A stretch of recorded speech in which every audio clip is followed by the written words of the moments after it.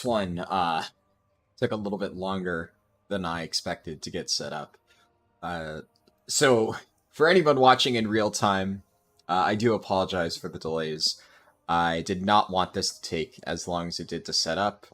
The reality is, I am quite tired.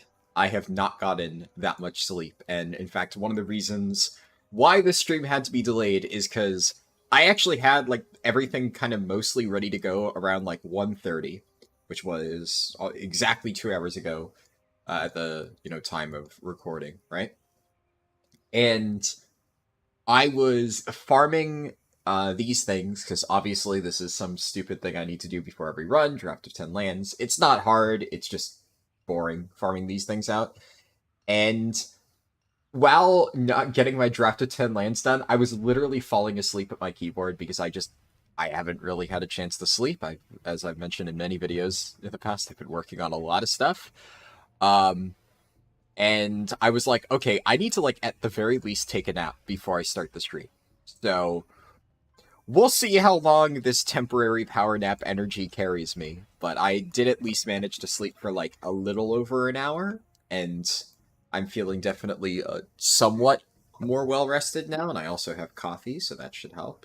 But yeah, definitely not the most, like, amazing, energetic stream I'll probably ever do, but gotta make do with what I have. Alright, so now I haven't actually finished all the prep, though that shouldn't take a super long time. I have the boomkin created. It's this character here. Hello, owner. Good to see you. And I forget which character. I don't know. This character is not the one with my heirlooms. Maybe it is. I'm not sure. I'll have to track down my heirlooms as usual and see where all of them are as I get started.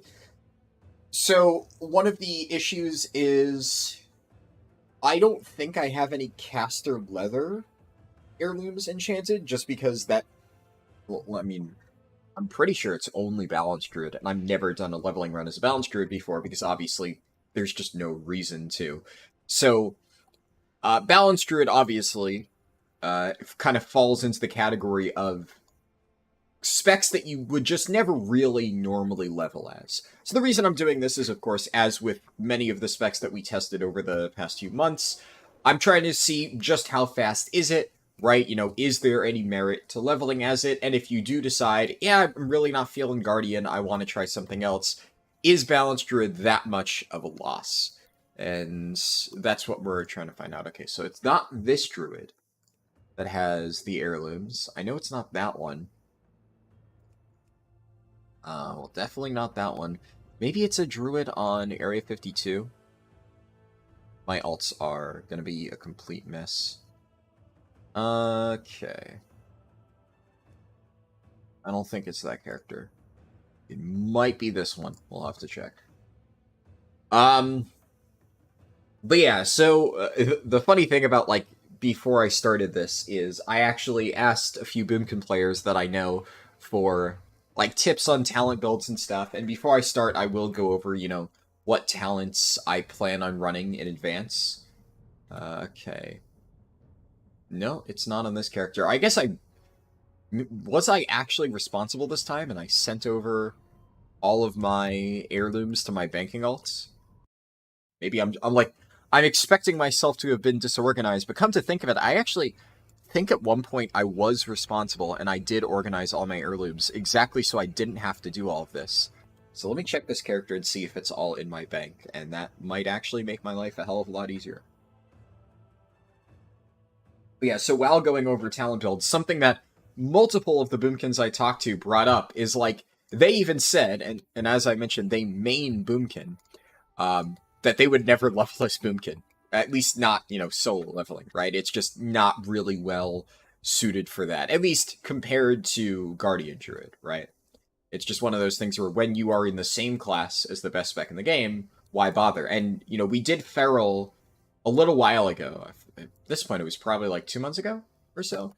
And honestly, Feral Druid was not that bad.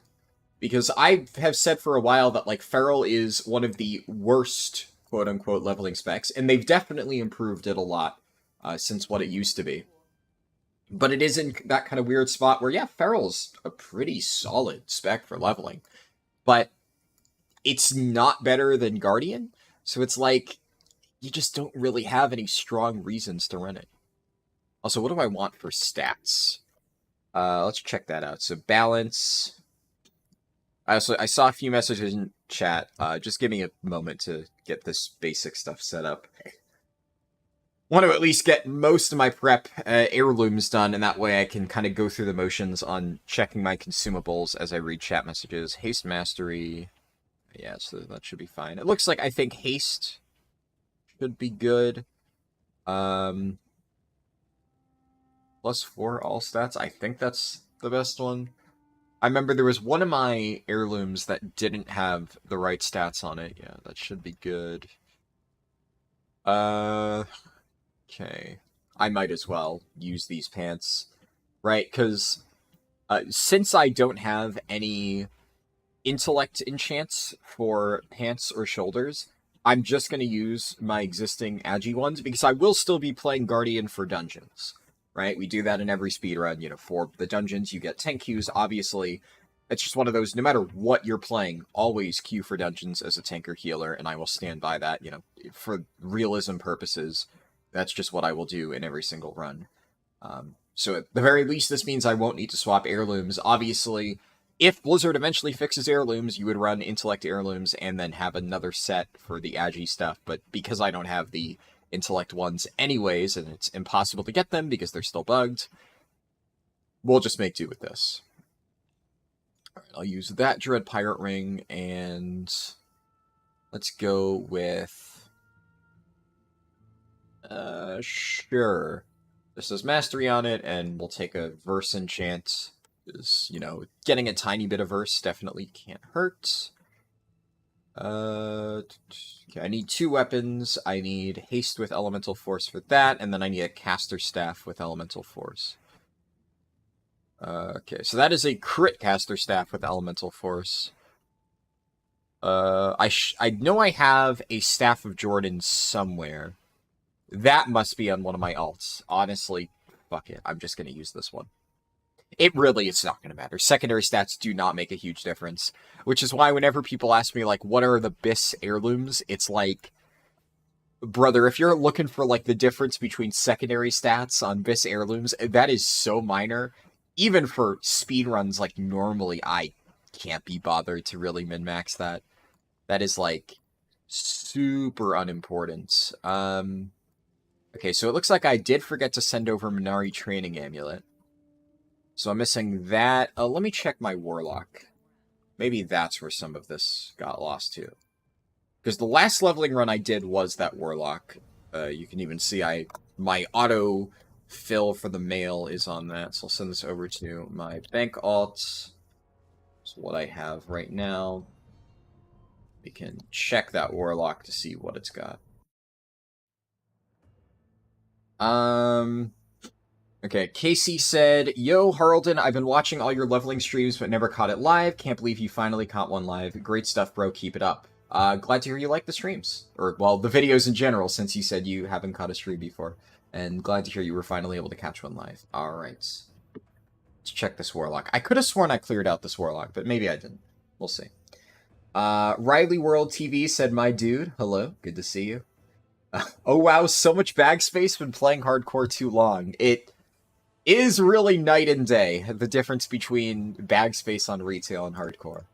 I have felt the same for sure. Oh yeah, I definitely have not cleared out this character. Oh fuck, perfect. Okay, well, I did say I had a Grand Staff of Jordan somewhere. In fact, actually, this is probably better overall.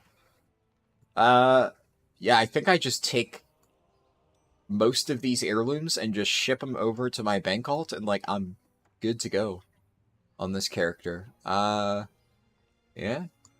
Got our Minari Training Amulet. All the rest of the stuff is clothed. And kind of works out well, because I have so many consumables that I just have already prepped on this Warlock, and I can just reuse most of them. Oh, that's going to be really fucking nice, actually. That makes things Very convenient. Why do I have things in 2 separate bags? Either way. Let's just go with... I'll leave this character with like 500 gold just in case I need it for something. Just ship all of this stuff over.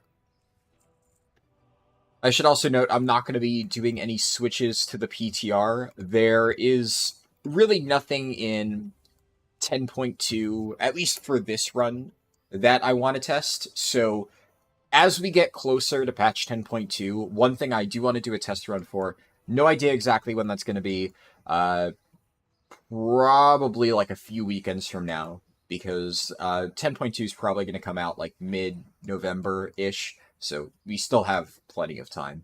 But I do want to test rogue leveling, because obviously I've been like kind of going towards that for a while and saying that I eventually want to test sub because, you know, I don't think it's very good, but it's getting a rework. Now, I don't know exactly how impactful the rogue rework is going to be for leveling. From what I heard, I mean, obviously for endgame stuff, most rogues I've talked to seem pretty happy with it. For leveling, it's kind of hard for me to evaluate it without, like, actually testing it and, like, you know, understanding what exactly it's going to change. I don't think Rogue is going to magically go from being, like, the worst leveling spec in the game to the best or even good, quite honestly. But it does seem like they are getting some decent tools that could make things somewhat easier for them. So, you know, that's good, I suppose. Any little thing counts at that point, because Rogue is, like, so far behind as far as leveling goes. And obviously they're not making the rework, you know, with leveling in mind, but it is still one of those things that, you know, it's nice that they're finally doing that. So whenever I do those runs in particular, the reason I mentioned that is those will probably be done on the PTR whenever it happens, just because the entire point of those will be to showcase the upcoming Rogue rework. But I mean, from what I heard, there are some minor changes coming to Balance. Like, I saw there was some blue post about that, but that didn't seem like a rework per se, more like tweaks to Balance, primarily like how it feels to play at endgame. And while that might make a very minor difference for leveling, I don't really think it's going to significantly change the general playstyle, which is, you know, put up your dots, press, like, Celestial Alignment, and then press Starfall, and bam, like, you know, you do a shit ton of damage. Like, that is probably going to stay the same, right? And, you know, that's for leveling, right? But then, of course, you also have, like, Wrath, Starfire, etc. We'll get to that, of course, the general playstyle. Hello, Nick L. Hello, Oxar Luna. And Casey said, do I have a favorite ever transmog? I don't know if I would say favorite ever. Let me start getting my stuff sorted. So I would say I, generally speaking, have a favorite transmog that I use on every single character. So I can put that there. So on my Demon Hunter, the purple version of the Antorus, the Burning Throne transmog, like the Demon Hunter tier set, I have like a transmog that uses a good chunk of that, but then for some of the pieces in that set that I'm not a huge fan of, I swap it out for a few other things. And I've been using that set pretty much ever since it was available, like back in Antorus. I just adore the set. And I remember the moment that I even saw it data mined, like when it was initially showcased in a Wowhead post back in Legion. I remember looking at that set and being like, this is basically what I'm going to wear on my Demon Hunter forever, because it just perfectly matches like the style of armor and stuff that I like. For a Demon Hunter, I love the hood. I think the hood looks really nice. I love how it's not just like a generic hood draped over the back of your head. There's actually like, you know, a bit in the front, kind of like a little scarf almost. I really like that. I also just love how it has like just general purple, which I like purple as a color, and then there's like silver embroidery throughout it. I think that's really nice. The other recolors for it are cool too, especially there's one that's like teal, kind of. For me, that just doesn't fit a demon hunter necessarily, but I do like the color. It's one of those where, like, if I could have a lot of that set on my monk, maybe I'd use it on my monk, but it just doesn't feel right in a demon hunter, though I do like the colors in a vacuum. I think that's it for heirlooms. Let me just double check before I continue. Cloak, neck, rings, trinkets. We have 2 weapons, one for agi, one for intellect. Shoulders, pants, chest. And then it would just be helmets. Unenchanted. Yeah. I'm not even going to bother getting crafted gear. What I think I might do is I'll go ahead and get, like, the generic level 40 or level 30 crafted gear from, what's it called?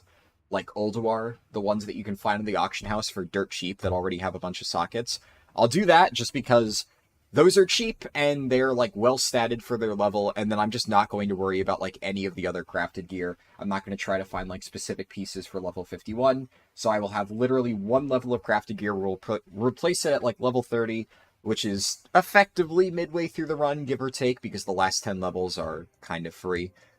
So let me just make sure I get helmet. Oh, yeah, and I guess to answer the rest of the question about what my favorite transmog is, on my bear, I'll just log out real quick, show my bear's transmog. This is my favorite transmog for my druid. Really like this set. Obviously, normally you're supposed to have Claws of Ursoc on both hands, but it doesn't display properly.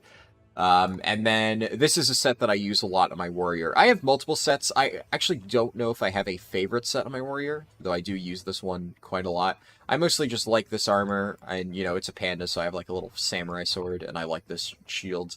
And then my monk, this is what I'm using right now, but I would say my favorite set that I've used the most over the years on my monk is, it's like a mix of the green color of the Hellfire Citadel tier and, like, a few other matching pieces. I really like that.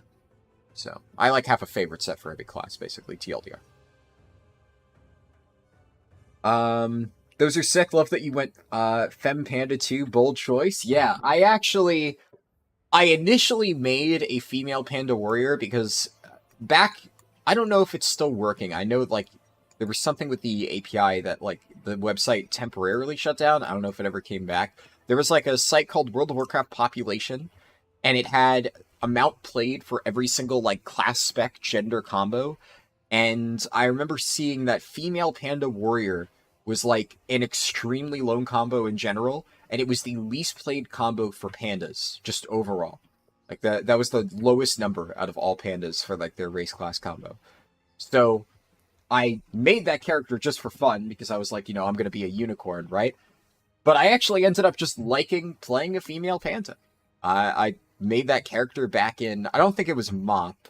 I think I made it in, like, early WoD, and I've just kept with it ever since. Some of my other characters have, like, changed names or races a bit over the years. That character has stayed pretty much the same. The only change that I made to it is it used to have black fur, and then I changed it to have red fur at one point, because I just thought the red fur looked cooler.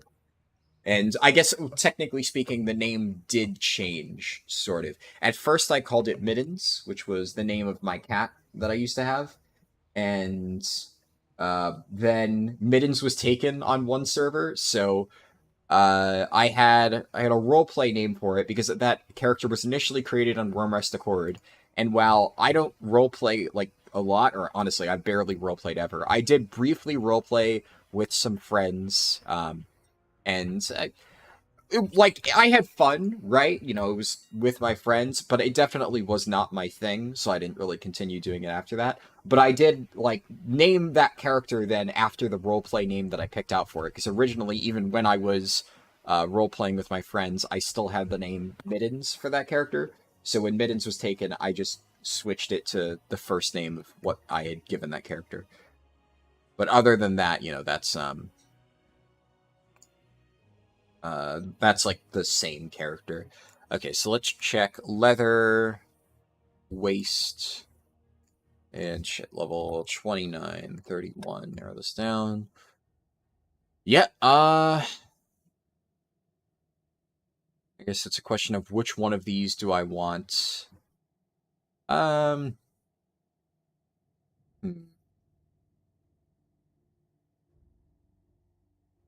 haste. I guess I'll take this one. I think the sockets will make up for it, and honestly, the difference in price is negligible for the most part. Boots the septic wounds, perfect. And these things are dirt cheap. And then there's a few different options. I'll go with this one. And then gloves. These things. Great. Alright, so that's all I'm going to buy as far as BOEs go. So I can check that off.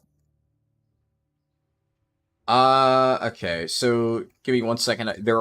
I tabbed out for a second to check my shopping list, and a bunch of messages popped up, so I will quickly read through some of these. I don't want to fall too far behind. I am trying to do setup, but obviously I still want to read chat and stuff like that. You like the Battle of Dazar'alor Demon Hunter set with the bones? Oh, well, it would be, yeah, the leather set. Yeah, the Battle of Dazar'alor leather set definitely looks cool. I actually think out of all those sets, my favorite is the plate set. My favorite thing about it is, like, the Triceratops skeleton, like, on the shoulders, actually looks really sick. I like the mythic color of it, because it's, like, pure bone white for the whole, like, you know, Triceratops armor thing. It's... I don't know, I think it only really goes well on a warrior, and unfortunately, it doesn't really look super great on a panda, but I've seen people using that, and I do think it looks pretty cool. I can't really make it work on my panda. Models just don't really fit super well. Femme pandas have the best makeup and hair choices. Yeah, it's really good. Panda is the only race you've never made in your alt army. Panda's great, honestly. One of the nice things about Panda is, while it may never be... I mean, this is like my min-maxer raider brain speaking, so obviously, like, if you're just trying to collect the races and play what you think looks cool, more power to you. But one of the neat things about Panda is it has, like, almost always been just a good race. So there have been times where, like, Blood Elf has been the best race, and there have been times where Blood Elf is, like, the worst race for any given spec. Panda just gives you double food buff, so it pretty much always translates to you get a lot extra of whatever stat you want, which is just nice. Also, Bouncy is one of those racials that it seems like on the surface like just some stupid racial, like, oh yeah, you take reduced falling damage, who cares? But you take, like, really reduced falling damage, and you don't realize how insane Bouncy is until you jump off a cliff, go, fuck, I'm dead, and then you land and you're alive, and you're like, oh fuck, I'm a panda. Right, that means I can just live shit like that. It's crazy what you can get away with Bouncy, and it actually has some pretty decent, like, endgame use cases, right? Because there are a lot of fights that have, like, things that knock you into the air and you take fall damage. I mean, just thinking about, like, the next raid, I'm pretty sure there are some cases like that. Well, there's a fight where you can get hit by a tornado, and then if you do, you get knocked up and fall. Technically, it's avoidable. I think Farok is going to knock you up in the air. So actually, for the hardest boss in the raid, it could be argued that Panda is pretty good, because Farok definitely has one mechanic. Obviously, he's not testable, so I don't know exactly how it's going to work. But the description says something like, Farok leaps and slams into the ground, causing all players to be knocked into the air. Presumably, you take light falling damage. And that's one of those things where it adds up, where Panda will just take so much reduced damage. It's really, really nice. And their little, like, paralyzing touch racial is also pretty good. It's not, like, insanely overpowered, and there are other racials that do what it does, but better. But considering it already has two pretty good racials, and then on top of that you have, like, a free single target interrupt, or CC, I have made good use of that many times. You can use it to just stop a mob in its tracks, or you can basically use it as a bonus kick. If, you know, your kick's on cooldown, and you don't have a stun or something like that, and a deadly cast is about to go off, just boom. You do quick and palm, and it's just free. So, very, very, very nice racials on Panda. I quite enjoy it. It's not, like, overpowered, it's not one of the best races ever, but it is just good. How viable do you think Death Knight tank and DPS will be in the new raid tier? You've talked about Blood DK being possibly top tier for tanking. Any other thoughts on Blood Frost and Holy? I mean, I don't really have anything else to add for Blood, assuming, because that implies that you've already heard what I had to say about Blood. I don't really have much else to add other than what I already said. I mean, it's pretty obvious. I guess one thing to add that I don't think I've talked about recently, but it is a very nice change. They changed the Blood DK 2-piece, so now it procs off runic power spent instead of bone shield charges consumed. That is a huge change.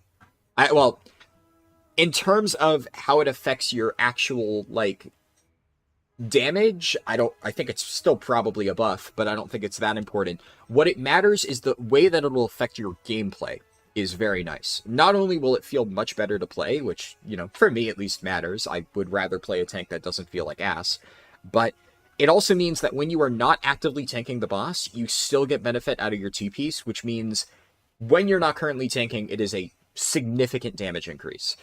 Before, and honestly, still in general, because of the way Shattering Bone works, like, Blood DK really wants to be holding the boss whenever possible, and that's especially difficult considering they are the worst tank at holding threat. So, you know, a lot of times you may just lose it. Definitely, like, you know, assuming both tanks are, like, really, really pushing their damage. So this change is definitely very, very good for Blood DK overall. Other than that, I mean, it's all the same stuff I talked about before. Blood DK is strong for the same reasons. It has always been strong with, you know, its utility, its self-healing. AMS is what it is. I don't really think Mass Grip has any potential uses in the raid. The only potential use I can see where Mass Grip is even remotely helpful is the first boss of the raid, and it's the first boss, so who cares? It's not even, like, that important. And the last boss, Farok. But Farok isn't testable, so I can't say for sure whether it's actually useful. I can just look at the dungeon journal and be like, maybe this mechanic works in a certain way where Mass Grip would be helpful, but even then it feels like the type of thing A-Bomb Limb would work just fine, and DPS DK would go just fine. Riley World, the Boomkin will get going eventually, but obviously I want to make sure I'm not, like, ignoring chat. So I've gotten a lot of the setup done. Obviously we're close, but you know, one thing, just to be clear, I'll say this once, and I don't want to repeat it again. Please do not rush me to start the run. I am tired and cranky, so that is already one of my biggest pet peeves, and people are like, start the run, start the run. Really not going to tolerate that at all today, so that is, like, the one warning I will give. The run will start when the run starts. So yeah, Blood DK is looking good. It obviously gets the Legendary Axe. The only question about Legendary Axe is how long it takes to get it. So if the Legendary Axe is one of those things where it's like an end-of-tier reward, then it's like, cool, whatever, it doesn't really matter for prog. And the thing that I really care about is, like, Mythic prog. I don't really give a shit about Mythic farm, I don't really give a shit about Mythic plus. So when I'm thinking about what are going to be the good tanks next tier, it is, you know, with the mindset of what is going to help you kill Mythic Farok and, well, the rest of the raid as easily as possible. And if the Legendary Axe is good, and it's something you can get before you reach, like, the final few bosses, then it could be significant in making Blood DK a strong tank. If it's not, I mean, that would definitely hurt Blood DK, just because they wouldn't have that available, but I think Blood DK would still be fine even without it. Whether or not it would be the best tank without the Legendary Axe, that remains to be seen, but I think Blood DK is looking to be a solid pick no matter what. It's just a question of, is it the best tank ever? Like, let's say the Legendary Axe is obscenely broken. We could have another Sepulchre situation where double Blood DK is, like, unironically one of the best tank comps you can have. Is that going to be the case? I don't know. Is it going to even be worth bringing one Blood DK if you're trying to super min-max? Who knows? A little bit too early to say at this point. The only tank that I can say right now feels really, really, really good, and assuming Blood DK isn't, like, insanely overpowered and you bring two of them, almost has a guaranteed raid spot, is Brewmaster. Brewmaster has felt fantastic. Every single time I've tested it on the PTR, it's just great. Love the playstyle. And honestly, just the tier bonus feels great. Self-healing of Brewmaster is great. Brewmaster just feels very, very, very, very, very good. So, like, my tentative tank comp for, like, what is optimal that I would say right now is probably Blood DK Brewmaster, but of course we are still, like, 2 months out from the patch. There are probably going to be significant changes to the Paladin, Warrior, Druid tier sets, so they could end up being very good depending on tuning. really hard to say. I've said before that unless the Vengeance rework makes them, like, obscenely broken because, like, they just decide to give them overpowered shit, Vengeance is most likely dead. We'll see.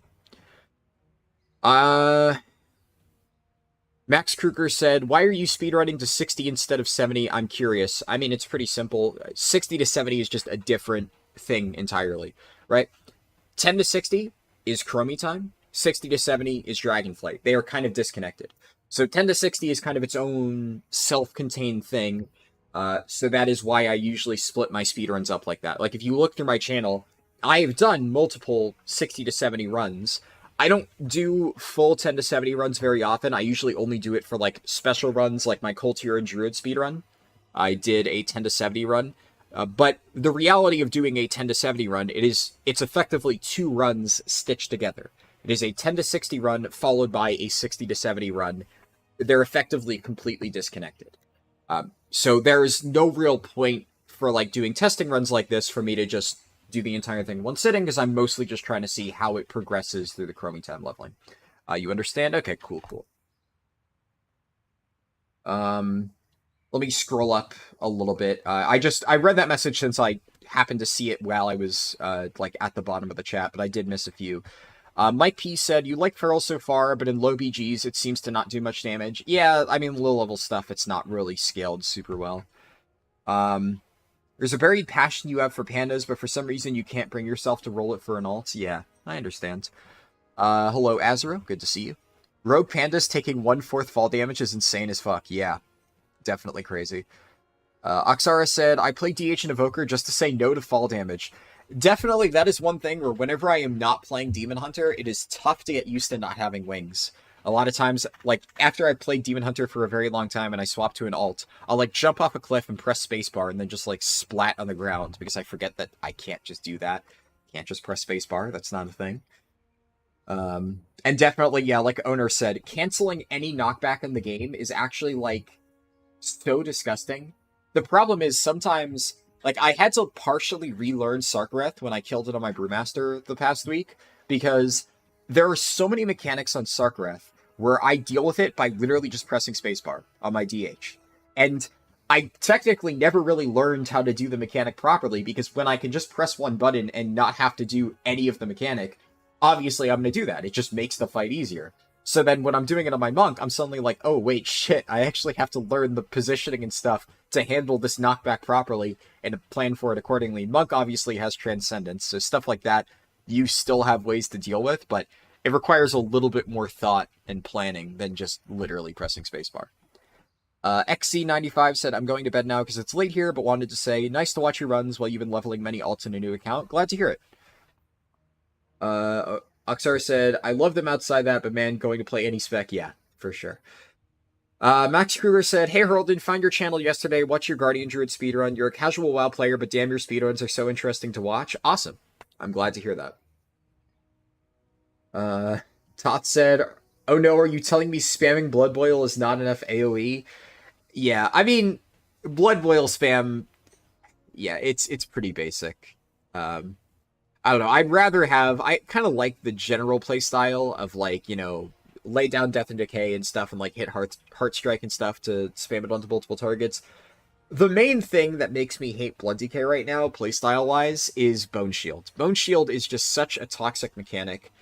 It's never been good. I really don't think Bone Shield is just great design at all. The idea that it's just so reliant on you getting hit to consume charges, I already said why that's bad before on, like, you know, if you're not actively tanking, you're just kind of fucked, and they have kind of doubled down on that by giving Blood Decay Shattering Bone, which I don't know what it's like now, but last I checked Blood Decays, it was a huge chunk of their damage, especially on AoE. So when a huge part of your AoE damage is reliant on A, just getting hit and having passive procs fill the void, and B, standing in Death and Decay to further buff that damage, it just does not feel good, gameplay-wise.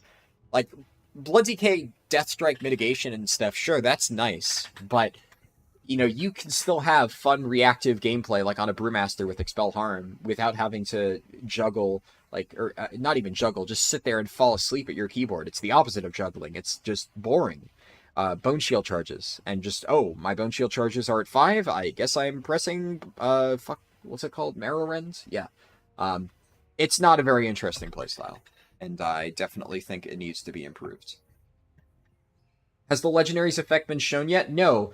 And they haven't even shown its acquisition, which is kind of annoying, because for people like me, who are still trying to figure out what they're going to be playing, like right now I'm heavily leaning Brewmaster, but if Blizzard comes out and says, oh yeah, here's the Legendary effect, it's super broken, and also you can get it like week 2 of the raid, now suddenly I'm like, oh fuck, I guess I'm playing Blood DK.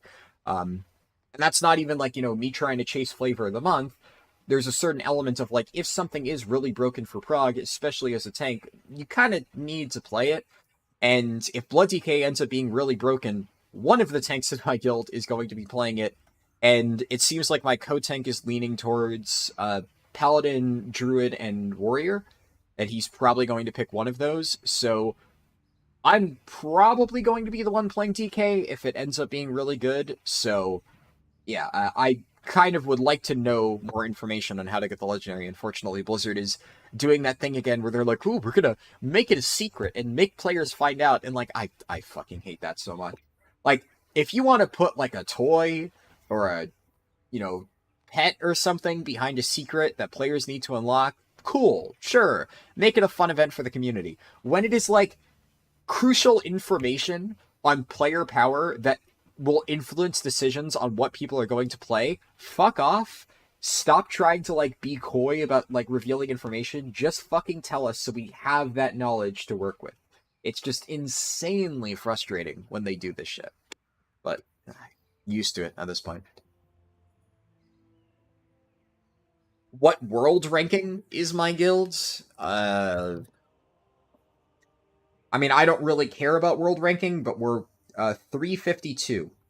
So if you care about that, that's our world ranking.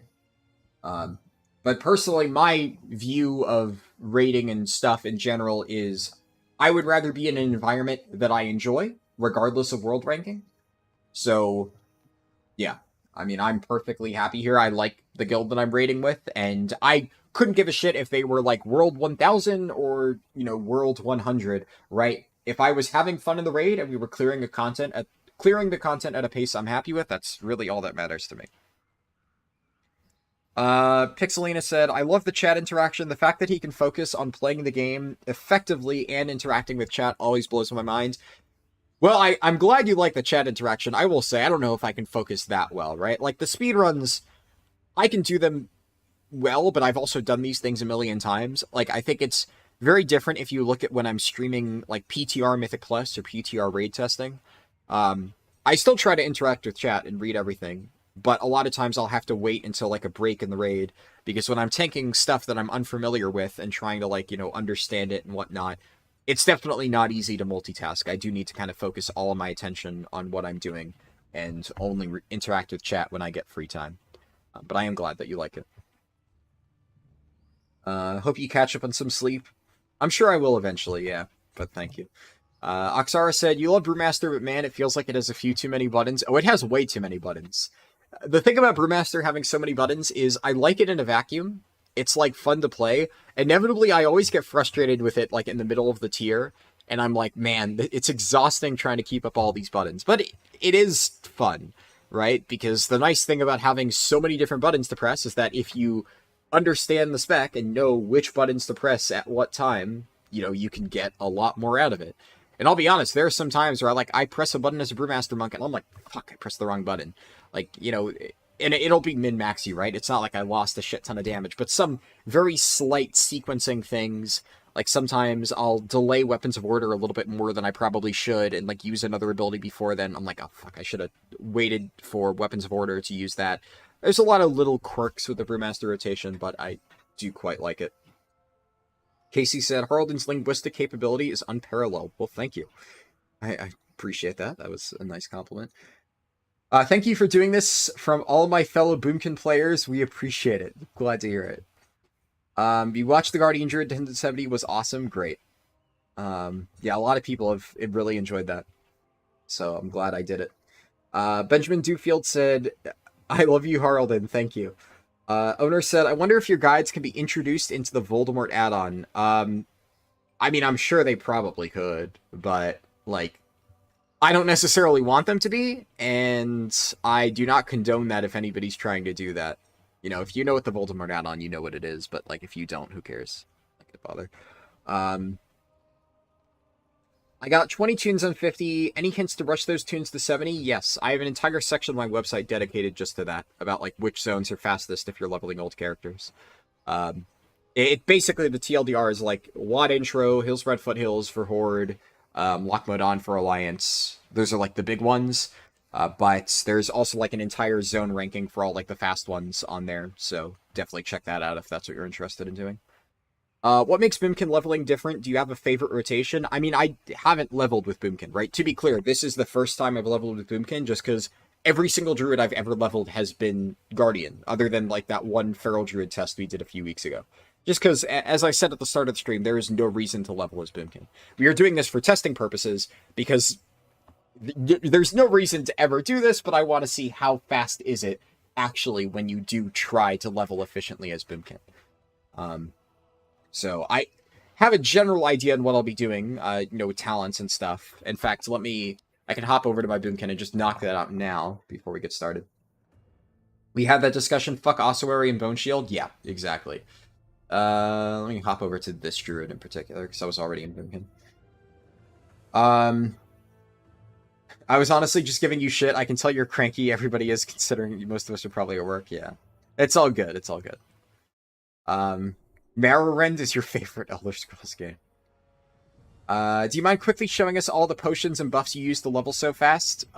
If you want a list of all the potions and stuff, I'm not going to take, you know, a shit ton of time to, like, go over it now, just because I've done it a million times, right? So everybody else who has seen these runs has already seen that, right? Here we go. Found the video. So if you do want an overview on all the potions, I've literally made a video on that. So overview on consumables. Bam, threw that in chat. So you can check that video out, I guess, now alongside the stream or later on if you want more information. The only thing I don't cover there is heirlooms, which, you know, like I said, it's just not really important as far as min-maxing it. I will make an heirloom guide eventually, but they're currently bugged, kind of. So it's just not the kind of thing that I really want to make right now, while a lot of it isn't working properly. For edit mode, fix this. Okay.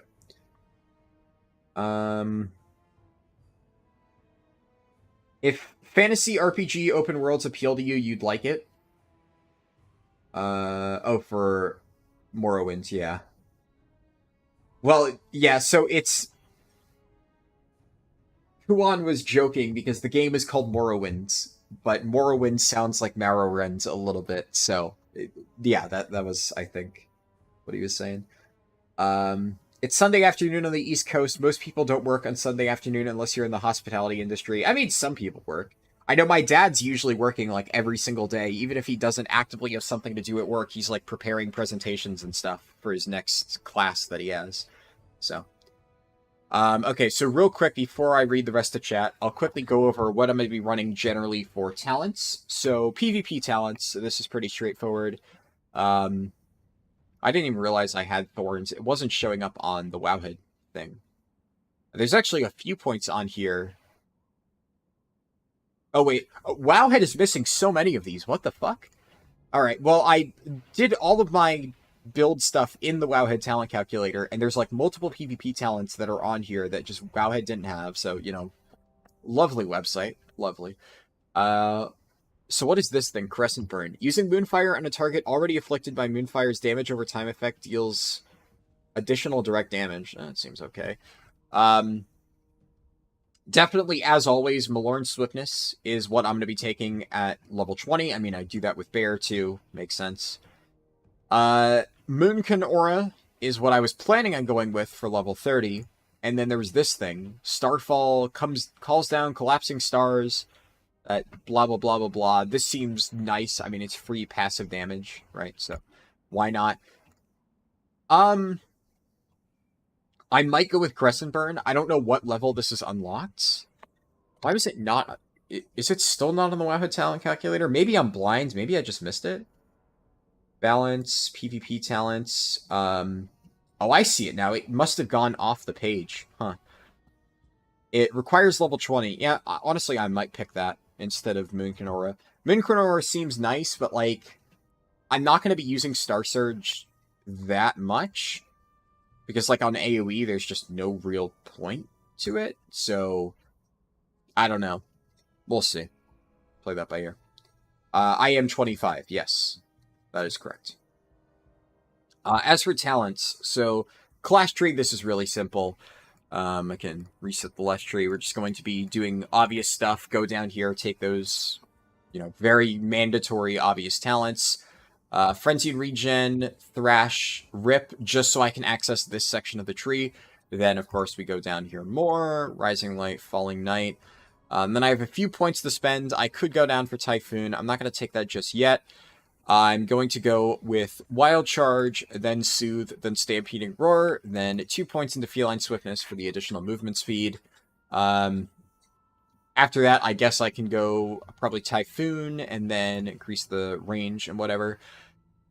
And then I'd probably go with 1 point into Tireless Pursuit, because why not? It's like a very minor speed boost, like on foot while I'm rounding up mobs with like Moonfire and stuff. And then it's not like I have much else to put my points into. Put 1 point into Improved Barkskin, just cuz.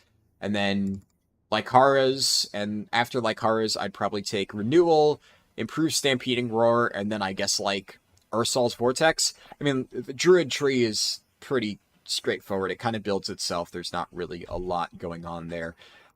As for the right side, so there are some interesting things that I'm like not 100% sure on. So the early talents, it doesn't matter what order I pick them in, because we're probably going to be mostly playing Guardian for dungeons at that point anyway.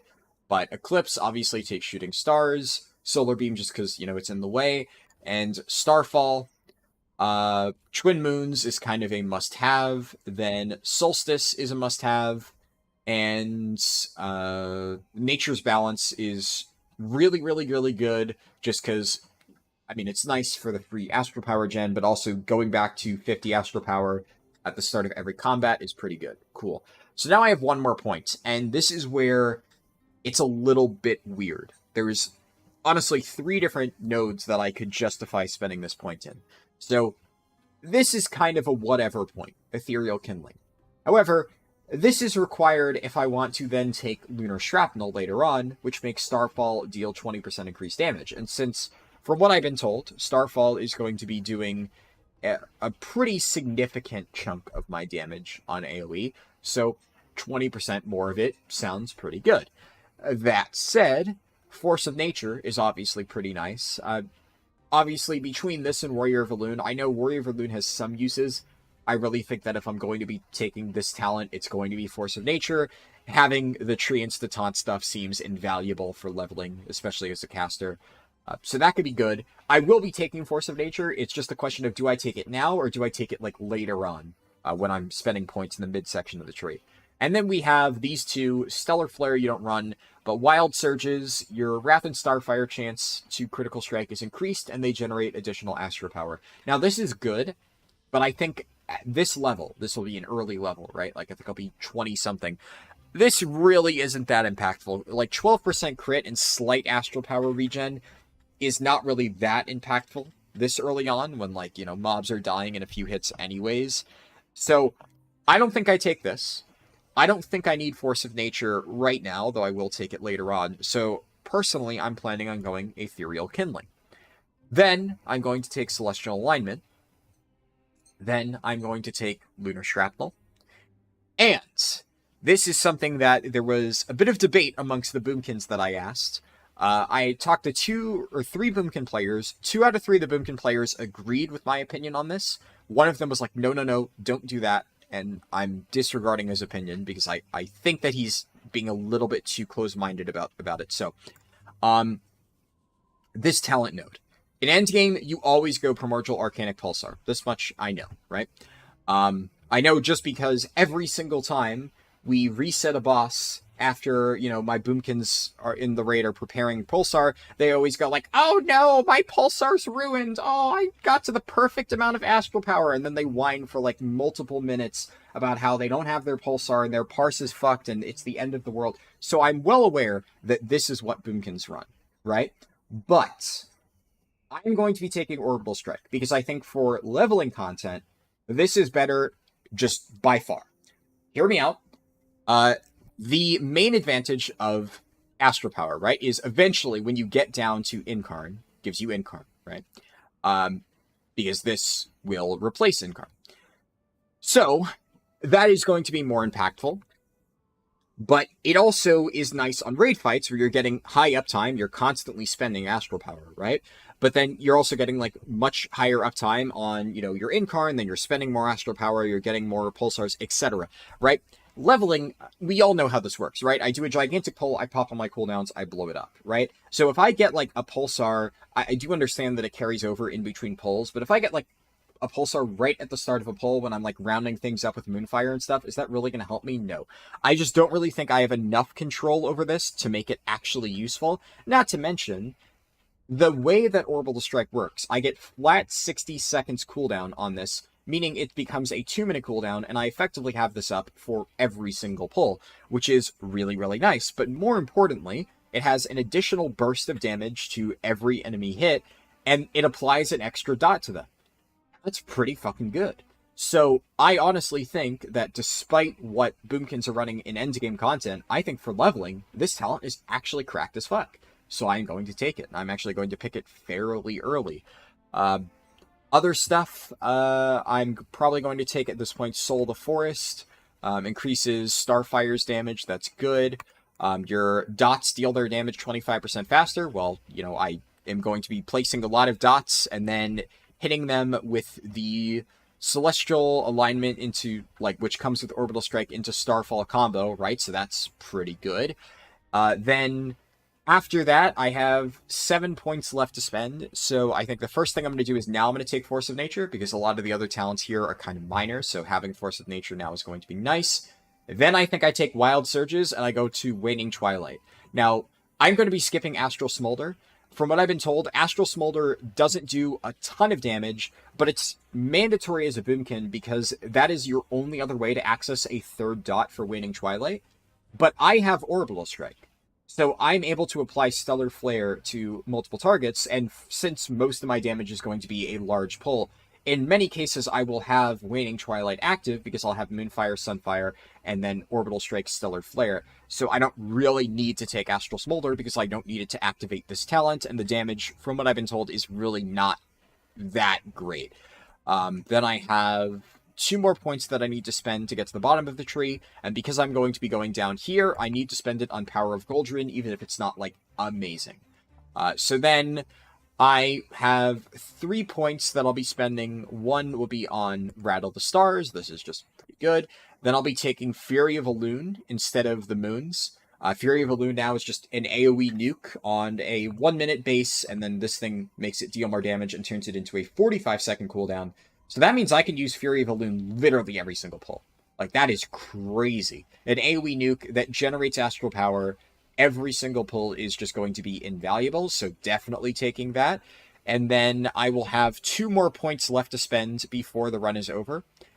Do mushrooms apply a dot still? Don't think they do. So there's fungal growth. There's a upgrade to it that applies a dot, which didn't seem like people were taking. So I guess technically speaking, that is one way to access it. But yeah, I did not notice people taking that.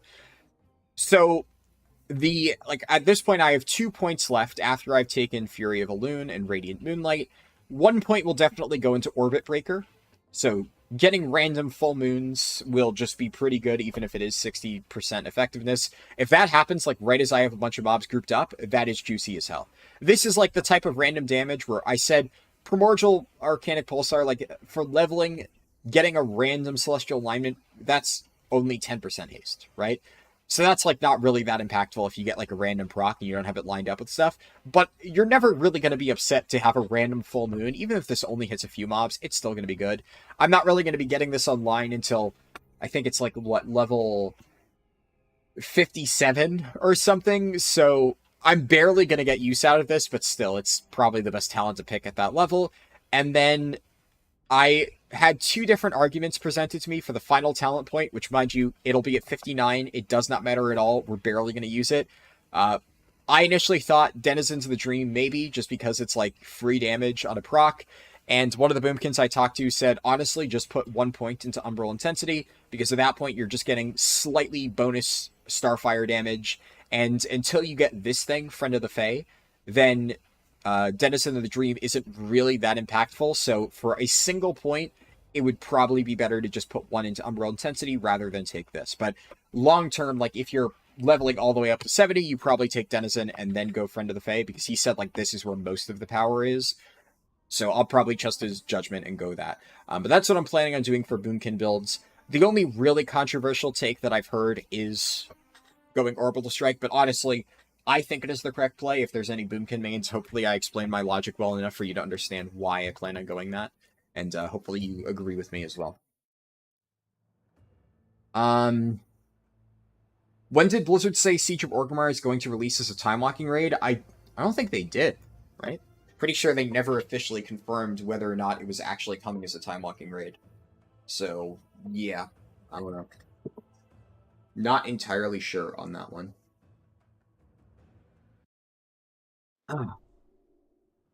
Don't forget to hit the likes, guys. Yes. Like Jasu said, if you have yet to like the stream, make sure to do so. It helps in the algorithm and blah, blah, blah, blah, blah. And it would be much appreciated. And good to see you, Jasu. Shoot, you missed the first hour, just got online, but great to be here. Yeah, you never have to worry about, missing parts of the stream. And you didn't miss much, right? Mostly just been responding to chat and doing prep work and stuff for the run. Thanks for the reminder with the likes, no problem.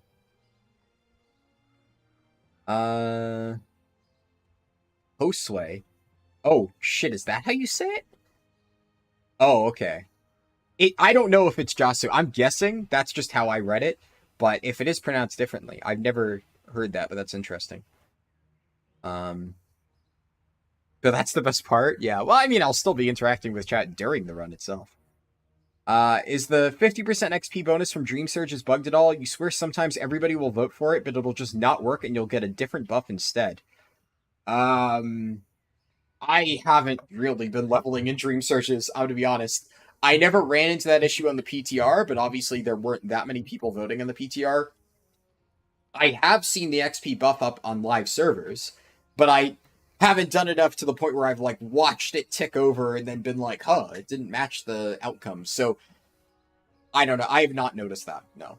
I'm not aware of that being an issue.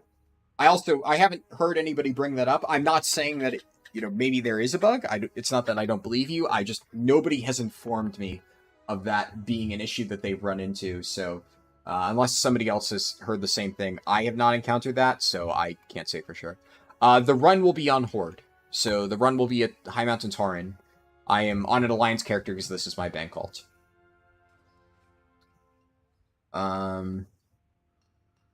Let's see. Let me scroll up because I did miss a few messages earlier. It's Sunday afternoon on the East Coast. I read that right.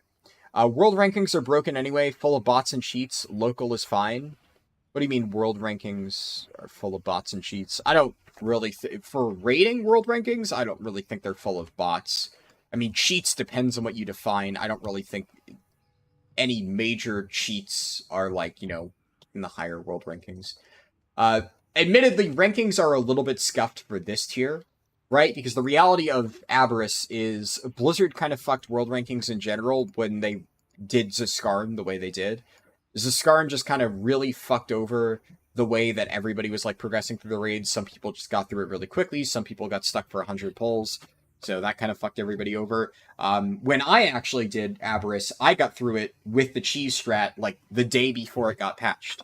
My guild that I was progressing with at the time. But the guild that I joined now, Void, they actually got stuck on Zaskarn. They did not get through there before the cheese was fixed. So they basically ended up taking a lot of extra time to kill the boss compared to like when I was progressing, just because they got fucked over by Zaskarn and had to fight an infinitely harder version. So yeah, world rankings were kind of fucked, but I don't know necessarily if it's like full of bots. Your Central Time US, everyone where you live works Sundays? Yeah, I don't know. They should cut classes down to 3 or 4 buttons. No, I don't really think that's a good idea. At least the new brew set looks pretty promising. Hopefully they're not as squishy in Mythic Plus next season. Yeah, definitely. I know what you feel about paid guides, let alone your guide being offered by somebody else as a paid service. No, owner, please don't do that. Yeah, no, please. Honestly, if you must try to import my guide into an add-on, make it like WoW Pro or something that is completely free and not scummy. I genuinely do not want my guide associated anywhere near the Voldemort add-on, like remotely. I don't give a shit if it's like free or not. I do not want to promote that whatsoever. So please don't. If you do it, I can't stop you, right? But I will highly advise against anybody using it for the obvious reasons. So yeah, I'm sure you know that though. I get why you're saying you could do that just for whatever. But like I said, I really do not want my guide associated with that add-on whatsoever.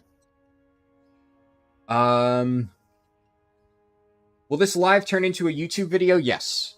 All live streams automatically get turned into YouTube videos after the fact.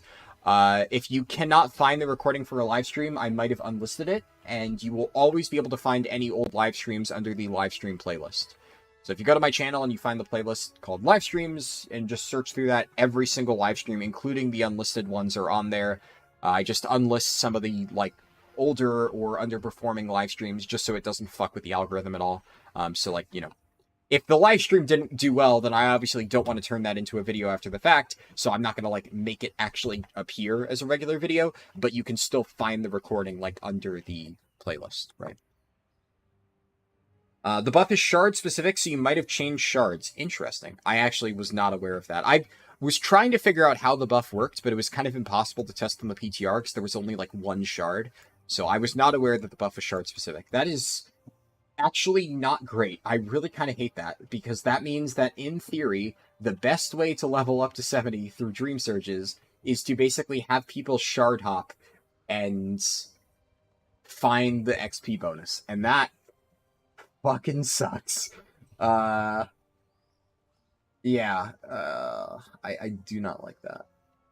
I don't know.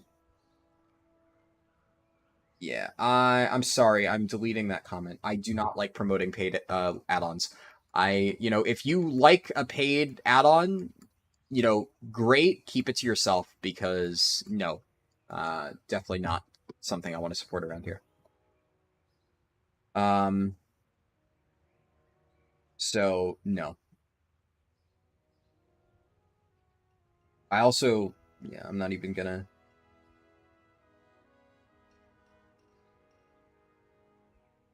If people can't afford $25 a month, maybe okay. Yeah, we're not talking about paid add-ons, right? And also the whole idea of, if people can't pay X amount of dollars a month, gaming isn't for you. That is some gatekeeping bullshit. Get the fuck out of here with that. It also has nothing to do with whether or not people have money to spend on something. Just because I have $10 doesn't mean I want to give away $10 to buy a shitty leveling guide that isn't as good as the free alternatives. So that is just stupid. Like, hey, you have $10. Why not throw it into a blender and turn it on? Like, okay? That's not a good comparison. So, yeah. Definitely don't want that here. You're not banned, but you're timed out, so, yeah, if you do decide to come back, please tone it down a little bit. Probably would not have timed out for that alone, but obviously that's not the first thing that you said that I've been a little bit irked about, so, yeah. Okay, what do I want for gems? So, I want speed gems, first and foremost, and then I want primary stat gems, so it'll be Kraken's Eye stuff. Gems, intellect, and where is it? Leviathan's Eye, and then Kraken's Eye. Yep.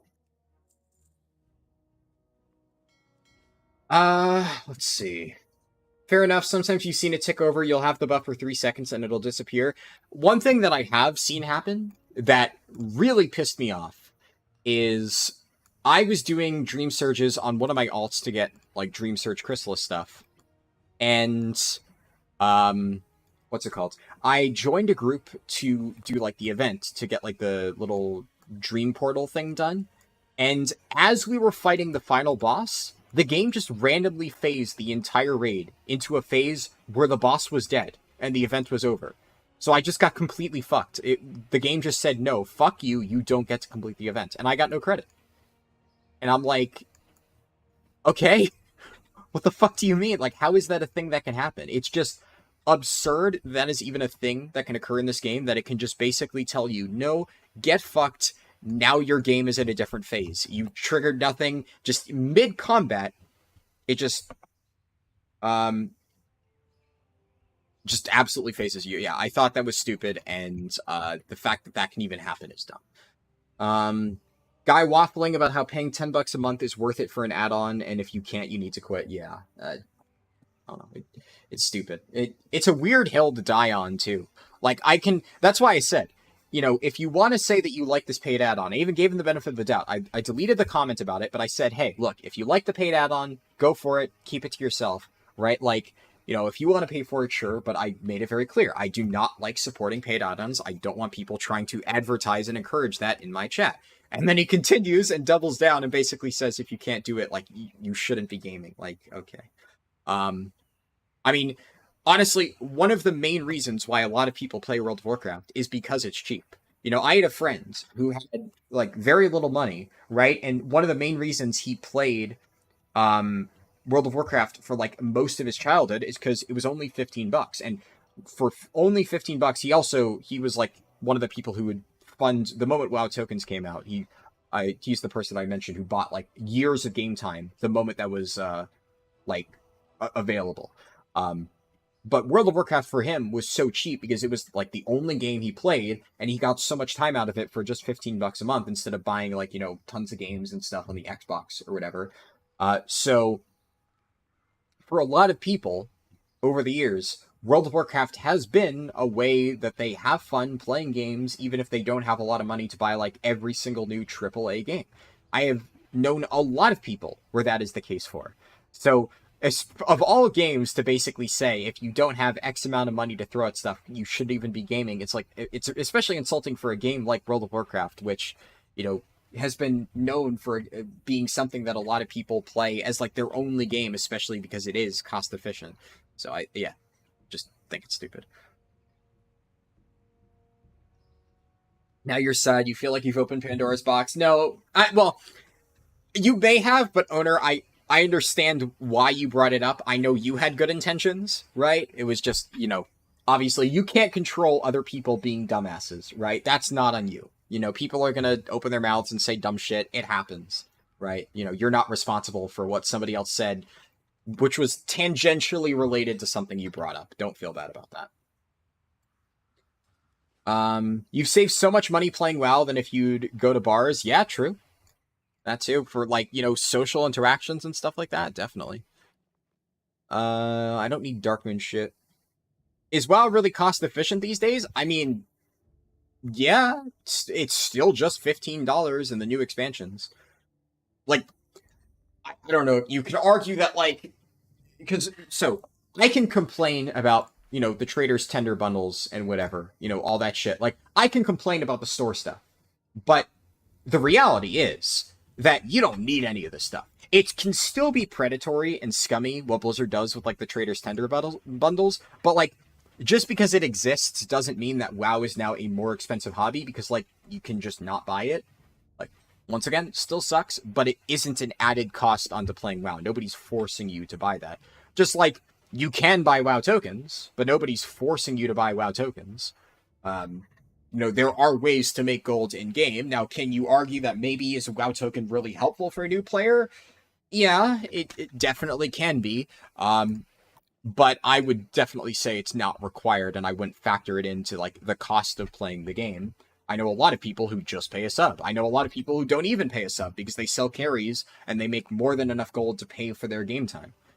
Personally, I still pay for my game time, and I just use the gold that I earn on stuff in-game, because, like, for the amount of time that I spend, that's, like, more cost-effective for me. I'd rather spend $15 and keep my in-game gold and use it on stuff in-game, but to each their own.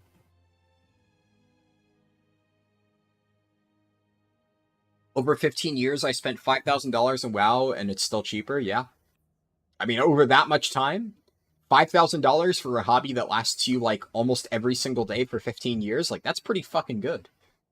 Right? That's, like, the price of a cheap car. Or a really, really cheap car, right? But, like, you know, let's say you're somebody who's into cars, right? Like, what is a good car gonna cost? It's a hell of a lot more than $5,000, right?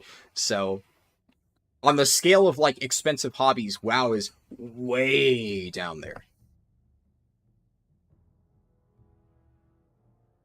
I mean, fuck, I've talked about how I started playing a gacha game on my phone, and those games really want you to spend money, like, goddamn.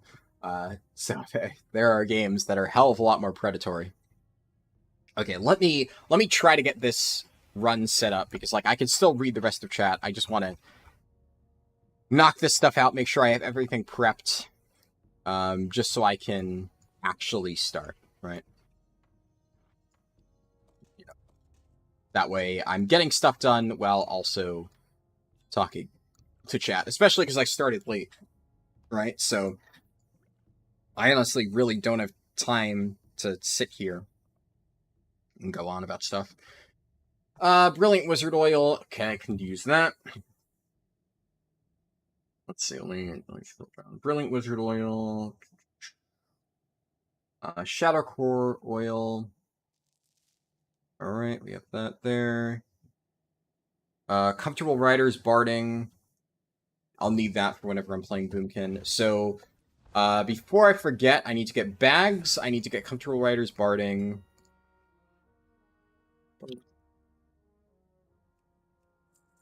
And then Expedition. Buy 4 of these. And then Chrono Cloth reagent bag. 2, 3, 4. Sanguine Hibiscus. 5. Cloth. Reagent bag. Alright, there we go. I think that's all of, like, the one-time items covered, outside of Dark and Fair stuff, which obviously I don't need for this particular run. Let's just throw that stuff in there.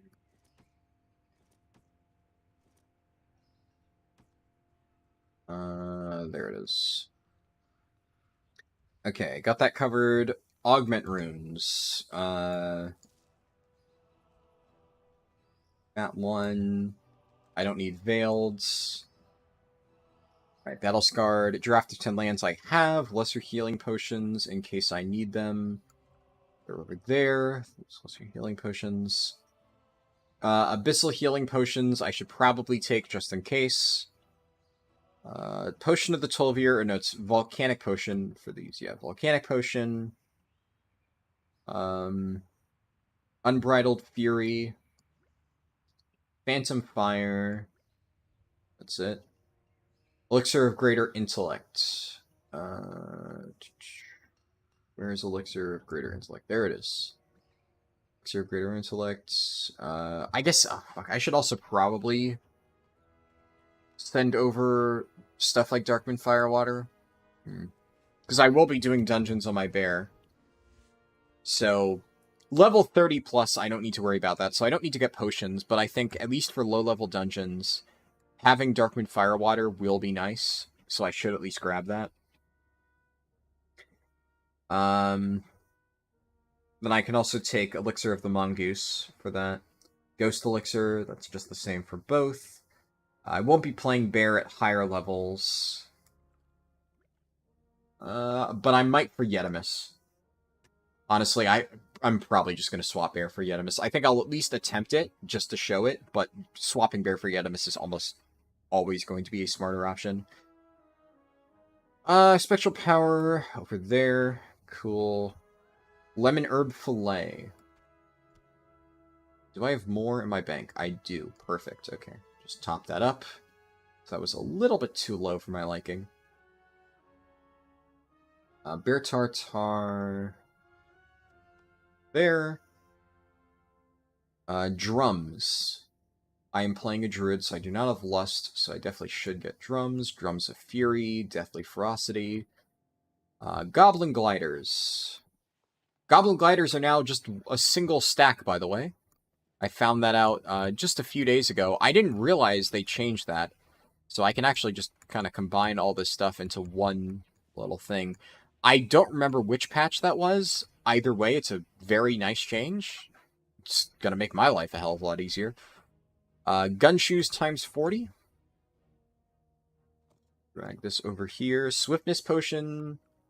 Drop that.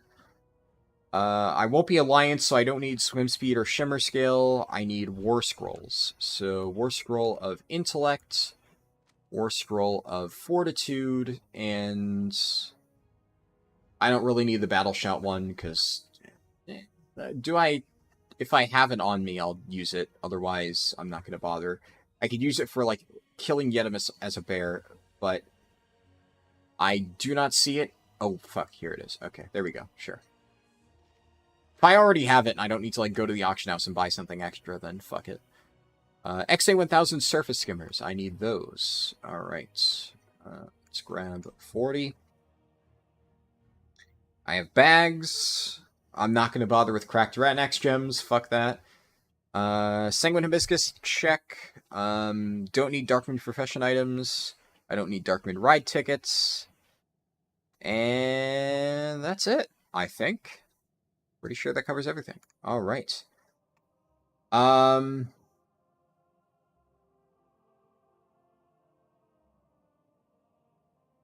Okay, so I'm going to quickly catch up on chat. Just a few messages, and then we can read the rest while we start the run. I just don't want to fall too far behind. Rob934 said, new to your stream, but if you need to pay for help, then you're truly lazy and won't do the research yourself. You should in turn quit playing. I kind of agree with that. I mean, I think it's one of those things where there's nothing wrong with looking up guides, right? And I mean, you even said, like, do the research yourself. So obviously my guides exist for a reason. I think some people pay because they think they're getting a better guide, and the reality is that it's just not the case in many situations. I mean, just look at Azur Therian, the Hunter Theory Crafter. He locks all his shit behind Patreon. He's like the worst theory crafter out there. He blatantly misinforms the community so that he could get people to pay him money. Like, that is not because he is some genius Hunter player who is so much better than all of the others. It's just because he's trying to get people to give him money, right? So, it's just because something is paid does not necessarily mean it's better, and that's a fallacy that a lot of people have, right? Like, my guides are not free because I think they're crap garbage. My guides are free because I think that, paying somebody for information is fucking disgusting, and, things should be public knowledge. So that is why I make my guides free. And I've looked at, the amount that some of those leveling guide people are charging, and it's fucking insane. And man, if I could charge people $25 in some cases is what some of those guides are, right? $25 for each use of my leveling guide, like, that's fucking... I mean, it would be a lot of money, right? But how fucking greedy and disgusting would that be, right? Like, holy fucking shit. So yeah, fuck that, and definitely fuck people encouraging that, right? So it's like I said before, if you really like a paid guide, cool, keep it to yourself, though. Because personally, I think it's a shitty practice. But yeah, I think there's, especially as far as leveling goes, of course I am biased, but there are great free resources out there. I should know, I make them. But just for pretty much everything, if you really do the research, you should not need to pay somebody for information, right? Like, I would say the only exception I can think of is, like, some people offer coaching sessions or something like that, and it's not that they're trying to give you information, it's just one-on-one direct help. Obviously, you're kind of paying for their time in that case. Whether or not, that's good or bad, I don't really care. I think that's, like, a bit of a gray area that I have no strong opinions on. But when you're, like, directly locking information behind a paywall, that fucking sucks. There's also, like, something that I've heard people say about, like, raid bots and stuff with simming is that, simming, like, your character is a useful tool, and raid bots locks it behind, like, a paywall to do larger sims. And that is also different. I do want to make a distinction there, because that is literally, they are using, like, computers and servers to, like, run all the calculations and stuff. So you're paying them to literally run a computer simulation for you. And I mean, I don't think it's that expensive, but it is definitely a hardware cost at a certain point if they just let everybody run gigantic simulations for free. So that is the kind of stuff that I could also understand for if you are literally getting, like, a effectively special, in that case it's not information, it's like, hardware service. But once again, we're getting kind of sidetracked. So either way, the main point still stands. Okay, I think that's what I named this druid. So I'll mail stuff over and then we'll go. First things that I mail. Let me shopping list. I always forget what order I mail stuff in. Mail first to last. Okay, so the stuff that I want to get first, that's what I put first in the mail. With postal, at least, and I obviously have postal. So I'm going to send over my bags first, obviously, because I definitely want to have those, and then I'll send over, let's go 25k, just as a number.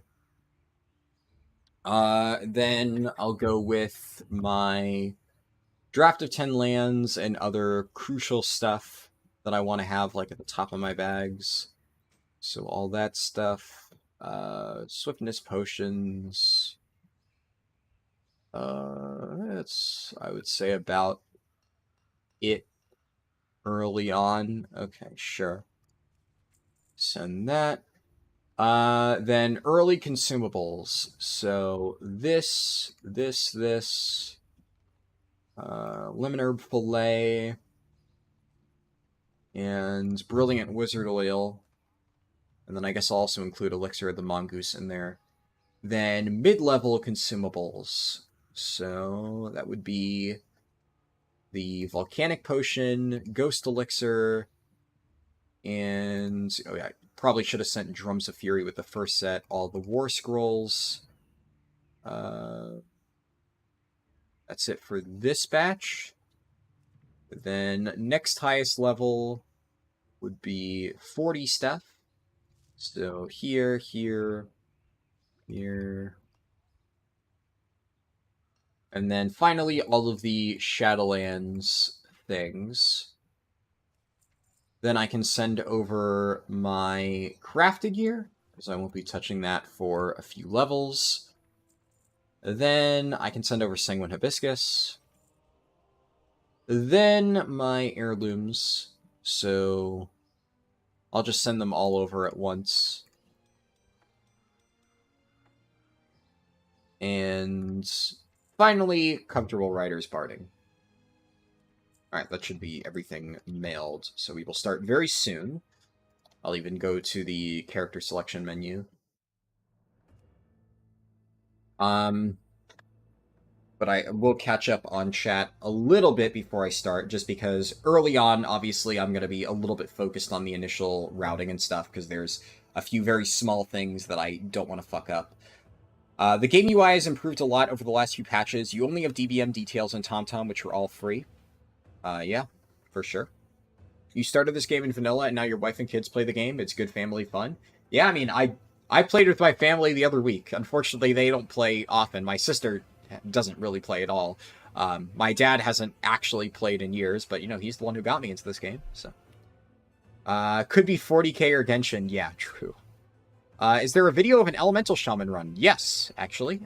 We did Elemental Shaman just a few weeks ago. I think that VOD has been unlisted, but as I mentioned before, you can still find it in the livestream playlist. It should also be, let me check the playlist just to make sure. It is in the WoW Speedruns playlist. So any of these leveling runs, even if it's done on stream, I'll usually add it to, like, the general speedrun playlist. You can find them all there. So it was a run done on, let me check the date. August 13th, so a little over a month ago, and it's just called Elemental Shaman 10 to 60 testing, and then Classic Hardcore later, because it was a stream. So you should be able to find that in the playlist. Sesam Fro said, "Hi, kind of new to retail. Was wondering if you start your characters at level 10, do you have to complete Exile's Reach?" No. Allied races start at level 10. Honestly, the entire reason I am playing Allied races is because I want to skip Exile's Reach because it's boring and not really fun to speedrun. I don't really enjoy doing that extra section because it's really linear and doesn't really add anything. It's kind of disconnected from Chromie time. Like, there's effectively 3 separate blocks in the leveling process, and like if you go to my guide, I actually split it up that way. There's 1 to 10, which is either Exile's Reach or whatever starting zone you pick. So like Demon Hunters, Death Knights, and like Worgen Goblin have weird starting zones. I think Worgen and Goblin can actually pick Exile's Reach, but Worgen in particular probably want to pick their starting zone. So it's very self-contained generally, those leveling processes, and then you get to 10 to 60 and it's all Chromie time. And that is kind of all one continuous segment. You're going through the official or the efficient zones. And then, as we mentioned before, 60 to 70 is also fairly self-contained. You're just going through Dragonflight and stuff. How much time does it take to unlock Mechanome? Mechanome is actually the only allied race I do not have unlocked. So, I do not know. I refuse to unlock these stupid gnomes. So, I cannot tell you that. No idea. Probably not too long, though. A lot of those unlock things aren't very hard to do. They take, like, you know... Before, the process of being able to unlock the allied race took a while. They removed those restrictions now, so now you just need to do the quest line. So it shouldn't be too bad. Radoslaw Kent said, "I tried Druid some time ago. How can anyone play this? Button bloat in this class is sick." Druid? Which spec of Druid are you playing, Radoslaw Kent? Because, I can tell you that Guardian for sure does not have button bloat. Like, I can hop onto my Druid real quick and show you my bars, and, I can assure you that my Guardian Druid does not have too many buttons. In fact, generally, compared to a lot of the other tanks, it has the opposite problem. Like, yeah. This is by rotation. Right?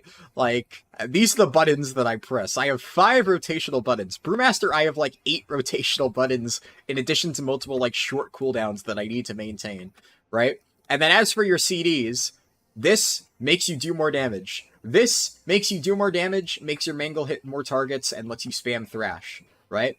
Heart of the Wild makes your Moonfire do 30% more damage. And, this makes you pulse Brambles, so, like, this is a defensive that also does offensive stuff. And then you have, like, other minor things, right, where if you're running Thorns of Iron, then technically Iron Fur also does damage. But that said, you're not really using Iron Fur as a damage button, it's just a bonus damage thing when you happen to press it. But yeah, Druids definitely, you know, they don't have too many buttons to press. Guardian, at least. I can't speak for Balance, Feral, or Resto, though, so I don't know. I'm assuming you're playing one of those.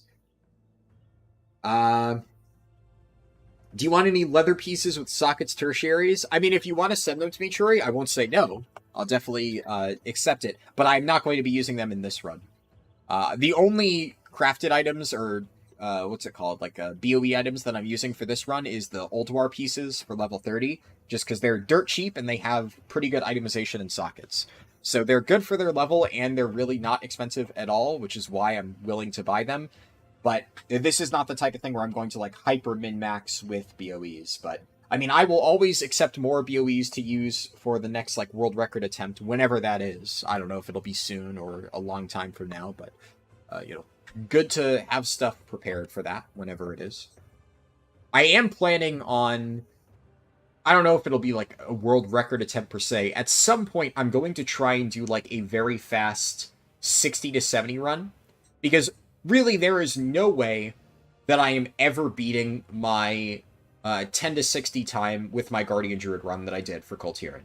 That was insane, right? Like, the crazy part about that run was how fast 10 to 60 was. I had a fast 60 to 70. My 60 to 70 was like sub 2 hours. It can be faster, though. So, I honestly think if I get, like, the absolute perfect run, sub 1 hour 60 to 70 is may be possible. This is like very theoretical, like stars align type of RNG with like the right buffs and stuff. So if I do any really insane prep runs at this point, honestly, probably for the rest of Dragonflight, the only thing I will even try to go for is 60 to 70, just because there is no beating my existing time for 10 to 60. It just can't happen, right? So I'm not even going to waste time doing that. I'll still do 10 to 60 runs, but I'm not going to go like hyper min-maxy because why bother, right? We're just going to do testing runs to test out different specs and, you know, do some fun stuff. But for actual super serious speedruns, I'm more interested in like... So, Chori, I guess in that case, if you manage to find any leather items for the 2 BOE brackets in Dragonflight, like 63 and 66, and they have like a socket and tertiary, that's the shit that like right now I would be very, very interested in. Because that is stuff that I could probably use. But like, of course, don't feel like pressured to find that. Just if you are looking, because I know you sent me a few, which once again, I do appreciate that. So if you're like actually checking different markets and stuff like that, those are the items right now that I would very much be able to use. Okay, I'm slowly finishing my coffee and reading chat. When I get to the bottom of chat or finish my coffee, we'll start the run, whichever comes first. It shouldn't be too long. You have 10 druids, all guardians, one of the best classes, especially for farming. Yeah, guardian druid for a lot of stuff. Can't go wrong with that.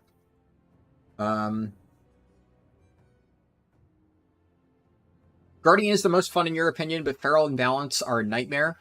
I mean, I'd imagine they require a lot of management to really get the most out of. Whereas Guardian, yeah, you can get a lot out of it with, like, you know, pretty low effort.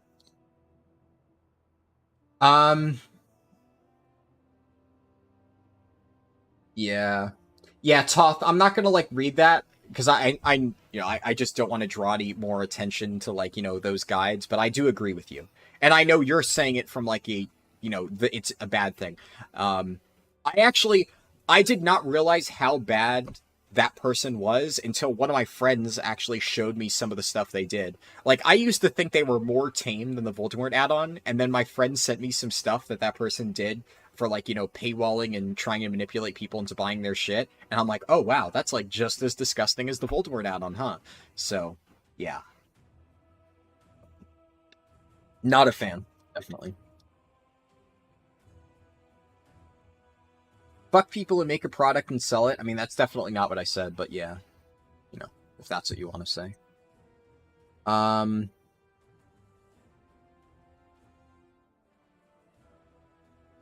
You pay people by giving them food and drinks. Don't think that name meets TOS. Which name?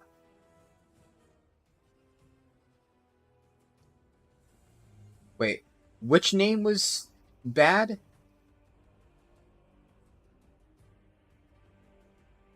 Or are you saying my druid's name is bad? My druid's name is like Trash Panda. Like, you know, raccoon. The ones that dig around in trash. Is that what you're saying is bad? Because, like, part of the name sounds like a racial slur? I hope that's not what people are saying. That's a reach, right?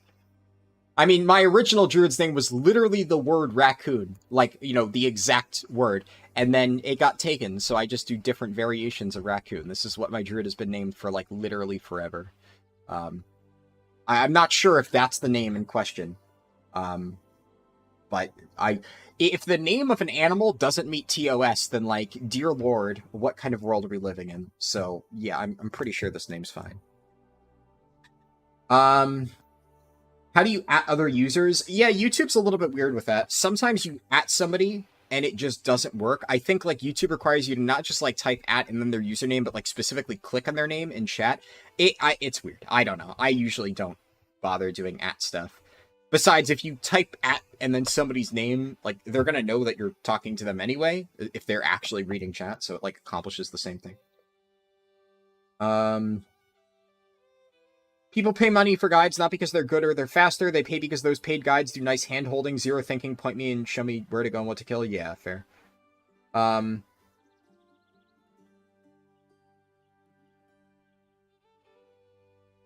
What is the estimated time? Like 4 to 5 hours-ish.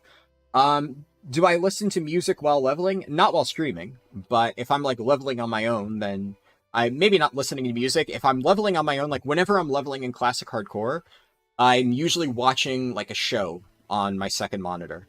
Sometimes if I'm really bored and I don't feel like watching a show, I will listen to music, but I have like nothing against it. A lot of times I'll listen to music while raiding, though. So if I like really need to focus and I want literally no other distractions, music is a really good way to get me like hyper focused on stuff. But I generally don't do it for leveling runs, especially the recorded ones, because I'm either streaming or it's recorded and I'm trying to provide like commentary and stuff. So, yeah. Zirconium said, "Yo, live stream perfect. Glad to have you here, Zirconium." Jasu said, "You're gonna guess 4 hours 20 minutes. I hope it'll be around there. It should hopefully be around there." I know you said 4 hours 20 minutes because 420, haha, but yeah. That is generally the range that leveling takes at this point.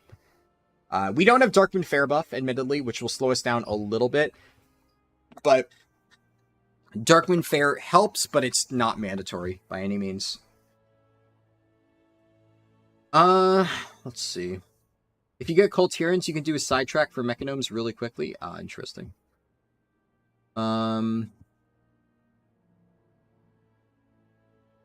I'm aware that I can set up audio channels. I don't want to listen to it. Like, yes, I'm fully aware that I can listen to music during the stream. I wouldn't want to, right? Like, that would distract me, right? Like I said, music for me is great when I want to focus on one thing and one thing only. It, like, drowns out all of, like, the thoughts in my head, and I'm just hyper-fixated. Like, in raiding, you know, I have ADD. So when I'm raiding, I don't want to get distracted by anything else. The way music works for me is it makes me, like, be able to like clear out all of like the random thoughts, and I can just focus in, and like the music just takes up all like the static noise that goes on in my brain, right? So when I said I don't want to listen to music while I'm streaming, it's not necessarily that it would play on the stream. I'm aware that I can do stuff to get that set up. It is because I like to focus on chat, and if I'm listening to music, it would distract me and I would not be able to focus on chat.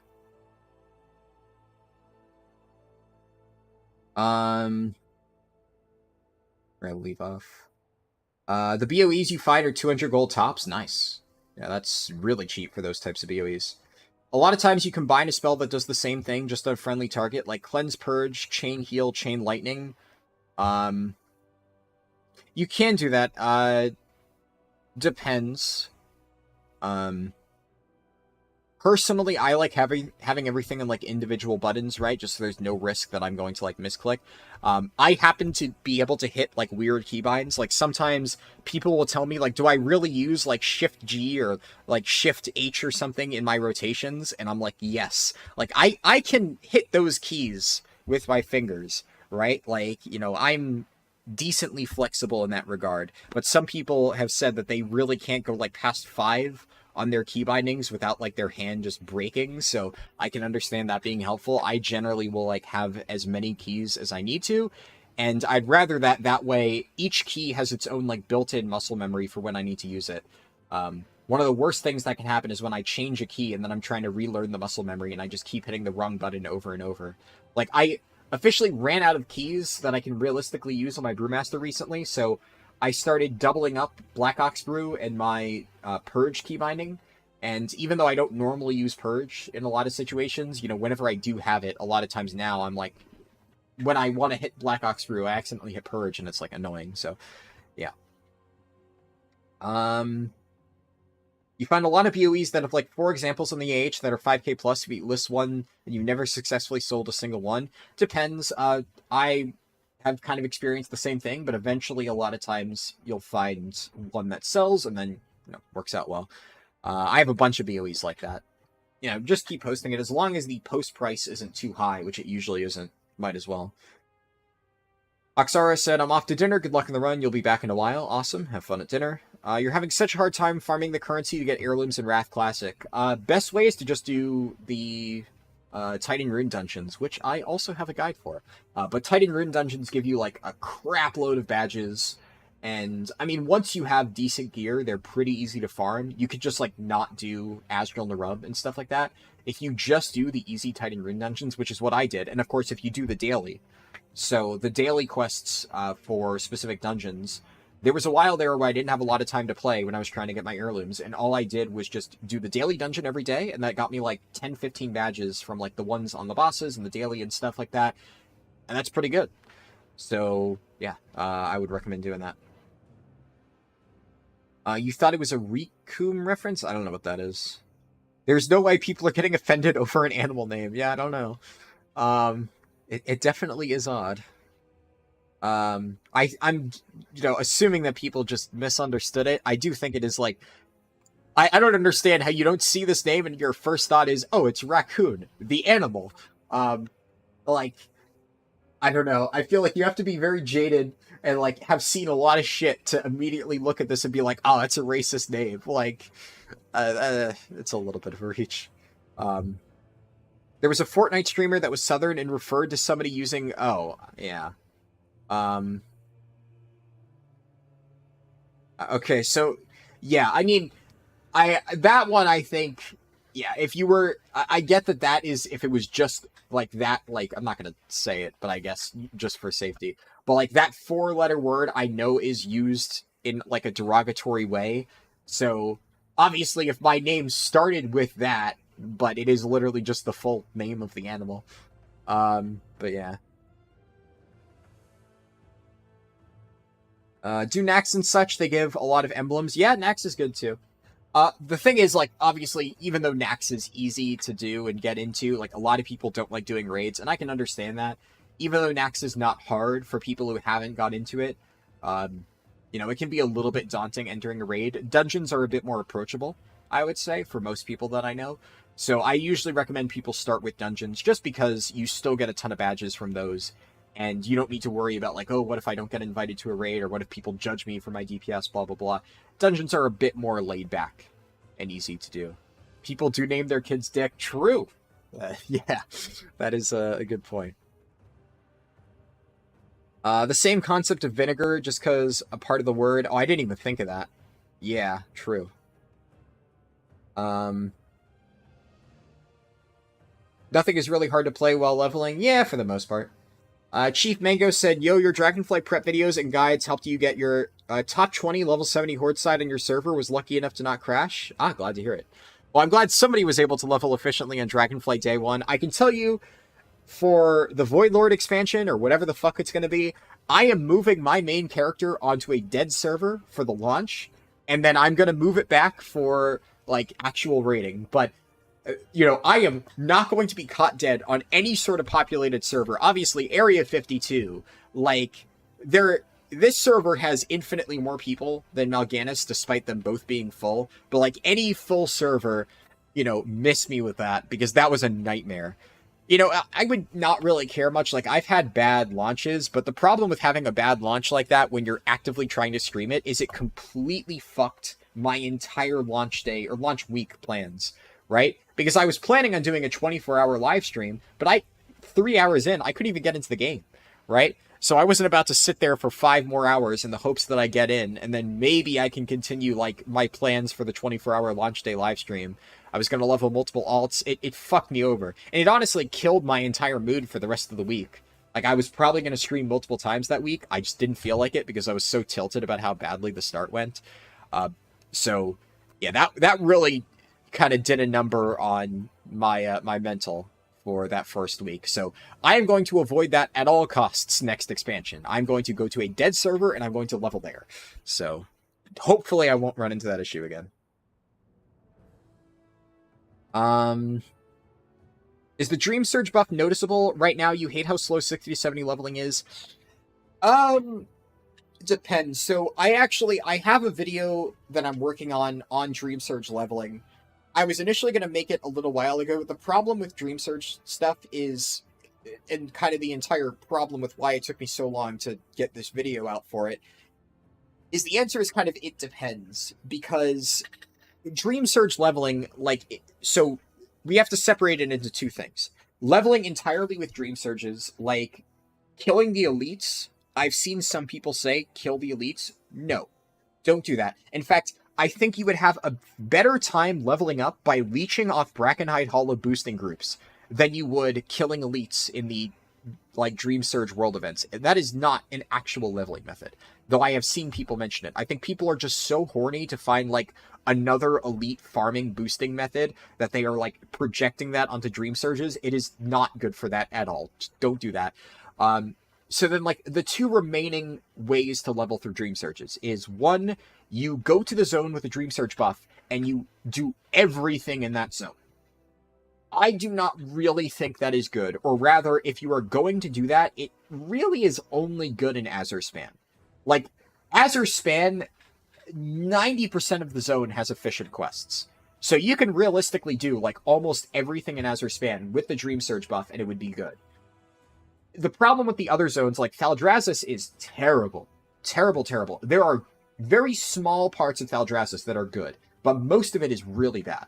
So that's where it becomes weird, right? Like, you would never want to do Dream Surge leveling in Thaldraszus, and it kind of goes to the second way of leveling, which is kind of what I have been doing in my test runs, and what I will end up recommending in my guide, which is interweave the Dream Surge stuff into your regular leveling, so you can prioritize that zone a bit more. And it gets weirder when you consider the 75% buff versus the 25% buff. So out of the buffs that you can vote for, one of the buffs is a 50% increase to your experience for 30 minutes. There is also a chance to get a buff that gives you all bonuses, which includes the 50% XP buff. So you have two chances for the 50% XP buff to be available on the voting thing. By default, you also get 25% XP no matter what while you're in the zone where the Dream Surge is active. So yes, technically you're getting 25% additional experience all the time while leveling in Dream Surge zones, which is why I said if it's Azure Span, that could be worth it, because Azure Span is already pretty good. But 25% is like not that large of a modifier. If you're leveling in Thaldraszus with 25% additional experience, that's really not that good. So kind of further upon that, it kind of breaks down into whether you're leveling just in one sitting and like whether or not the 50% buff comes along, like you don't really care. There's also the alternative of only leveling during the 75% bonus, as in, like, when it's active, you level for 30 minutes, and then when it fades, you just log out. Park your character in a rested zone, AFK, and then if you see that the 50% buff is going to come back again, you log back into your character, you level during the additional 30 minutes within that zone, and then you log out. Within Azure Span, that is theoretically the best way to level, in addition to a few other stuff, like Azure Span alone with the 50 or 75% buff is not enough to get you all the way to 70, but that would probably be really good if you were just AFKing. But of course, that does take a bit of management. You would need to check to make sure that the buff is active, and since people have mentioned that it's shard-based, you would need to make sure that then you get onto that shard with the 50% buff. So it requires a decent bit of legwork for what is admittedly not that large of an increase, right? Like 75% additional experience. It's a big bonus, but at a certain point you do need to wonder, like, how much effort is too much effort to get like a slight bonus, right? Like, I do Darkman Fair and I do Draft of 10 Lands, because Draft of 10 Lands is like, I spend 15 minutes knocking out an invasion on my ult, and it's pretty mindless too. You just go there, kill stuff, and then you get an hour's worth of 10% additional experience, and a lot of times, like I've said, you know, you can get multiple potions, but with like the Paragon boxes and stuff, so it ends up being time efficient. But min-maxing all of that, like checking the timers and stuff like that, and it's something you have to actively keep track of. You have to be watching the timers to see when it's going to be active, and then time it so you log in at exactly that 30-minute window and level for 30 minutes. It's a lot of effort for something relatively annoying to set up, which is kind of one of the reasons I hate Dream Surges. But regardless, for my leveling runs, of course, I wouldn't be doing that. My leveling runs are done, you know, all in one sitting. So for the way that I like to level, what I effectively need to do is that entire process I just described. In the middle of the run, I need to be keeping track of what the next buff is. That way, the moment it hits 50% XP, I immediately drop whatever I'm doing and go and level in that zone, like on a dime. That way, I'm leveling in whatever the active zone is with 75% increased experience. And yeah, it's weird. And then I think the other thing to consider is, like, what is worth doing within each zone. And I've tested, at this point, I don't really need to test Thaldraszus, because Thaldraszus, I know what's efficient in Thaldraszus, and the stuff that's efficient in Thaldraszus and the stuff that isn't is so massive that yes, it's going to be worth doing all the efficient stuff when it's active, but you're almost never going to want to level in Thaldraszus or level during a Thaldraszus Dream Surge week because it's just such a bad zone for it anyways. So it's kind of not worth testing. I have tested Waking Shores, I've tested Onaran Plains, and finally Azure Span is going to be, or is up this week, and I'm going to be doing testing on it later tonight and tomorrow, and that's what the video is going to be about. Now that I've finally gotten to finish testing Azure Span. And Azure Span, like we said, it's pretty obvious. It's the best zone. Almost all of it is good. You just do it with the bonus and you're setting pretty. It gets a little bit more difficult with like Waking Shores and Onaran Plains because there are a lot of quest lines that we know are good in Waking Shores and Onaran Plains that I recommend doing regardless. So you're still going to do that, and obviously if the buff's active, you're going to do it anyway. But then there's a lot of stuff in Waking Shores and Onaran Plains that's like, okay. And, you know, it wasn't good enough to make my initial adventure mode leveling route that I put together back in 10.1, but then it's like, okay, well, if it has 75% increased experience, maybe it is, and maybe you actually do those quest lines over something that you would do within Azure Span. So the way that I've kind of been approaching it in my runs, if it is not Azure Span, where Azure Span, like I said, you do everything anyway. If it is Waking Shores and Onaran Plains, you can still get good value out of it. You do everything that you would normally do first, right? So Waking Shores, the process of landing off the boat and doing all of the stuff up to the Ruby Dragon Shrine and the quest surrounding it, that takes roughly 30 minutes if you're like really fast about it. So that is like pretty much all you do in Waking Shores these days without the buff, and you can pretty much squeeze all of that into a single 75% experience buff window. So that would, if Waking Shores is the active zone, that is like your first bit of Waking Shores. After that, there's like a bit of additional stuff in the campaign that you could maybe justify doing, like going up to the Obsidian Citadel and stuff like that. Maybe that's worth doing with 75% increased experience. I don't really do it in regular runs anymore, but if Waking Shores is buffed, sure, you know, could work. Then Onaran Plains has a bunch of side zones, which are, like, not amazing, but still decent, and you can justify including it. Like, the one in, like, the northwest, that's kind of north of Maracai. That one is okay, not good enough for me to route in, but it's, like, solid, and I do think with 75% additional experience, it becomes worth doing. And a lot of the campaign in Onaran Plains is like fine, but not amazing, and doing additional stuff there is probably good. So the way that I would approach Onaran Plains is you pretty much do all the stuff that you would normally do. So start of the campaign, Timberstep Outpost, all the surrounding quests. You cross the zone, you hit a few rare mobs, you do like 1 or 2 quests in Tirakai, and then you go down to Lilac Ramble and do that subzone. And then if you have spare time after that, you do anything else, and then if, you know, by that point, if doing those 2 subzones, you should have hit 30 minutes. So when the next 30-minute buff rolls around, then you go and do the rest of Onaran Plains. And the thing that makes all of this really tricky is, as I mentioned before, there are 2 ways that the 50% buff can roll around. You can get the regular one, then you can get the rare option for all buffs at the same time, which includes the 50% buff. So you can never get the same buff back to back, but you can get one buff, the all options, which includes that buff, and then the original buff again. So you can get 50% XP, all options, and then 50% XP again. So in theory, you can have an hour and a half continuous of the 75% XP buff if you happen to RNG into that exact combination of options. And that would be really nice, because obviously, as we all know, travel time makes a huge impact on leveling speed. So if you're able to knock out all of Onaran Plains under the 75% buff in one sitting, instead of having to do 30 minutes now, go to a different zone, oh, the XP buff is back like an hour later, head back, finish up Onaran Plains later on, you're still wasting a few minutes going between those zones. So there's just so much random chance. All that to say. Very big deep dive into that. But there is so much random chance in Dream Surges that it is so difficult to say definitively what the fastest way to level with Dream Surges is. So, like, whenever people have asked me recently, my recommendation is, like, just do the normal route, and if the Dream Surge is active in X zone, just do extra stuff in that zone that's, like, mildly efficient, but still generally follow the route, except for Thaldraszus. I honestly don't know if I'm going to bother trying to min-max it, because everything that I just said, right? Even for me, a speedrunner who's trying to optimize this, like, figuring that shit out gives me a headache. Trying to explain that in a guide, like, no matter how much I water it down, people are going to look at that and be like, my brain is melting, I don't want to figure all this shit out. And they're just going to be like, tell me where to hold W in. And the way Dream Surge leveling is, if you want to min-max it, you physically cannot just hold W. There is some stuff that you need to manage, and because it is random, I cannot give you a guide on how to manage that. You have to play with it on the fly. So there's really no easy, one-size-fits-all solution for managing that. It was a cool idea, but in true Blizzard fashion, terribly executed. Agreed. I don't think the execution was terrible.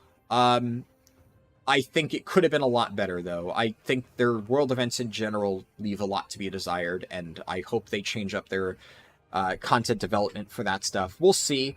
One thing that is nice about their world events, not for leveling, but for alt catch-up, is they are making it so all of the older events, so Soup, Siege of Dragonbane Keep, blah, blah, blah, all of that gear is now scaling up to current levels, which is something that I actually said I think would be a great idea on stream a few weeks ago. I'm not saying they took that idea from me. It's a pretty obvious suggestion, but it's something that I said before I thought would be a no-brainer, and they're finally doing that.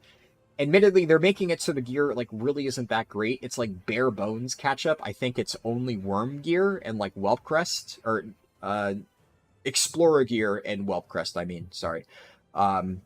So it's, barely intro-level alt catch-up stuff to the point where there's really no point in doing that. It's better to just go to the new zone anyway, because that will give you, veteran and champion pieces. I think it would be nice if Blizzard at least gave options for veteran and champion pieces, on some of those events. Even if it was just once per week. Would it really break the game if new players were able to get, 5 veteran pieces per week by doing, all the different events in the Dragon Isles? Really don't think so. Veteran gear is not that good that it needs to be time... Excuse me. Veteran gear is not that good that it needs to be heavily time-gated.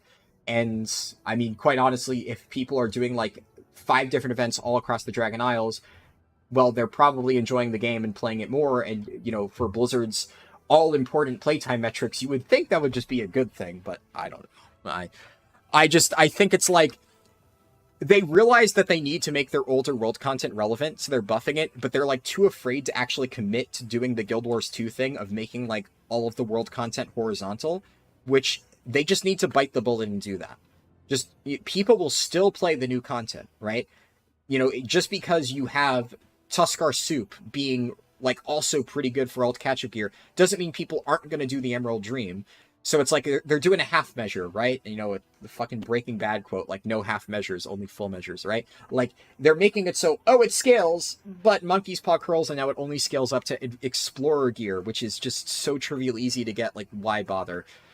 It's a step in the right direction. At least I'm glad they understand that this is something they need to start doing to keep their game healthy, but we'll see how it goes. Are you not just talking about heirlooms? No, I'm talking about, the world events, Tuskar Soup, Siege of Dragonbane Keep.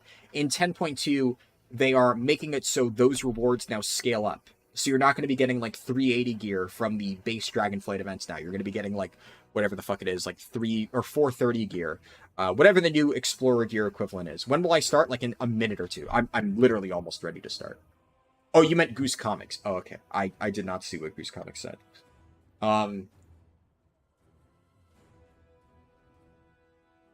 Drinking water, sorry. Yeah, I went on a long tangent for that. But let me quickly read 1 or 2 more messages, and then I will start the character, and then we will read the rest while doing the run. It's about 25% noticeable. Fair point.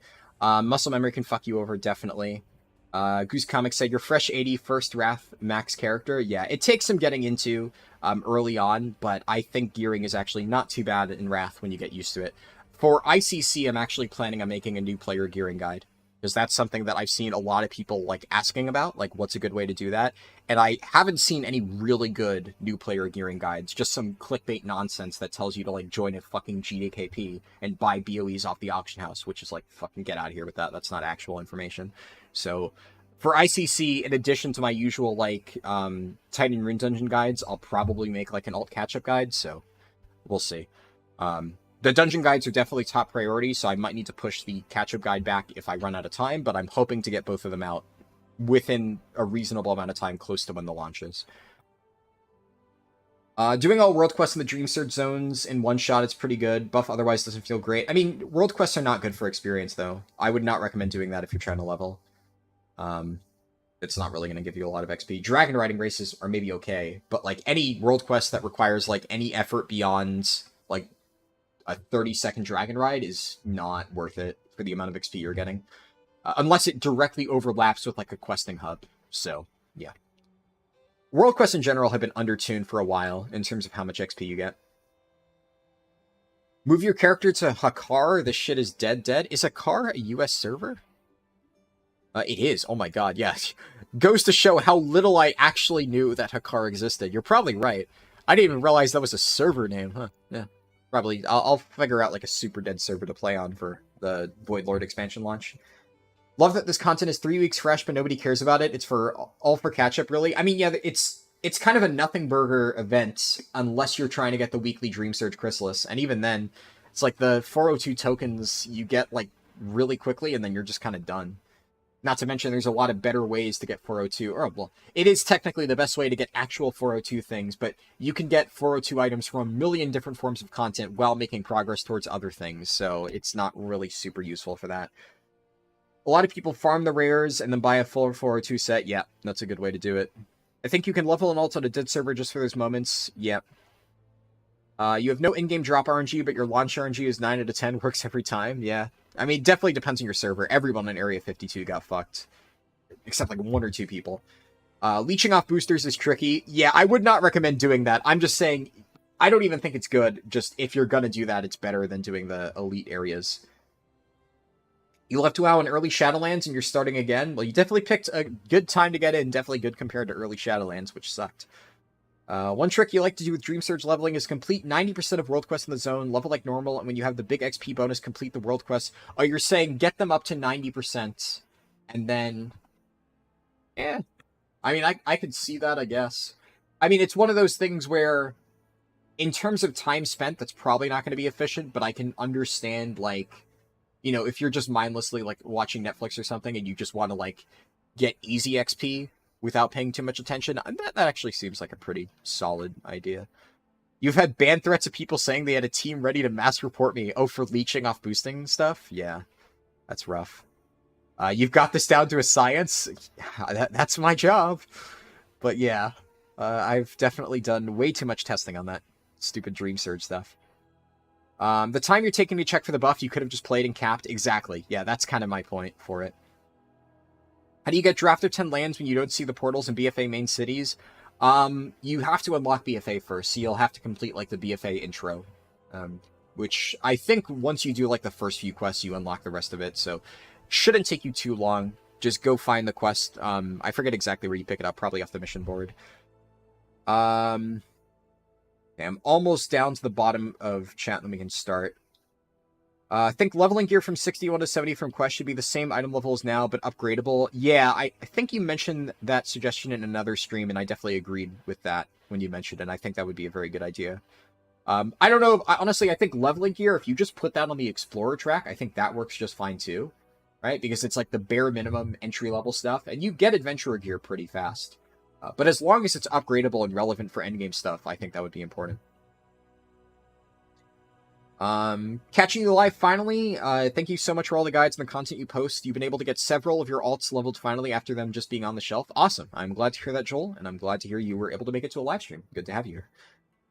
Hello, Kent W. Good to see you. Wrath of the Lich King, we need random dungeon finder. Yeah, it'll be here soon, thankfully, but it's definitely annoying how long it took them.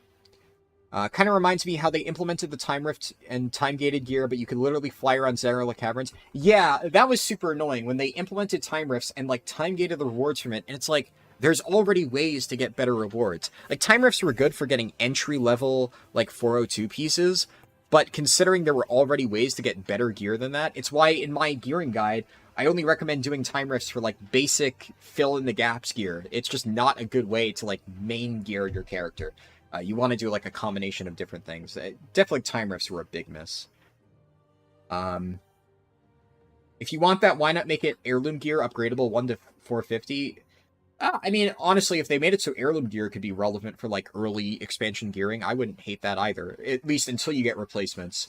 But if heirloom gear scaled better into, like, early content, like, if you could do Zarela Caverns with it without feeling like you were dying in every pull, I think that would be good. But yeah, at the moment, it's not great. But I do think just gear in general from quests and stuff, like Goose Comic said, it would be nice if that scaled. What guild do you play in? I was in Nox Terrarium previously. I've stopped just raiding. So I did TOGC 25 Heroic and stuff. At this point, it's nothing against them. It like Nox Terrarium is a good guild. So like if you're looking for a guild to do Wrath stuff with and you're on Mancrick, like by all means join them. I have nothing bad to say about them. It's just one of those things where sometimes you just don't really click with the guilds. They weren't bad, they weren't toxic, they weren't anything like that. I just think like they definitely seemed much older than I was. And I mean, like my retail guild, I am one of the younger people in my retail guild, but like everybody seems to have like a similar sense of humor and stuff to me. So like I get along with them, right? But the people in like my classic guild definitely had like, an older, I guess, sense of humor that I just did not connect with at all. Nothing against them. I felt like everybody else was on like a different wavelength to me in Raid. I also just kind of got bored of farming Ulduar like a million times in TOGC. So like I kind of wanted to take a break, and they're going like super hardcore for ICC, and they were planning on like doing PTR testing, and they like were adding additional raid days during the week for ICC, and I can't make it because obviously I raid in retail during those times, and it's like I signed up for this guild because it was a weekend guild, and like now I'm expected to raid on weekdays. So just one of those things where, like I said, good guild, nothing bad to say about them, like as people or raiders, just one of those things where it didn't work out. So right now I'm not actually in a guild on Mancrick. I haven't raided for like the past 3 weeks in Classic. I might look for a new guild for like next week, just to kind of get into the swing of things before ICC, because obviously I would like to do ICC, but I needed like at least a month off from doing Ulduar and TOGC like nonstop, and yeah. I'm not going to, like, ask these guys to keep me around until I'm, like, ready to do ICC. I feel like that would be upset, so I just stepped back for a moment. Heard that new player servers are the lowest pop servers, and the reason they have the new player tag is because Blizzard wants to funnel people there. Oh, yeah, absolutely. 30 minutes for 3 minutes of content is really cringe. Yeah, I don't know. The Dream Surge events being only 3 minutes of, like, basic fill the bar, kill a mob is definitely kind of weird. But, yeah, the gear is definitely good. Do you have to do the invasion for Dream Surges? Assuming... Oh, you mean the BFA invasion. I'm not sure what you mean by that. Titan Knight, can you elaborate on that question so I can give you a better answer? I'm not entirely sure what you mean. Echo Kai said, I got back into Dragonflight and not playing since Kata. It feels way faster leveling on quests. Oh, yeah. The leveling has definitely sped up quite a bit since Cataclysm. And definitely Cataclysm, even then, was a huge step up from Wrath, but it's been a lot faster. They're talking about the good old days when cars were first invented, and we just can't relate, pretty much. Is it worth doing dungeons at level 40 plus? It's not terrible, but it's definitely not worth it. Because, like, finishing one dungeon is one level. That's actually not good. So I see a lot of people saying that. They'll be like, oh, I did one dungeon and it got me an entire level. And it's like, an entire level when you're 40 plus is really not that much. Like, 40 to 60 specifically. An entire level at 60 to 70 is a different story. But you'll see sometimes I will get, like, 2 levels in the 50 to 60 section in the span of, like, 2 minutes. Quests become insanely fast. The main reason why dungeons slow down is because if you're, like, optimizing your character even slightly, as we will see, honestly, fuck it. Let's just jump into the run, so obviously I can show that for people who aren't familiar with it. I'll remember to start the timer. I'm almost done catching up on chat anyways. I've been, like, speedrunning this stuff. So, we're almost close to the bottom anyway, but I think on that topic, right, we're going to start off with dungeons immediately. But one of the main reasons that doing dungeons at low levels is so impactful is because with the way scaling works, you just shred mobs, right? It's so fast. At higher levels, scaling really does not do you any favors. And that way you're kind of reliant on having like good pugs to actually get stuff done. And that's not always the most consistent thing to have. So that kind of sucks. Also, not to mention, by the time you've gotten to like 30, I've had like in my Cultier and Druid run, I managed to hit every single good dungeon, except I think like maybe one in the Burning Crusade dungeon pool by the time I got to level 30. And as we know, the second runs of dungeons are significantly worse because a lot of the experience, and like a significant chunk, comes from the quests. It's not necessarily just the dungeon completion stuff. So once you've already done a dungeon a single time, it actually is kind of slow if you happen to get it again. Like I said, it's not terrible, but there are definitely a lot of reasons why I only recommend doing dungeons at lower levels and then switching off later. Now, all of that being said, time-walking dungeons are a different story, but not for the reasons you might think. And this is something that when the Turbulent Timeways event is coming out, I will cover that, because it is specifically with the Turbulent Timeways event. Oh fuck, I forgot to get one of my trinkets. Where is...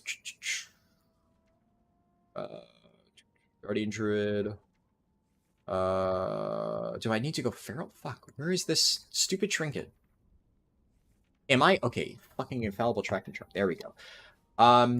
So, just to be clear, as always, before I get like a million questions about this stuff, I am starting the run as Guardian Druid.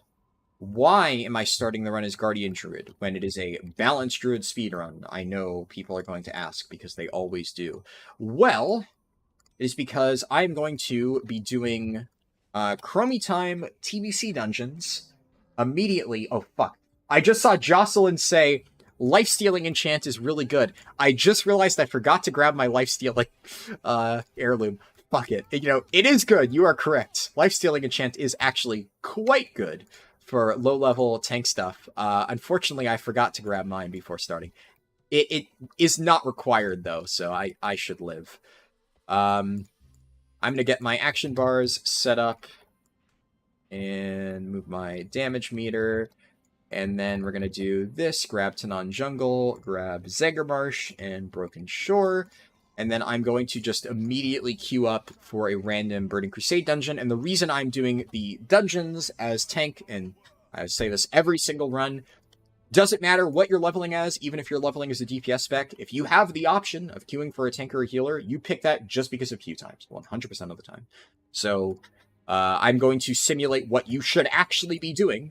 And even if, for whatever reason, you really want to do questing as Balance Druids, there's no reason to just add 15 minutes onto your timer when you can just play Guardian Druid for dungeons. Now, I still think Guardian Druid for questing is faster. Obviously, that's not the point of this run. We are going to test Balance Druid specifically in leveling stuff. But for now, because it is important to get an accurate simulation, why not queue healers as well?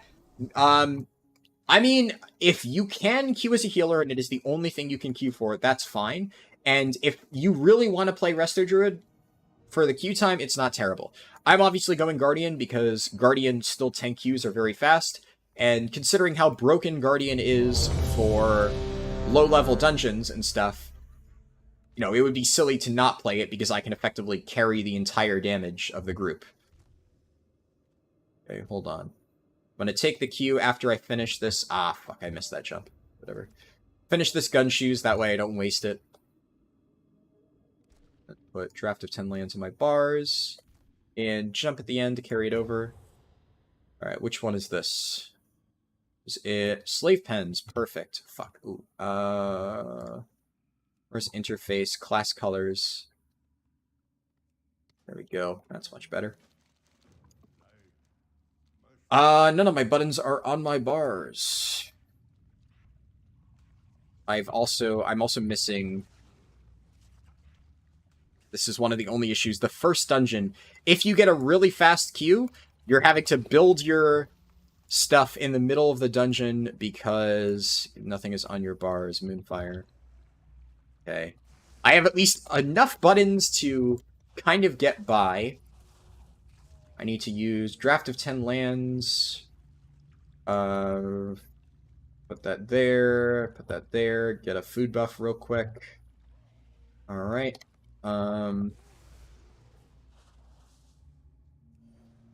There's also the downside of having to wait for the tank to do small pulls. Yeah. I should also note that obviously I am very focused right now on getting this. So I will quickly glance at chat. I will read the first thing that catches my eye. And if I do not catch your message, don't worry. I will get around to it eventually. I'm like very focused. Somehow I didn't click action bar 5. I don't know how I missed clicking action bar 5, but I did. Yeah, like, this is why, you know, it's better to just play Guardian, because Guardian at low levels is broken. Like, obscenely broken. Which is why it's the best leveling class respect in the entire game, period. But especially for dungeons, when it also gives you a 10 queue, like, you can play Resto, but just why would you bother? Only play Resto if you really want to. That said, low-level healers, like Resto Shaman, really good in low-level dungeons. As I've demonstrated before, Holy Priest, really insane. Holy Priest is, like, ridiculously good in low-level dungeons. And that's another thing. Because of the way scaling works, in many cases, you will actually have a faster time. Can I need to copy that, I guess, from 1, Control 2, Growl, fuck. Growl goes over there. You will actually have a faster time and do more damage by, it's a lot of damage, by playing healer or DPS, because, like, Holy Priest, up until, like, level 20, does roughly twice as much damage as Shadow Priests. And the same can be said about, like, Shaman. Resto Shaman does infinitely more damage at low levels than any of the DPS versions. Okay. Let me throw on Mark of the Wild before I forget. And I do have Dash at this level. I can throw that on my bars. I have Entangling Roots, Shift Y. Growth, Shift F. Travel Form, Control 3. Second no.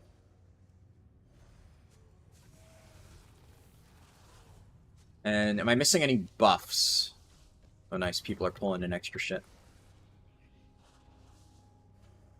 I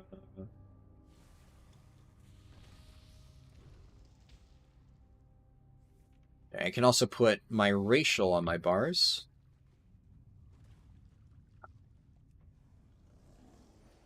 Tag these mobs with Moonfire, just round them up.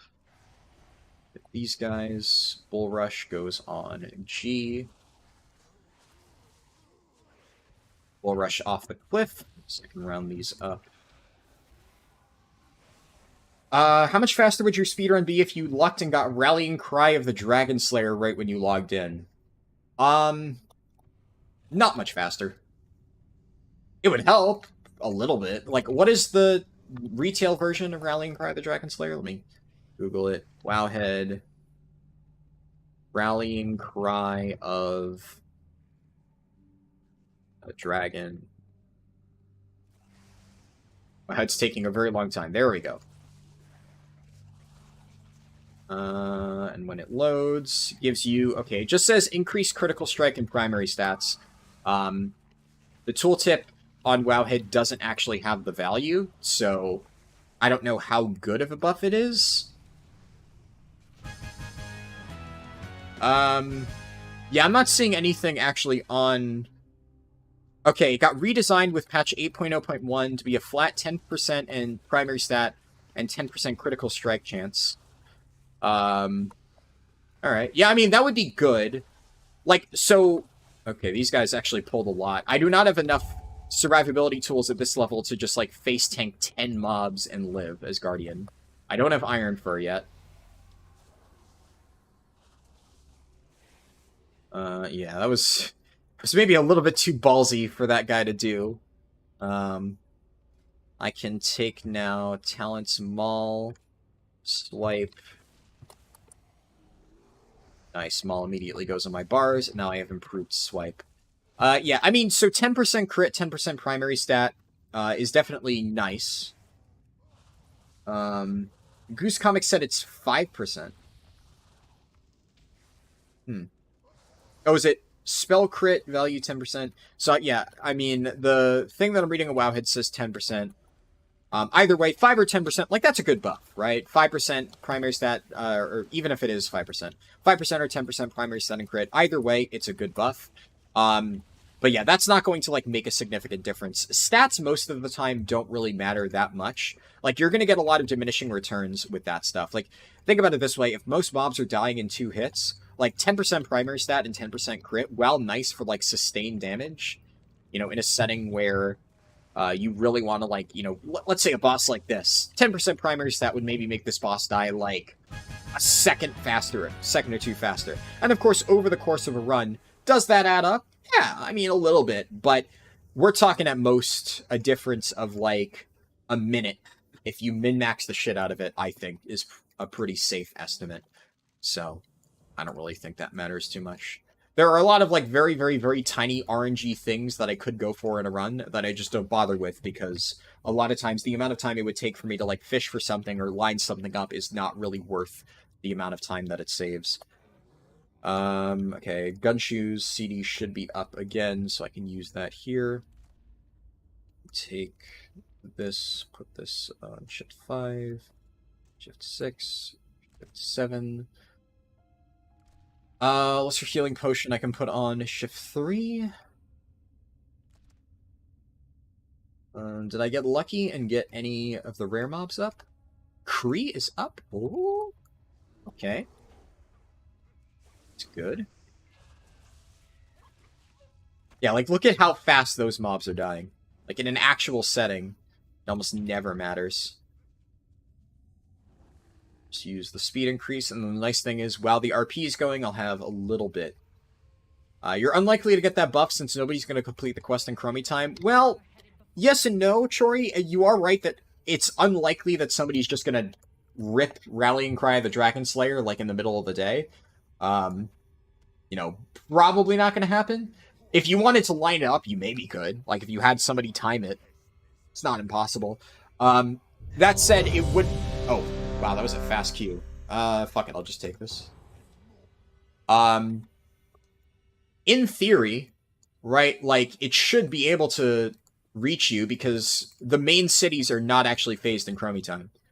And the buff occurs in Orgrimmar and Stormwind, and Orgrimmar and Stormwind are the two places exempt from Chromie time because it's where, like, you enable it and disable it.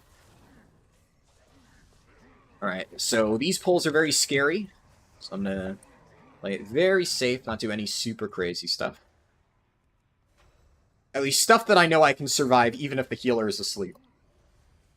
Luckily, it looks like this healer's on the ball and they are keeping me alive, so you'll love to see it.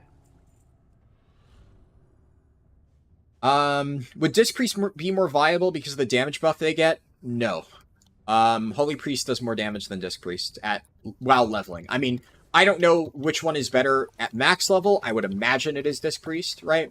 While leveling, Holy Priest is definitely the higher damage option. Oh, that stun was a little bit spooky. Holy Priest gets, like, a lot of really good options for damage and healing.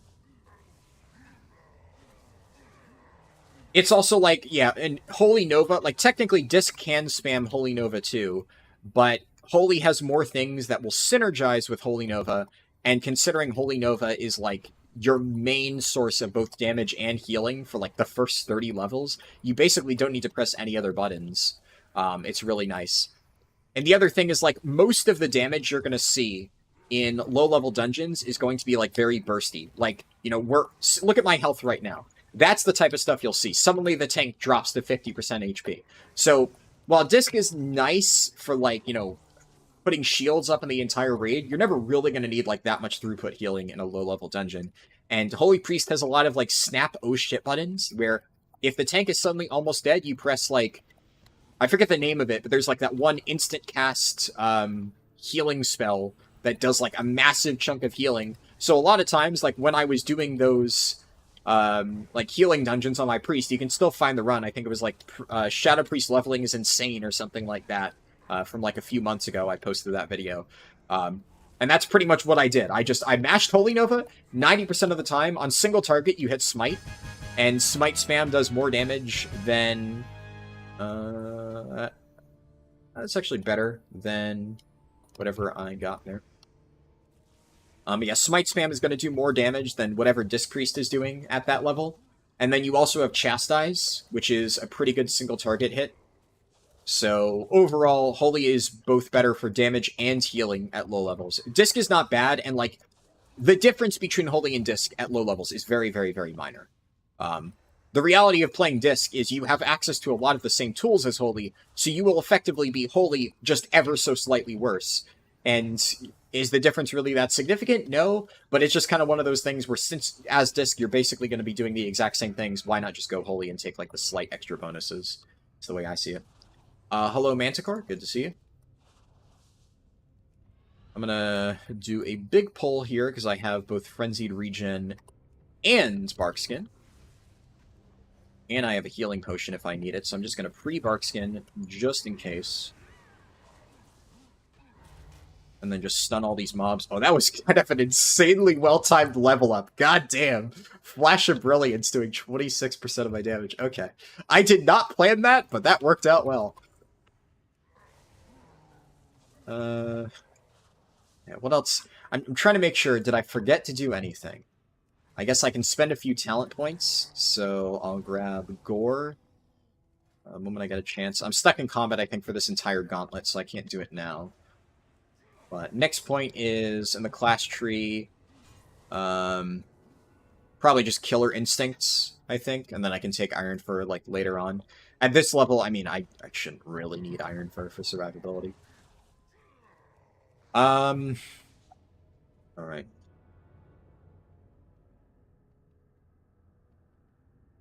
I was looking at chat and got stuck in the fucking poll.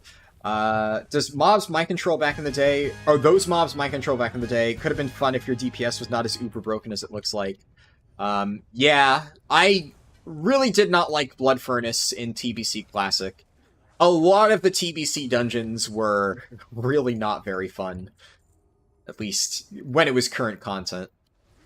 They're still a bit iffy to this day, but at least now a lot of them are pretty face roll. There's a reason that they're the fastest for leveling. But LOS, round these guys up. Go. Shift into cat form to make this faster. Do you team up, or is this supposed to be RNG? RNG. You can group up for dungeons if you want, but I don't like to do that. The way I see it, generally speaking, like, if you build your character properly as a Guardian Druid, you don't really need good players. Generally speaking, you can kind of just solo the dungeon, and that's pretty much what I'm doing here. I think the people in this group are actually not bad. I've seen them doing fairly decent damage. The healer kind of knows what he's doing, so they've been doing fine. But I have been in groups where nobody knows what they're doing, and I basically do all of the damage and don't rely on the healer at all, and that kind of just works. And I think for the purposes of like these leveling runs, I prefer doing that than, you know, having a pre-made and like stacking the deck effectively. So I'll take what I happen to get in random pugs. All right, turn in these quests. Whatever. And then leave group. And then I'll start the RP. I've been getting really fast dungeon queue times today.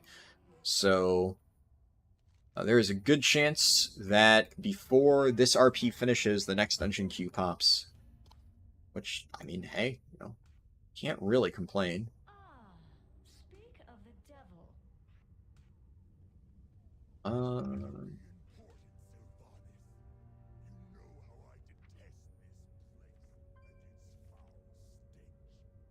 But Mark the Wild there just in case I need to use it in flight form later on. Talent points. So Gore. Do I take Brambles, or do I go for... Yeah, I think I'm just going to beeline Brambles, pick up Berserk, and then I can go Survival Instinct, take the Mangle upgrade. I think that'll be overall a better path. Okay, 2 points to the Killer Instinct, then I can take Iron Fur, then I can take Improved Barkskin, and then start going down the tree over here. I think it works out well. I did Q. Okay.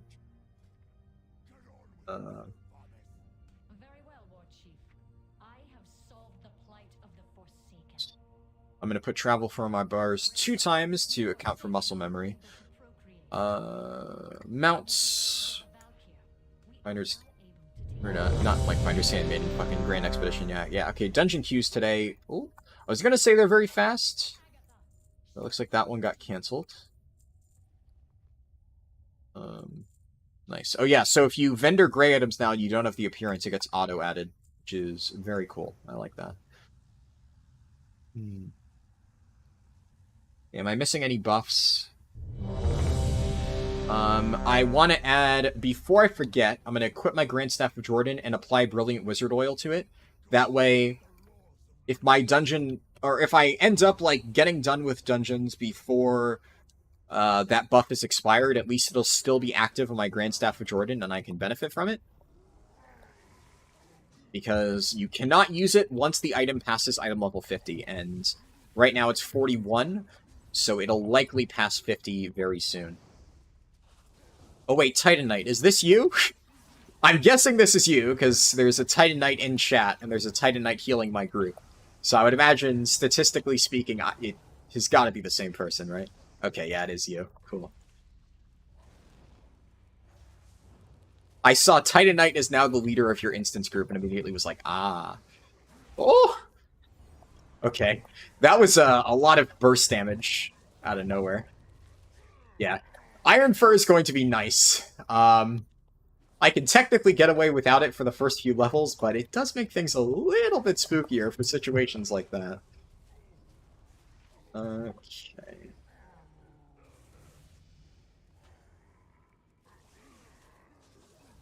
Just gonna chop Barkskin, and then hop over here, then grab that Hellfire Supplies.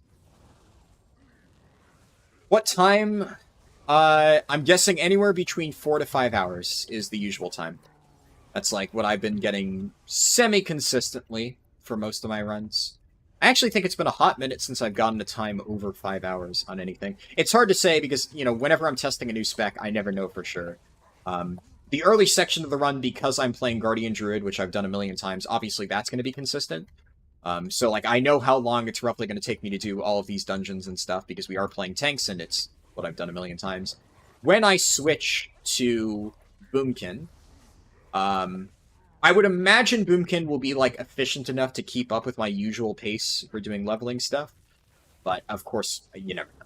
Maybe I run into issues with it, and it ends up taking a really long time, but I think, worst case scenario, I don't really think, like, anything past 5 hours is expected. Like, this might take me 30, 45 minutes longer than my standard runs, but the time is pretty consistent at this point. I think I need to loot the boss, right? Yeah, for Garglemar's hands. Just gonna tag those and run through.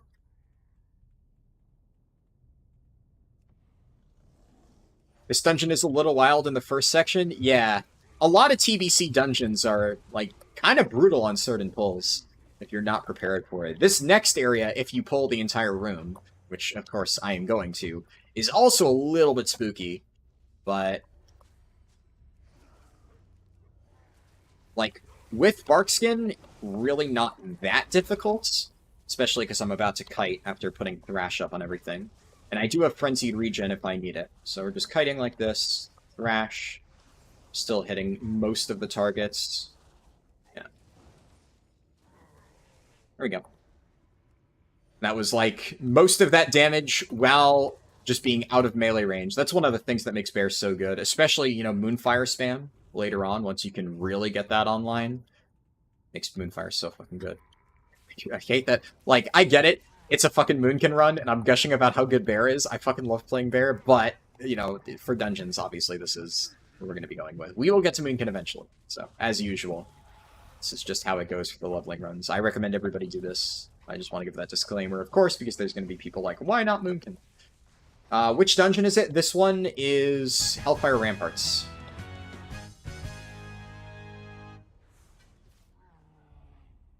All my speed stuff is on cooldown.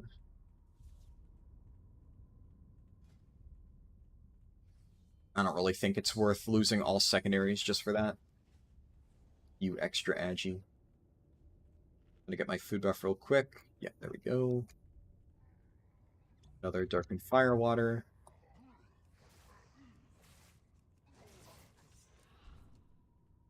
And then I'm gonna just run ahead and start the RP.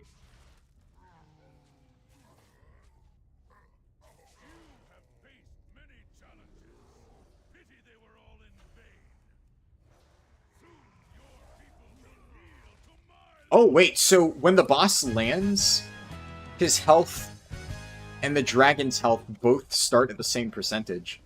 So if you theoretically got the dragon really, really, really low, I don't actually think I've ever really noticed that. Usually I don't bother sending damage into the boss before it lands, because I always just assumed it was a waste. That's like super minor. I really doubt that'll actually be a massive time save, but it's actually kind of neat to notice that. Alright. And then turn in these quests. Yeah, so dungeon queue times have been ridiculous. And as usual, Titanite, I appreciate you healing that dungeon.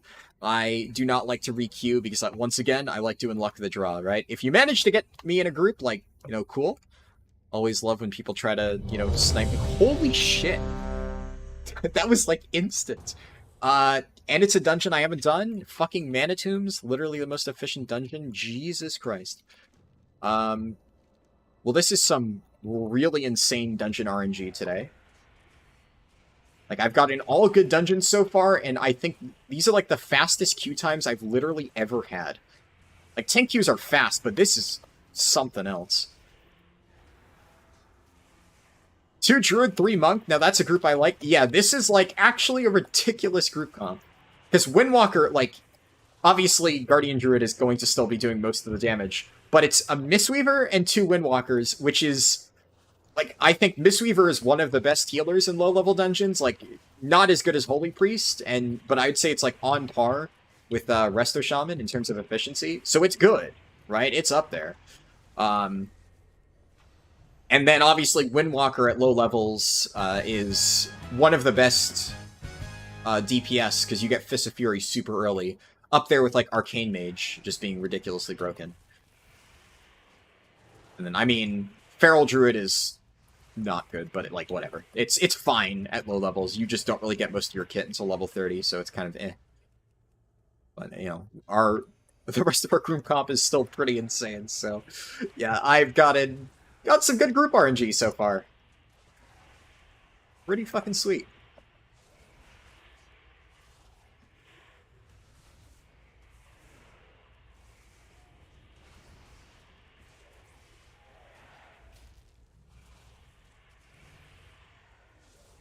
Okay.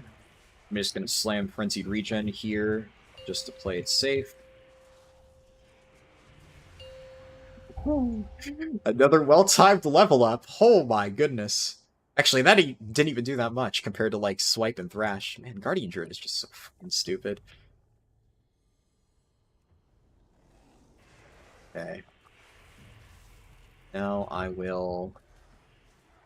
gonna grab these mobs, because why not? Free XP.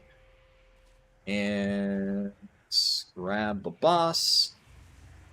I do need to be careful because the boss will stun me, so I'm gonna pre-Frenzied Regen just to make sure I'm topped for fears and stuns. Oh nice, the stun on top of the fear so I don't run. Just worked out. And then we press Maul. Maul, refresh Moonfire, Thrash, Mangle, Maul, Mangle, Maul.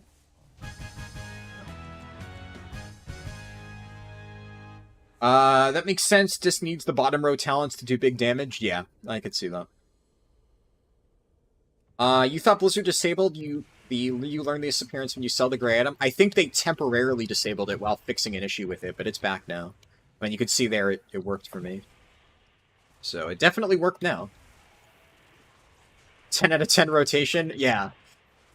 Who was it earlier that was saying that Druid has a lot of buttons? It's, you know, generally speaking, Druid is like, press the button that's lit up, and it's kind of how you go.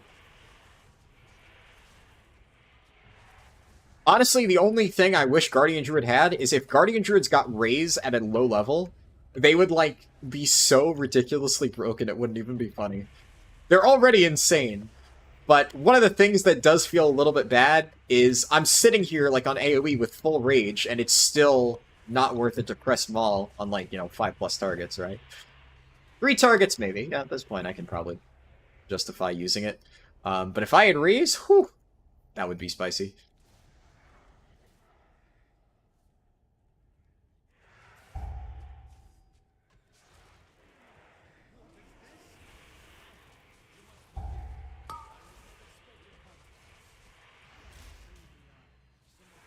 I also really like the High Mountain Racial. High Mountain Racial for like these leveling dungeon pulls is really nice. Like an AoE stop, especially for a lot of these dungeons that have multiple casters, just stopping all the auto attacks and casts just in one fell swoop is really good, and it has like nice mobility things. I don't know, High Mountain I feel is just generally underrated. Obviously, I need to play Kultiran for like world record attempts just because Alliance is broken. But for Horde, I definitely prefer this over Zandalari. I think, at least for leveling, right? It's much more fun. Can't speak for endgame content, though I do think High Mountain is pretty solid for endgame as well. Oh, the boss teleported right as it died. Alright. So fun to level as a druid? Absolutely. Oh, shit. The quest is going. If I'm fast, I might be able to snipe the very end of the RP. What you have done here, Sylvanas, it goes against the laws of nature. Disgusting is the only word I have to describe it. Man, I have that dialogue memorized. It's almost scary.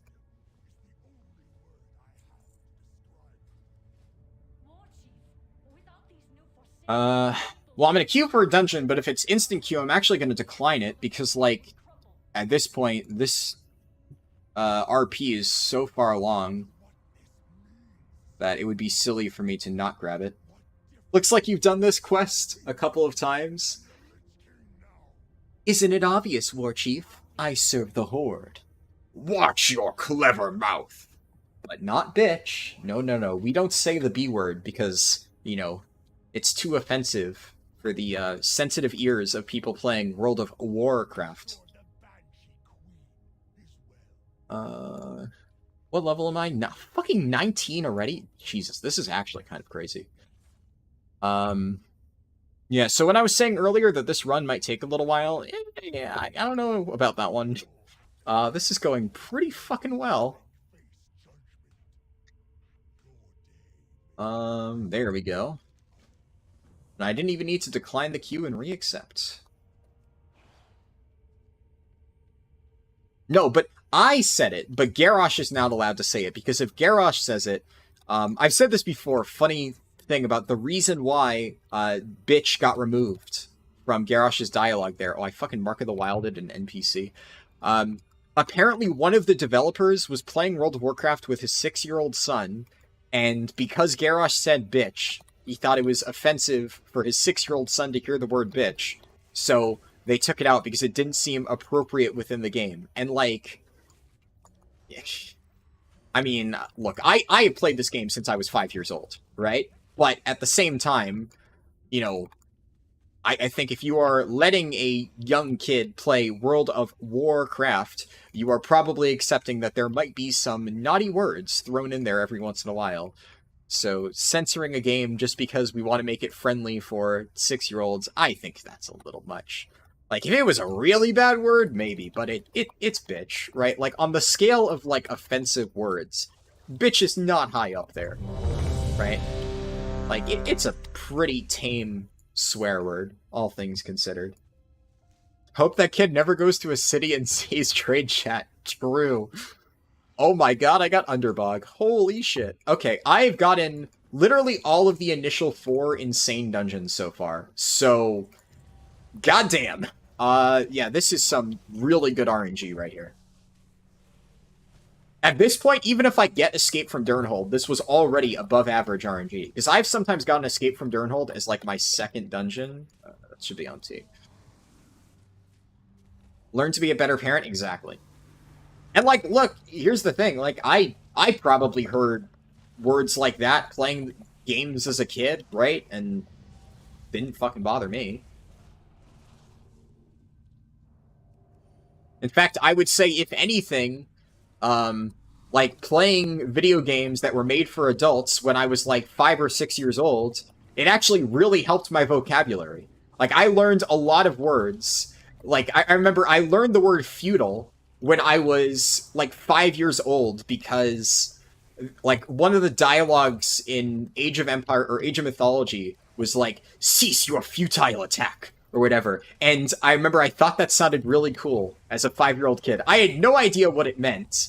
But then I just started using that word, like, as a 5 or 6-year-old. And I remember my dad heard me say that once, and he was like, I don't even fucking know what that word means. What?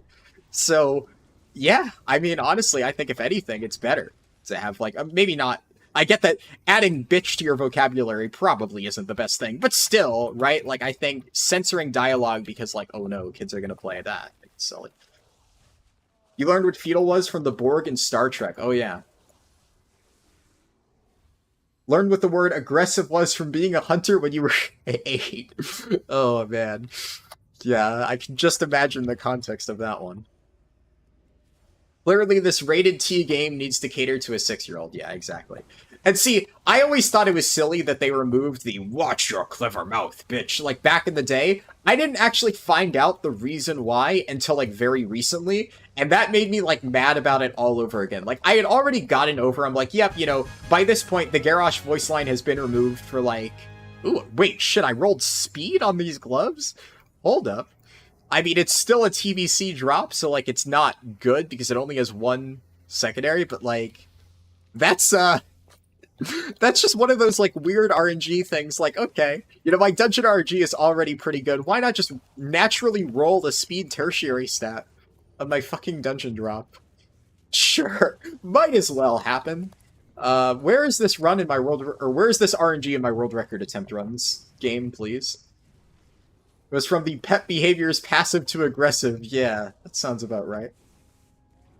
Maybe you need to start grabbing some 3 Agi gems for these runs? Yeah, I know, right? At this point. If I could replicate that in a world record run, it would actually be worth throwing gems to that bad boy and keeping it along for a little while. Because it's not like the BOEs that I'd be getting at this level are that good anyways. So, that would probably be an upgrade. Okay, I press Iron Fur.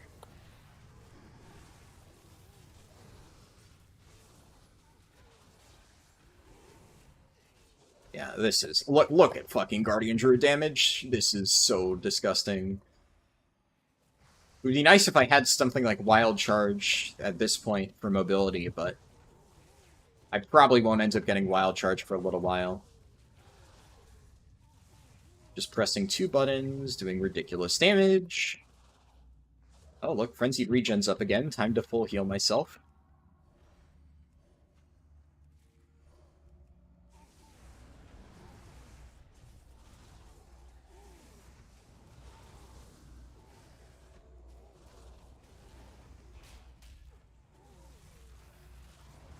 And I learned in... I forget which run it was, but I found out that the piranhas in the water around this boss, they kind of fuck.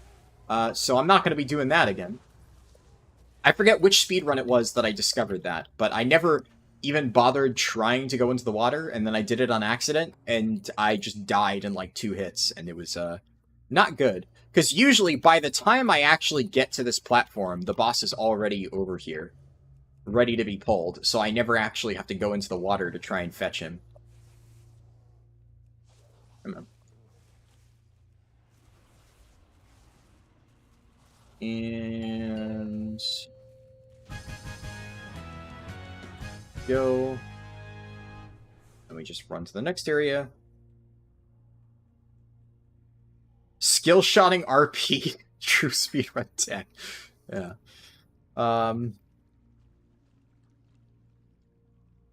You know it's for speed's sake, but you wonder if any epic VOEs are dropping from those corpses you're leaving without looting. I mean, if they were, it should be on the Postmaster, right? Correct me if I'm wrong, but I think any world drop epics like that, that stuff the Postmaster would send. But maybe they don't, so maybe I should be. But I don't know. The odds of that happening are so low, right?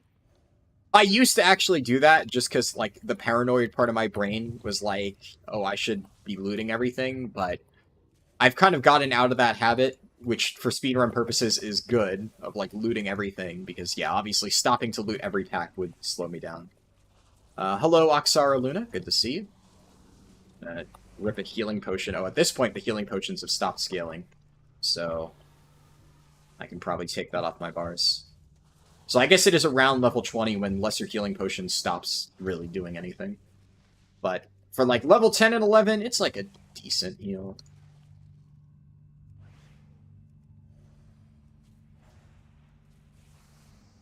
Spamming this.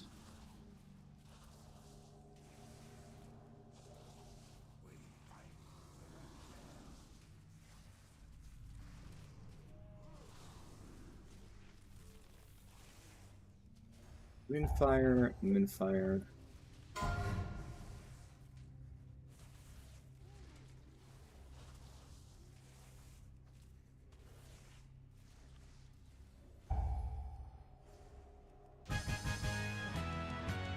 There we go. Oh! These people are pulling mobs to me. That's actually convenient.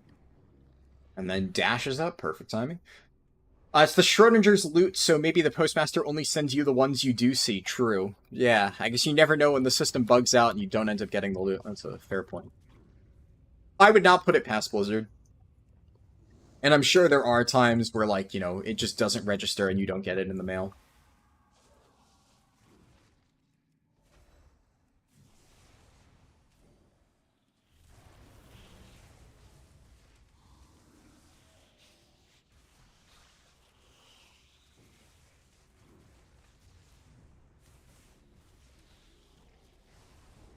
Oh, nice. Levitate did not target me. That's actually really good. If Levitate targeted me, this would take a lot longer, because then I'd have to wait to get back into the ground to finish off the boss. For this one, I'm just going to run back to the start. Organize this in my bags. What level am I? 21. Okay. We'll see which this gets me as far as experience goes. That quest, alright, I'm close to leveling up. I've unlocked the Mechanar. Can't you just go to the ground with an interrupt? I don't think I have Skull Bash yet at this level. I would be able to if I had it, but I don't have Skull Bash yet. Maybe I could talent into it so far. No, it's in the next section. Okay, so at this point I want to start going down to the magic damage thing. Go, first PvP talent, definitely Malorn's Swiftness. That said, I'm not in war mode, so how the fuck do I want to do this? I'm just gonna go back and turn on war mode now, and, like, I don't know, getting back here is going to be really fast anyway, so really not losing much time at all. Don't really need to worry about it.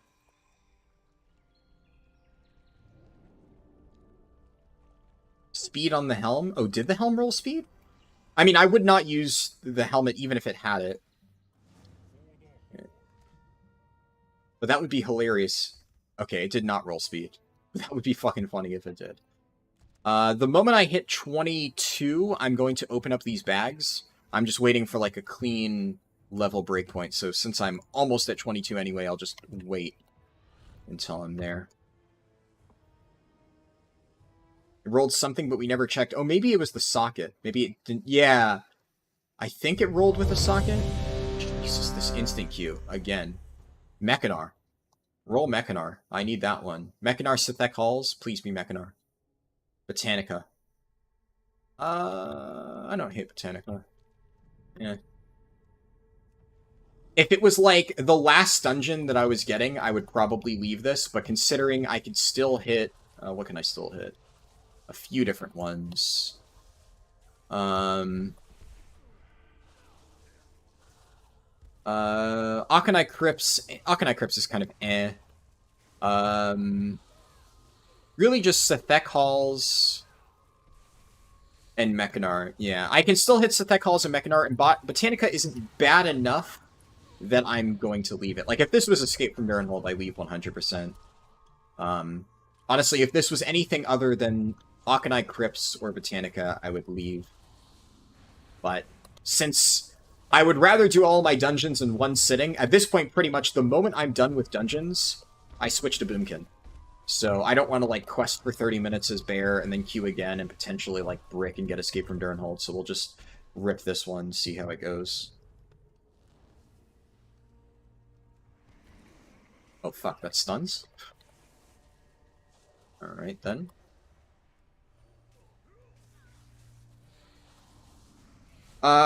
Do you know what the next Dream Surge zone will be? Yes, next one will be Thaldraszus, the worst zone.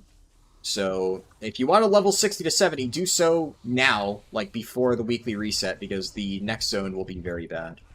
Alright, actually, at this point, I can pop open all of these bad boys. I got 3 out of 4. Nice.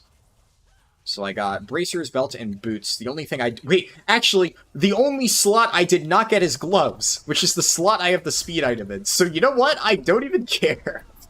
Alright.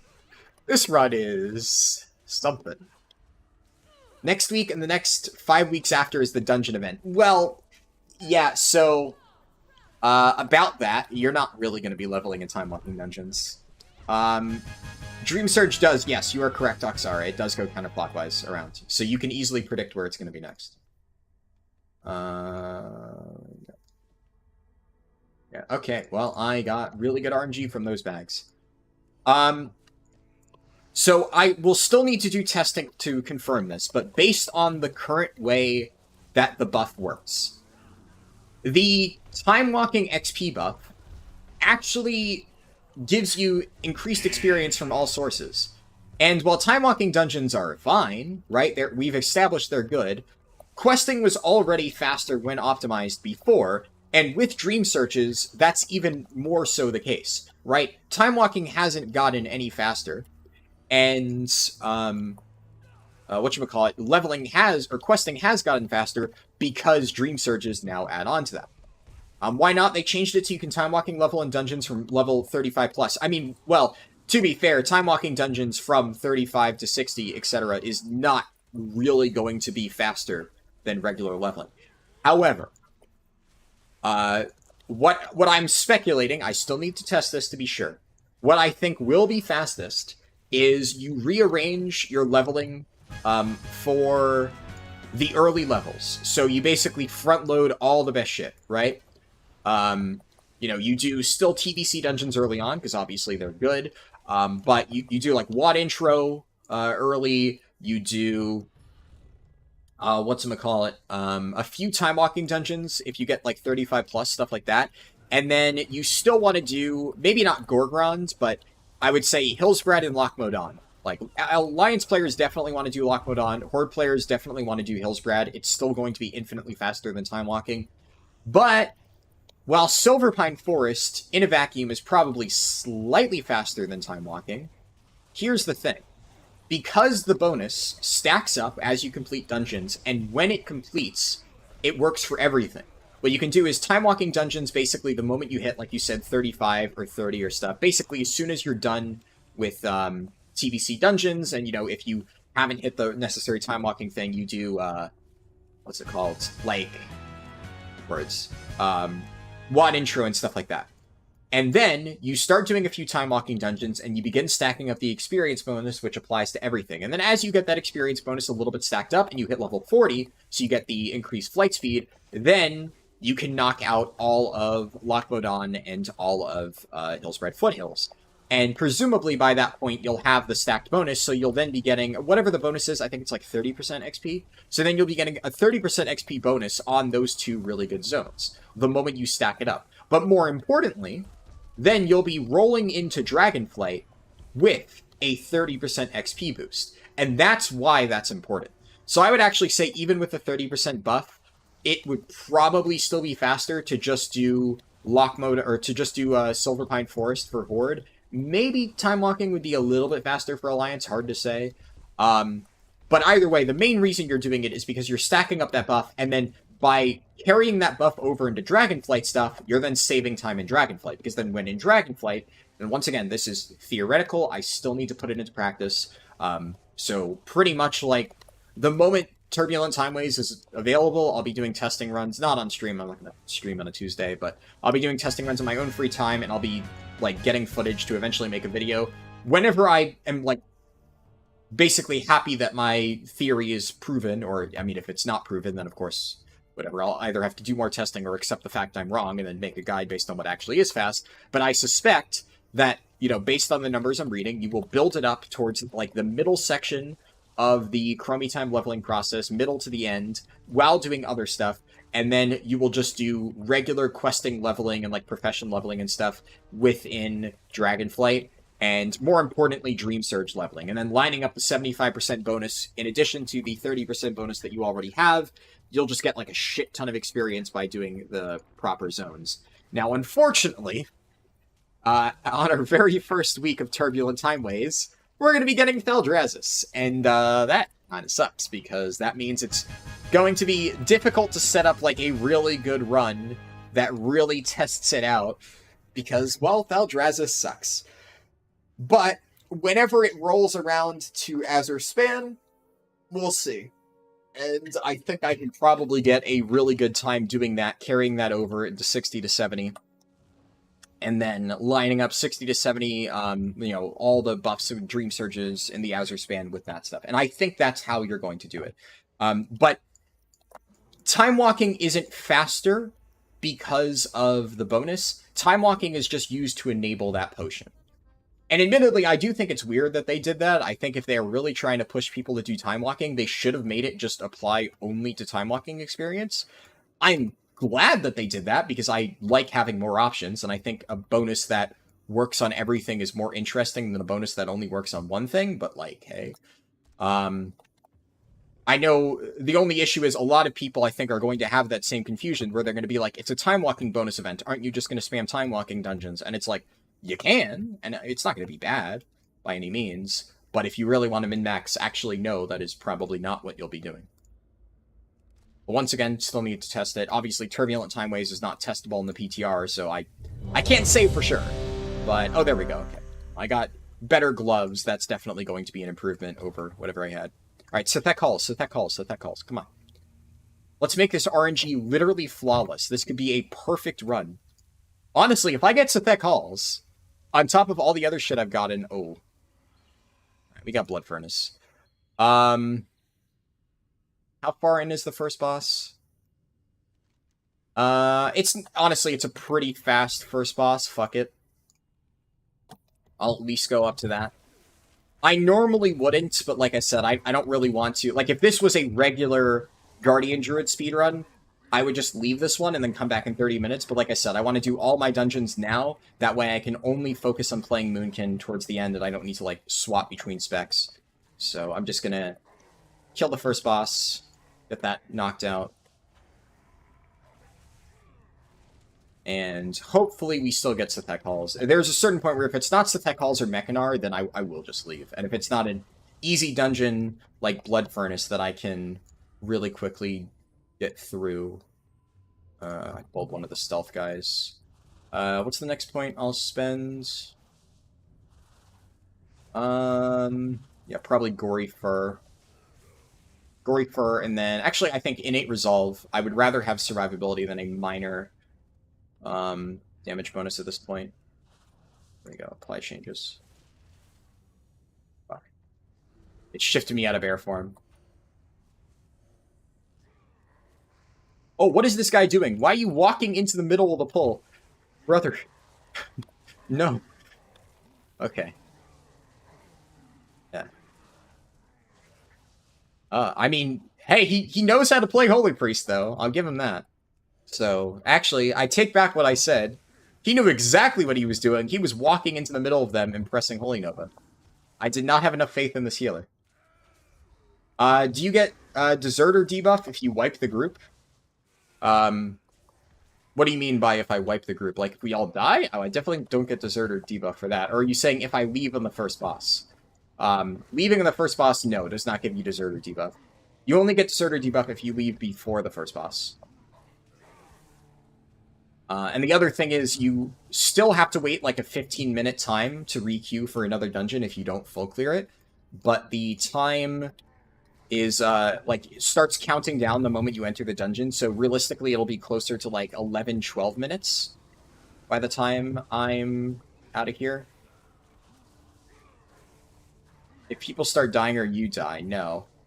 Or are you saying, like, if somebody dies and then they rage quit, would I get deserter debuff if I left then? No. I mean, I'm not going to intentionally wipe the group to make somebody leave to do that, though. Or, like, are you saying if somebody dies and you leave, do you get deserter debuff? You still would. Yeah, so see, I didn't get it. Even if somebody died, that's not enough to, like, make you not get it. I think... Is that what you were saying? Yeah, that would not be enough. You would... It's only on the first boss. So we can see here... Yeah, actually, I was perfectly on the money, 11 to 12 minutes. So at that point, we can re-queue. And we'll see.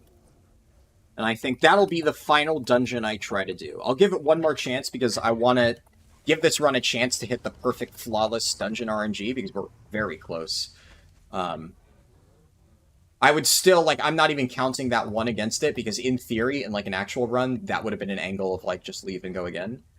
And... frankly, doing that first boss, that took 3 minutes. That really wasn't a huge loss. And I got decent XP from killing the mobs, so, like, it was not terrible. Could have been a whole lot worse.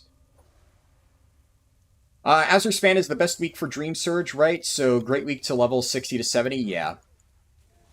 Even without, like, the Turbulent Timeways buffs and stuff, I think it's still pretty good. So, as said before, I'm going to be doing... probably not later tonight, but, like, I think after the stream, I'm probably going to go to sleep, because as I mentioned at the start, I am pretty tired. So initially, I was considering doing Classic Hardcore after the stream if I had time. At this point, I'm going to be way too tired for that. I'm, like, already kind of exhausted. I will do more Classic Hardcore eventually. I haven't really been playing in my free time, so it's not like anyone's missed much. I've just been kind of sitting on rested XP for now.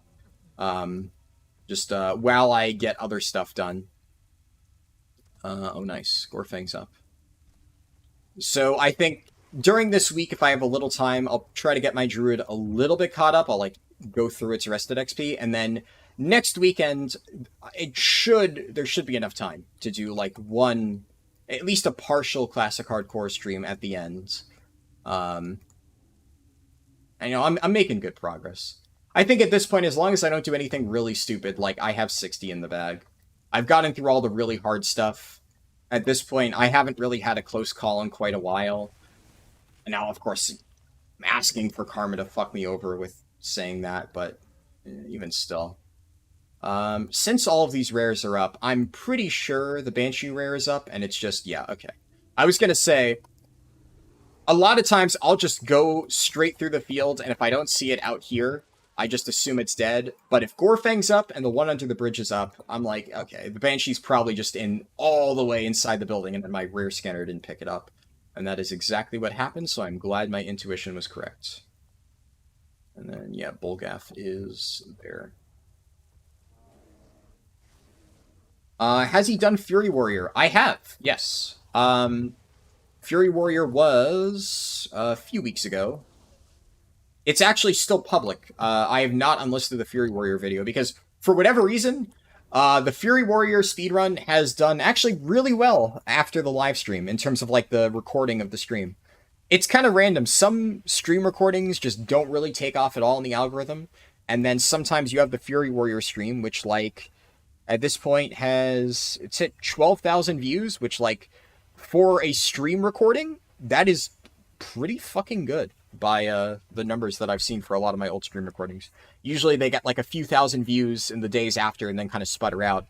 This one's still been going consistent. And so if you look at my recent live streams, it was on August 12th, and it should be like one of the more recent ones because a lot of the ones that I've done since then, I have since unlisted.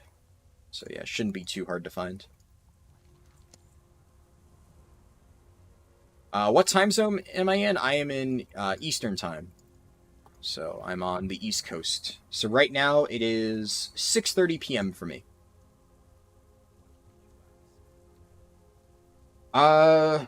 What's the difference between 1 to 60 and then 60 to 70? They're just kind of different things, right? So 1 to 10 is always either Exile's Reach or whatever racial starting zone for the race you picked. Generally, almost everybody's going to do Exile's Reach. There are very niche cases, like obviously Demon Hunters have to do their starting zone. Non-allied race DKs have to do their starting zone. Worgen starting zone is actually very fast, probably faster than Exile's Reach, so maybe you want to do it, but like I would say if you aren't optimizing the Worgen starting zone, then Exile's Reach is probably still faster for Worgen players. So that's kind of its own like linear on rails thing. Then obviously 10 to 60 is Chromie time, so that is like the bulk of my guide, right? It's just focused on which zones to do, like how to do the routing. I mean, before they made flying automatic, part of my guide was also like what times do you head back to the main city to pick up riding training, etc., etc. So that is like the bulk of the leveling route. And then 60 to 70 is just the most recent expansion. It's Dragonflight, right? So in Shadowlands, leveling went up to 50 for Chromie time, and then 50 to 60 was Shadowlands. And then in Dragonflight, they extended Chromie time to 60, and then 60 to 70 was Dragonflight. So it's just kind of its own separate thing, which is why I usually do the runs for them separately, because they're not really interconnected at all. Now, that being said, it becomes a little bit more interconnected when you factor in now the whole Turbulent Timeways thing, which before wasn't a thing. It was very loosely interconnected with carrying over Draft of 10 lands, but that's so minor that I really don't consider it a thing. But when you're ramping up the XP buff in the Chromie time section to then use in the Dragonflight section, then there is a little bit of overlap, so I guess it kind of muddies the waters there a tad. But yeah, I still don't think it's a huge deal. In terms of the routing and generally how you handle that, it generally ends up being the same. Where am I going? Oh my god. Yeah, so this is where you jump in the closet, this RP section.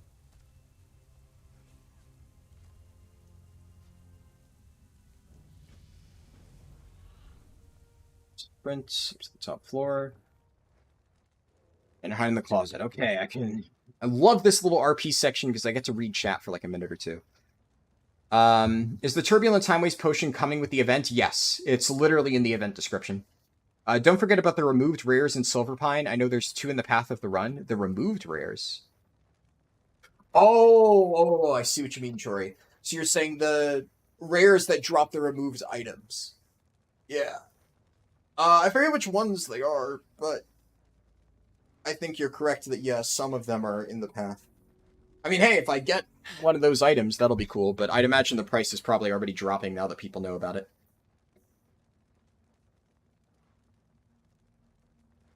While we watch this little cutscene section, I'll give my buy or try Streamly reminder.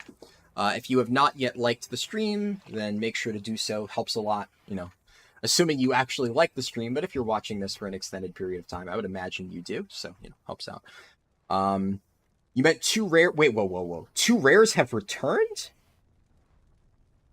Wait a sec. What rares? I did not know about this. I thought they just added items to existing rares. They added rares? How the fuck did I not hear about this? Which rares?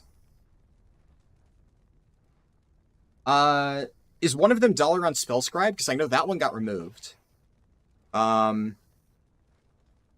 rares that removed Encounter are now back. Yeah, but which ones? Lots of rares. Oh, fucking hell. Okay. Removed Kata rares returning. Is there a list? That's actually huge. There's just a generic Wowhead post that says nothing. I can't find anything. Okay. Dollar on Spellscribe is added back? Okay, well, that is interesting. Harlden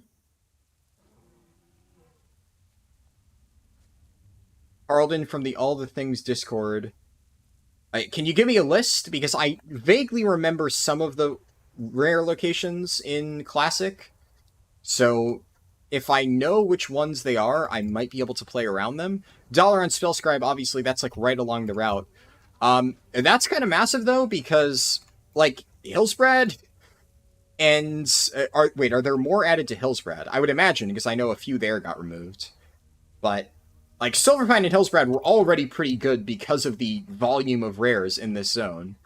So if they added even more rares and they give equivalent experience, that's like fucking bonkers. So, yeah, that just makes this even faster.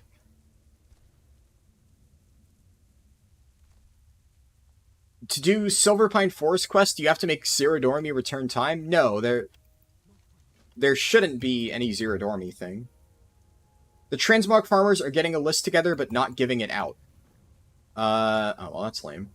I mean, it shouldn't be too hard to figure out, right? You cross-reference the spawns from original vanilla and check them on live servers and see if they're up. Yes, please, Troy. If you can DM me a list of waypoints, that would be very helpful. I would greatly appreciate that.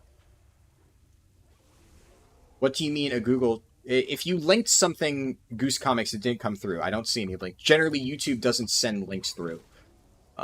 It tends to block that stuff. So if that's what you linked, then there's no link. The list is public. Can you link the Drive document? Yeah, link it to me on Discord, though, because like I said, it doesn't work on YouTube chat. You can link it either in my Discord or DM it to me. It'll probably be easier to find. I mean, you can link it on both, right? It'll be easier to find if you DM it to me that way. I don't need to, like, open up my Discord and search in the channel to see where it is. There's a knoll in the basement of the middle island. Oh. Okay, yeah, that's actually a very small detour. Interesting. Well, that's actually really fucking cool. I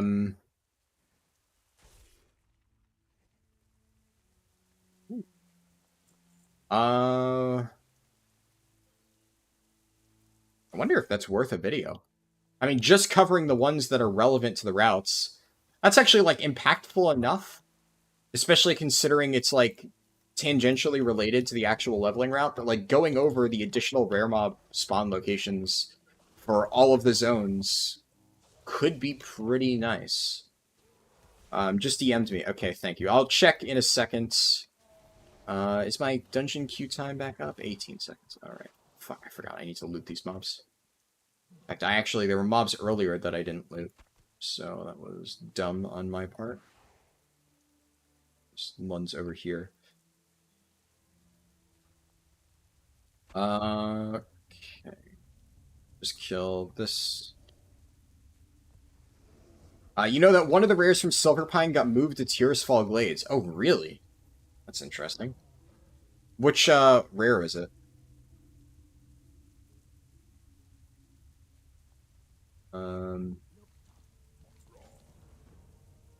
This.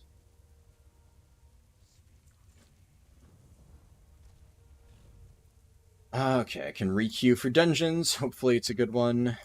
Let's see. A list of the rares. Okay. Ambermill Spellscribe, same ID as Dalaran Spellscribe. Dalaran Worker. Screthus the Shadow Spinner's up. Rothhide Bruiser got moved? Okay.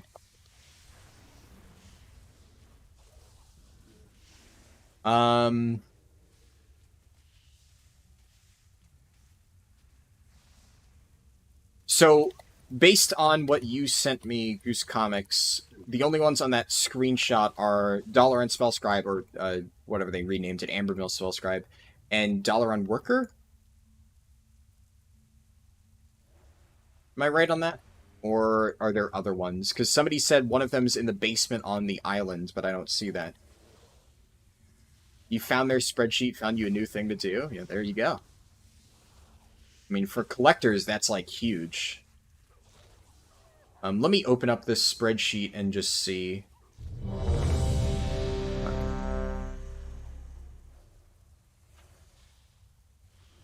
That's huge. Yeah, they added so much shit. It's actually really nice.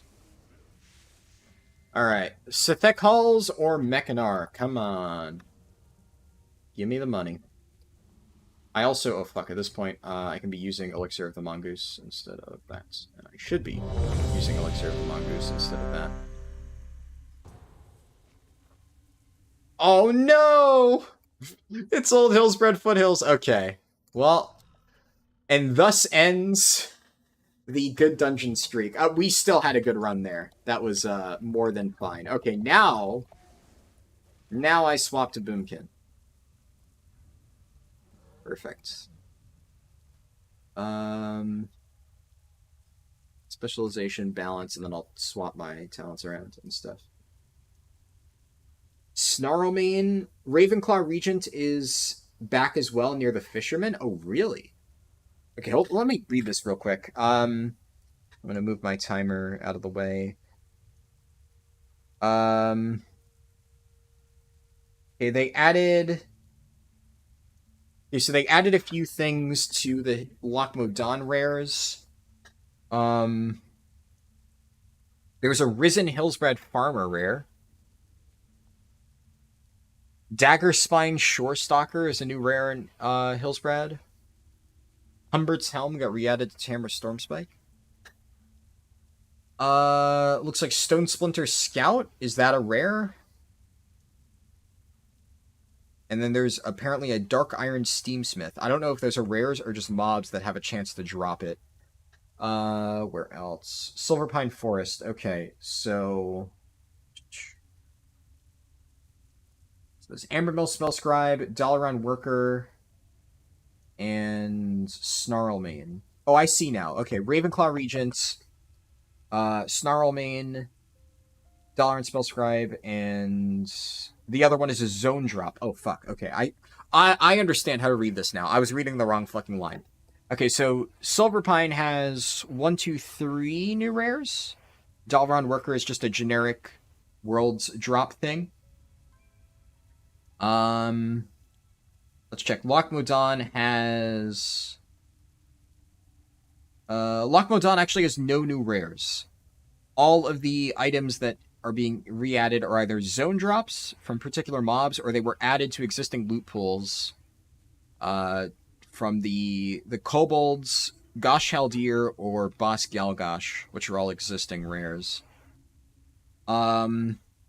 Yeah, and Hillsbred Foothills has no new ones. Hillsbred Foothills just has zone drops.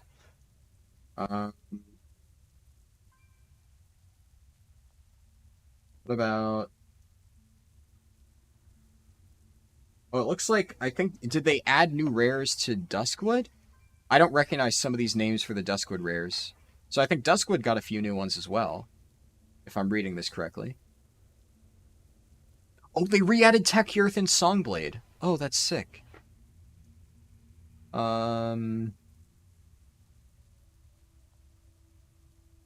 Okay, at a glance, it seems like those are the only ones within the route that got new stuff. Oh wait, there's like scrambled entries at the bottom, but these are like zone drops. So there's another zone drop in Hillsbrad. Another rare drop. Yeah, okay, I think looks like it.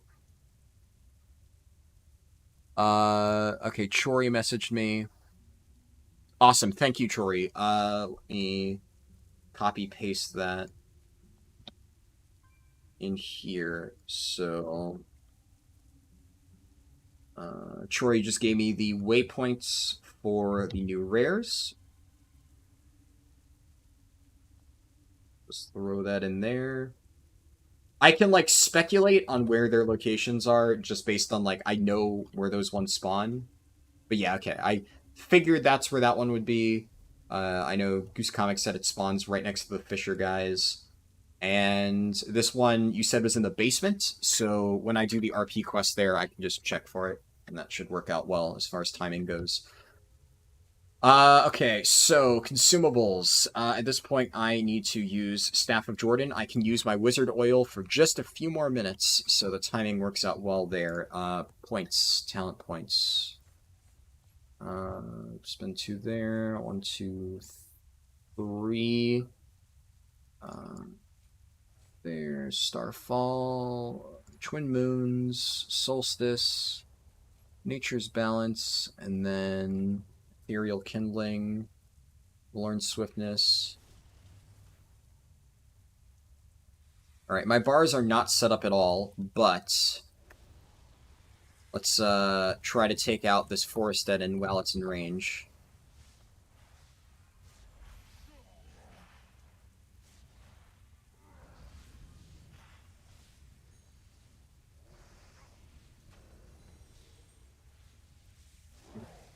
Definitely weaker in terms of damage than Guardian, but I also don't have things set up, so I'll just move this off.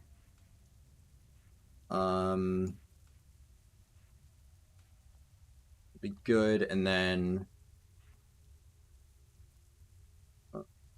Star Surge on 6, Starfire on 4. Should move that on 3 because I'm probably going to use it more often than Wrath. What else am I missing? Obviously, Moonkin form, so not having that definitely, wasn't amazing. Never had to make a bind for Moonkin form because I've literally never used it. Oh, fuck. I need different things within Moonkin form. That on F. 1, 2, 3.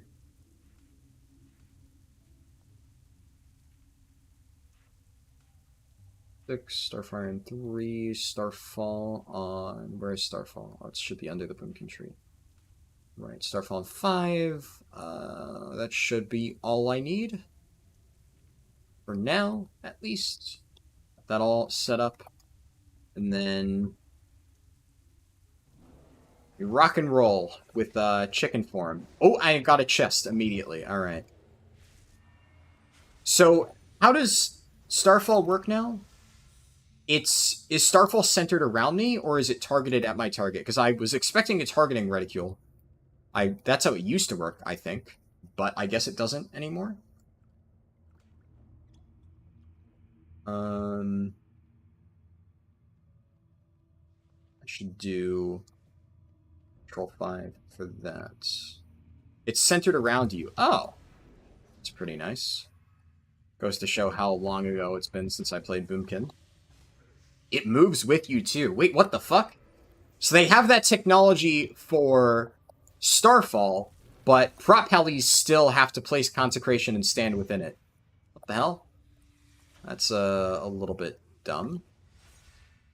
But that's nice. I mean, that's huge for Starfall. I vaguely remember hearing that was a thing. I just assumed that was like a talent or something, and that wasn't the baseline functionality. But that's really sick that is baseline. And how do eclipses work these days?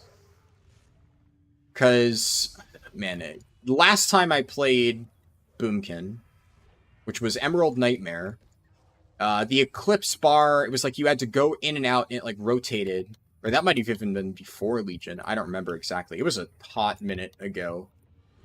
Use 2 spells, and then your astral spells have damage increased. Okay.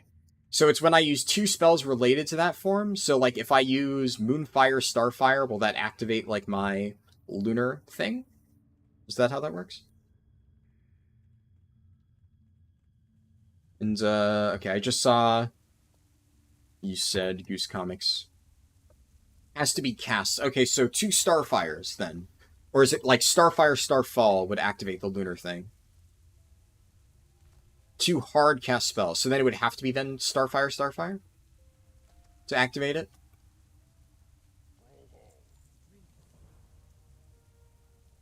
Let me go back, grab this here. Yes, okay, so it has to be Starfire, Starfire. 2 Starfire or 2 Wraths. Gotcha. Okay. Yeah, I probably won't be activating it too often then. At least not for, like, large chunks of the pull, because a lot of my rotation's just going to be Moonfire, Sunfire things up, round it up, then when I get Celestial Alignment, slam that, blast all the mobs with Orbital Strike, then drop Starfall, and then at that point I'll start using Starfire. 2 Starfires gives you haste, and 2 Wraths gives you crit. Gotcha. I mean, theoretically, right, shouldn't you just be using whichever one you want for, like, single target or AoE? I would imagine that's probably the way to handle it.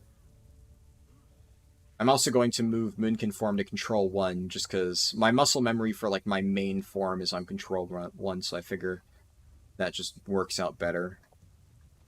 That way I won't be confused trying to remember that I need to hit Shift 4. I also need to clear my bags a little bit at some point. Do that when I get a chance. Actually, just gonna quickly hop up. Just at least get the gray items out of here. Should be good.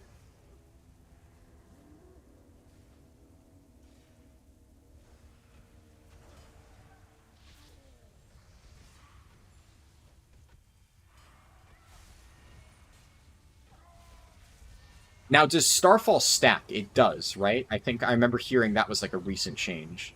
So now you can get multiple Starfalls going at one time. Use Alkin Frenzy for instant cast Starfall. What? That's not how that works. Unless, yeah. Oh, you're saying there's a talent called Alkin Frenzy. Where is that? I don't know.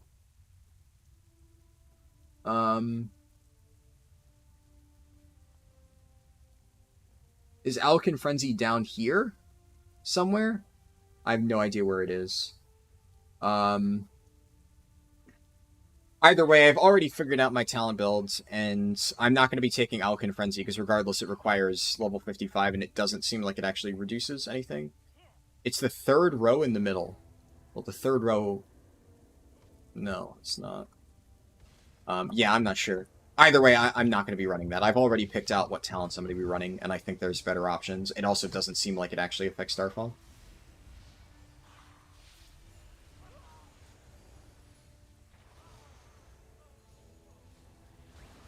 Okay, so what is my damage looking like? Yeah, most of it's still Sunfire, Starfire, Moonfire. Okay. So if I get a speed boost and I run around here...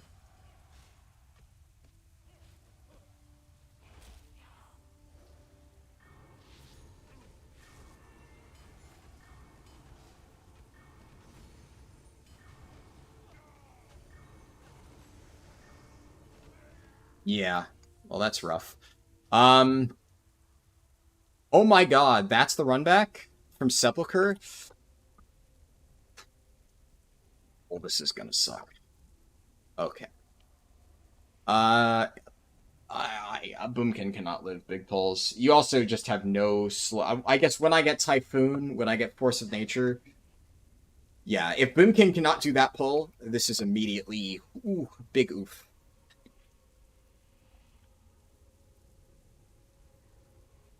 Obviously now, I wasn't sure, right? Maybe I could have sat there, hit Regrowth or something, but... I wanted to see if it at least was doable. Yeah, that just... It doesn't kill things fast enough to be able to do pulls like that. Oh, that's rough. Think you could dot and change... Yeah, so...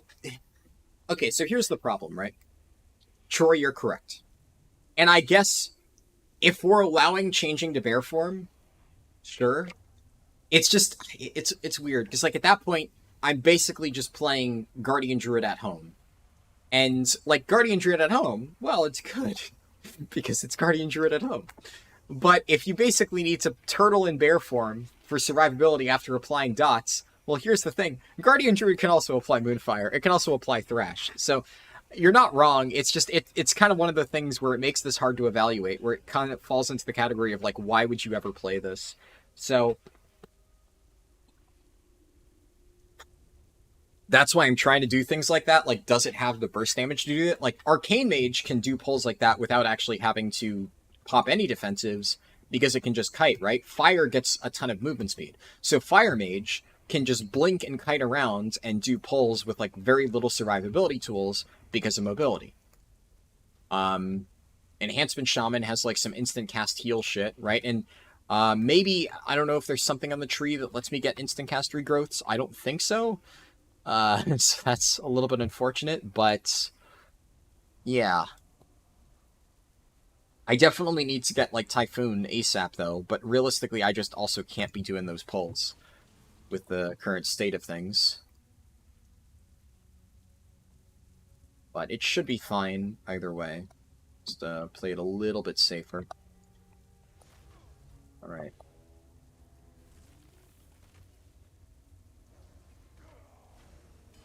Now I'll get Starfall up, and I'm just going to start casting Starfires here. Oh, this guy's going in.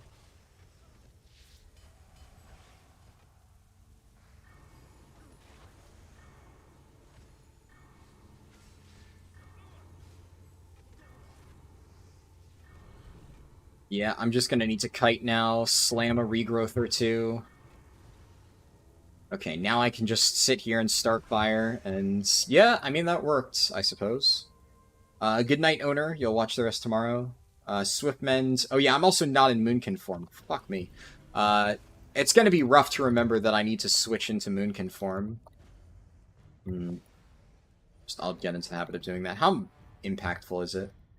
It does give you a lot of armor. Okay, it looks like the rare in the basement isn't up. That said, is the rare in the basement phased? That's another thing I'm not sure of. Also, I need to turn off Cinematic Canceller before I forget. The basement is not phased. Okay. So that means it's just not up.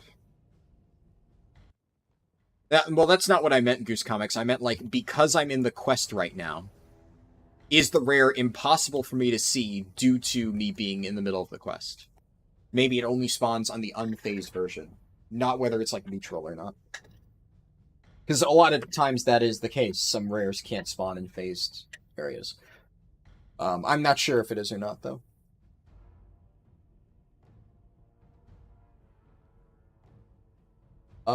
Starfall and Star Surge classes Astral, which is both lunar and solar damage. Ah, interesting.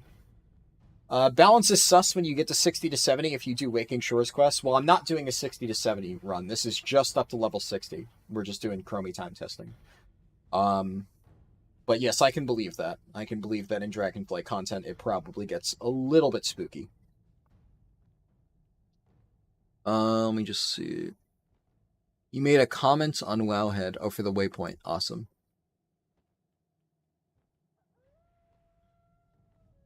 Oh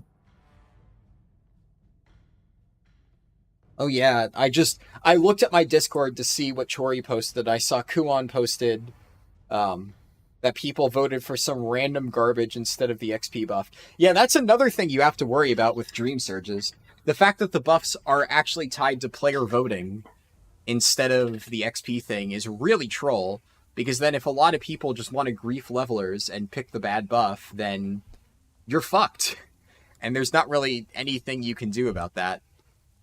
So that kind of sucks.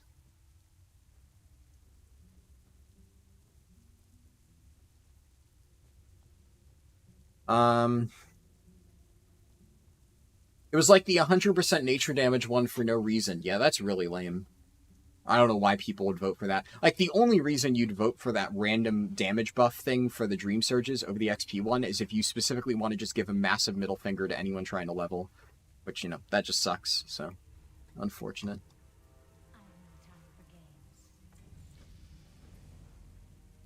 Okay.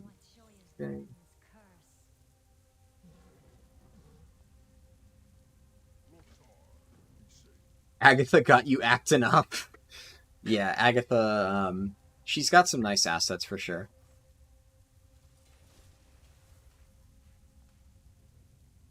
Fuck, I guess, yeah, Frenzied Regen, kind of weird having that on my bars now. I'll definitely take Iron Fur off, because it doesn't matter. Oh fuck, remember to swap into Boomkin form. And I'm gonna Moonfire, Sunfire, Moonfire. And... alright, I mean, that did, like, decent burst damage, sure.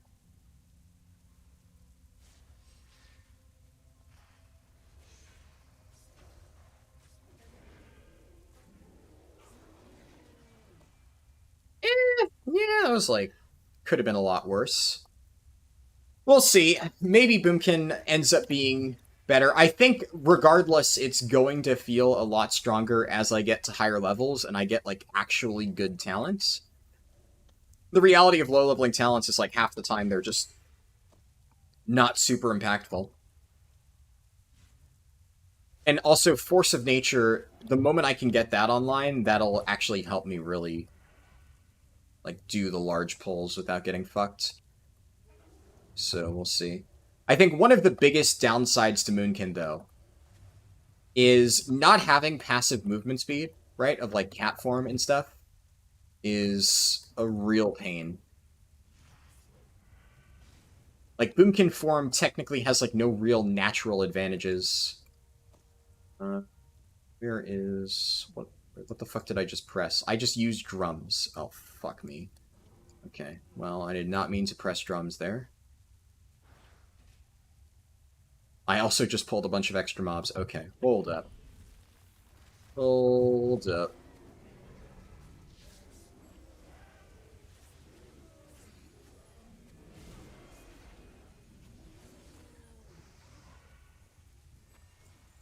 Yeah, with Moonkin form, I can survive pulls like that. I think the extra armor actually does really make a difference, so it's a shame that I forgot that the first time. No chest in there that I can see. And then I should be able to loot 2 off here. And then go in here and pick this stuff up.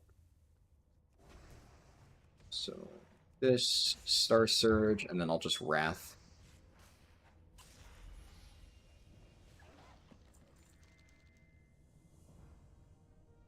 Gun shoes to get across. Flap is like a useless ability too. Yeah, I mean, Flap has some niche utility, but definitely not like super useful across the board. Has anyone ever come in here and tell you that you grief levelers by leaving dungeons before? Not really. I mean, I've expressed that I dislike that I have to do it, right? Like, I don't want to be forced to leave dungeons, but the way that it's designed effectively encourages it.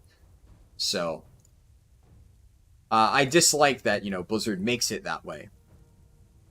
It is what it is, though. So, I think I've probably gotten like 1 or 2 YouTube comments that I can remember where somebody said something to that effect, but also I'm usually pretty open about the fact that I dislike having to do that, and I do it as infrequently as possible, but it's one of those things where it is just faster, so I am, I'm not going to just throw away a speed increase just, you know, to conform to, like... What the fuck? Oh no, we're doing this shit again, game. Oh, I don't know why. Sometimes when this quest fails, I've just had it randomly fail multiple times in a row. Usually if I'm, like, ever so slightly out of range. So hopefully this fixes it. I'm gonna be really annoyed. I had this quest fail, like, 5 times in a row once. Imbued Pioneer's Boots. Why can I not unlock this appearance? Oh, because it's not a gray item, right? There we go. That got added to my appearance collection. Should be good now. There we go. Now I got credit. I must have been like an inch too far away from the mine to get credit for it. I hate how finicky that quest can be sometimes. Oops, missed that. Yeah, lost skill name and War Dog.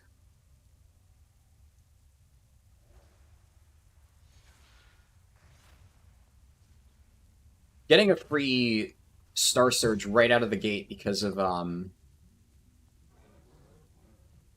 it called? Like, Astral Alignment is pretty nice. Also, Cat Form OP. It's still, yeah, it gives me reduced falling damage, so I'm pretty sure I don't live that if I was, any other form. Also, oh shit. Okay, I got the tag. It looks like the other rare mob... Oh no. The waypoint you gave me was further down. So it is possible that it is still up. Blizzard should show you what dungeon you're joining before accepting. Yeah, it's weird because here's the thing. Then literally nobody would do Escape from Durnholds. Nice. Okay, this mob is up. Fuck yeah. Alright, well that's one of the new rares added to the list.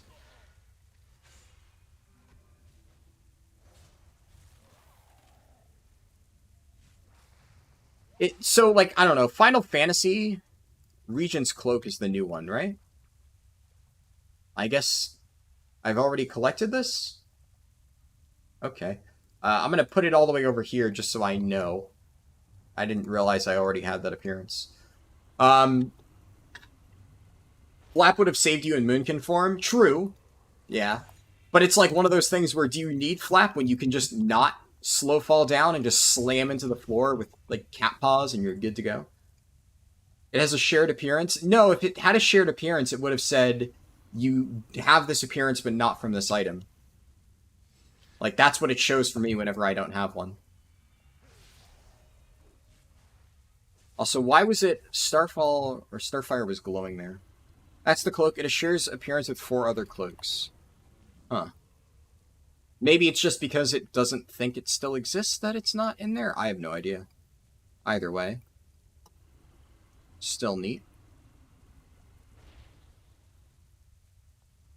Questing transmog 10 to 60 speedrun. True. I've gotten a decent amount of appearances I don't have on this run so far. Definitely won't complain about that. Oh, fuck. Man, the fact that I need to reshift into forms after... I get it, it's just annoying. I guess I'm used to shifting into bear form every time, but, you know, the thing about bear form is, when I'm not in bear form, it's really noticeable. And I remember immediately that I need to shift into it. When I'm not in Moonkin form, I can still use all of my abilities. So it just doesn't occur to me. You know what I should do? I should take all of this stuff off of my bars. That way, I'm immediately going to remember, I'm not actually in Moonkin form. That way I swap and don't confuse myself. There we go. It's leveled up. There might be a chest over here. I'm going to check for it since I'm already this far over. I usually don't come this far during this quest, but yeah, the chest is not up. That way, if it was up when I was running back on my gun shoes, I wouldn't have had to stop my gun shoes mid-cast to loot the chest. There we go. See, that time it worked. I started attacking, and then I realized, aha, I don't have Star Surge. I need to shift into Moonkin form. I was going to talk about Final Fantasy XIV dungeons. Yeah, thanks for the reminder. Yeah, in Final Fantasy, they also have random dungeon queue, and it kind of incentivizes you to do random dungeons. And obviously, nobody wants to do like Copperbell Mines or beforehand, but it was still an important dungeon for new players. Same with like, what's it called? Not Tamtara Deepcroft. Whatever the really annoying one is. I forget the name. With all the exploding flowers and like little poison things. I can't remember the name. I don't know why. I hate the dungeon, but like the name of it is just gone from my mind. Not Orumvale. Orumvale sucks, but it's at least not required for MSQ. So yeah, 1,000 Miles of Totorock. Yep. That's what I was thinking of. 1,000 Miles of Totorock. So dungeons like that, right? Nobody would do that if it showed you which dungeon it was. Everybody would be like, oh yeah, fuck that. So they kind of need to do it that way and not show the player. That way they will queue for it. But Final Fantasy gives you like a big chunk for finishing the end of the dungeon. And like, while it would slow me down if all of the experience was just tied to completing the random dungeon, that's why people generally don't give a shit what dungeon you get, because roughly they all take the same amount of time to complete. So the problem is, since a lot of XP is tied to quests, and quests are one time only, and generally speaking, you know, some of the dungeon lengths are vastly different, whereas a lot of Final Fantasy dungeons are homogenized. While there are good dungeons and bad dungeons, the difference is not nearly as bad as, like, Blood Furnace and Ramparts versus Escape from Durnhold. And part of it is antiquated dungeon design. Like, generally speaking, most of the dungeons in Dragonflight are roughly the same time it takes to complete. There's some very fast ones, like, obviously, Ruby Life Pools is very fast. Algathar is actually decently fast when done correctly. What else? Azure Vault is absurdly fast if people do the skips. Oh, hey, Zach. Good to see you. I'm playing Boomkin for the stream, as you can see. 1,000 Miles of total ass. Yeah, they did make it slightly better. They reworked it a little bit and tuned down some of the really awful parts, but it's still pretty shit. But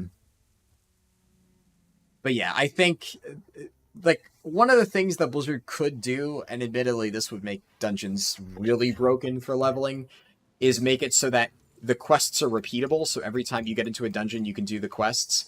That said, if that was doable, the meta strat would literally be low-level alt boosting. Like, people will already try and tell me that, like, oh, if you get, like, a low-level character to boost you through ramparts and stuff, it's insanely fast. It's so much faster than the regular route. And, like, I don't think it is. But if you could repeat those 4 initial dungeons over and over and over and get quests for them every single time, it would 100% be the fastest way to level. So if Blizzard did make dungeon quests repeatable, that would suddenly become very broken. So I don't know if I necessarily love that solution, but something to either make it so the dungeon quests aren't like a huge chunk of the XP, or make it so you don't feel quite as bad for getting a dungeon that you don't want. I think that would discourage people from leaving. As it stands, they do kind of inherently encourage you from leaving by making some of the dungeons much worse than others. Or, hell, just take Escape from Durnhold out of the dungeon pool, right? Like, it does not need to be in there. Nobody's going to be like, oh boy, I can't wait to do TBC dungeons while leveling up in Chromie time so I can get my favorite dungeon ever, Escape from Durnhold. Like, I am pretty sure there is not a single person in this world who loves Escape from Durnhold that much. So, I don't think anyone would shed a tear if it just mysteriously disappeared from the pool of available dungeons. Your lore, yeah. I mean, like, the story that it's based on is honestly not bad. I liked, what was the Thrall story? I forget the name, but I remember reading that as a kid, actually. And the whole Teretha thing, I always thought was nice.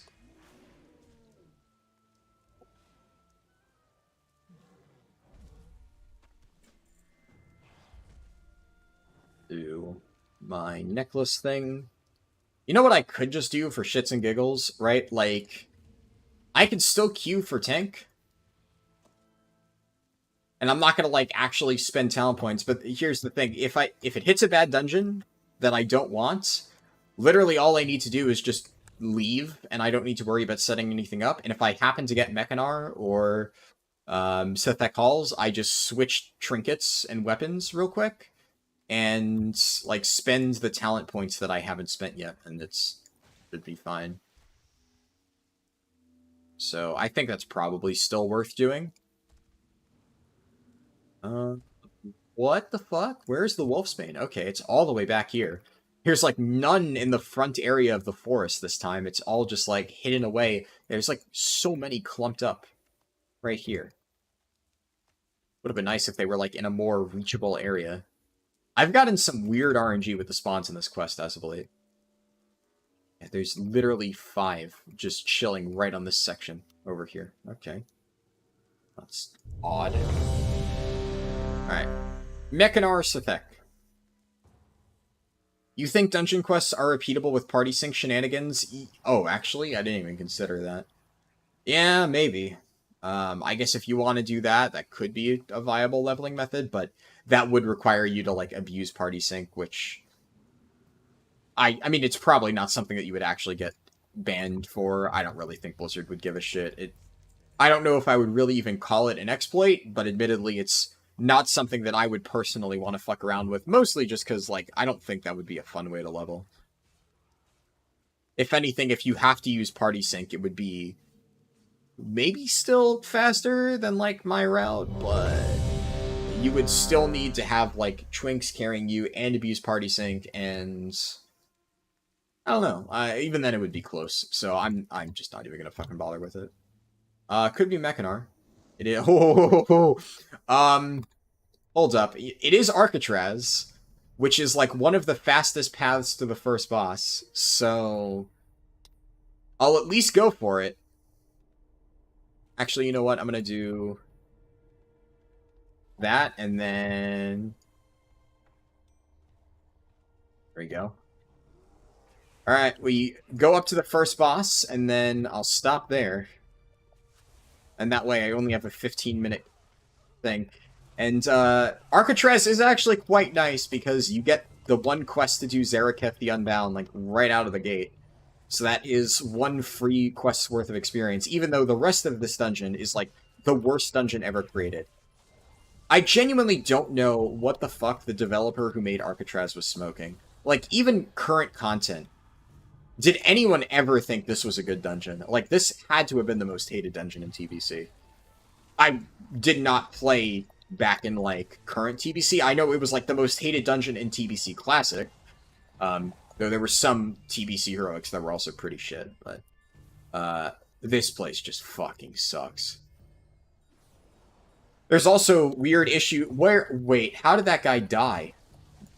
Oh, it's the fucking larva. I didn't realize they were already on here. So I didn't even notice the larva mobs, but apparently one of them spawned and they burrowed into the priest and he just got fucked.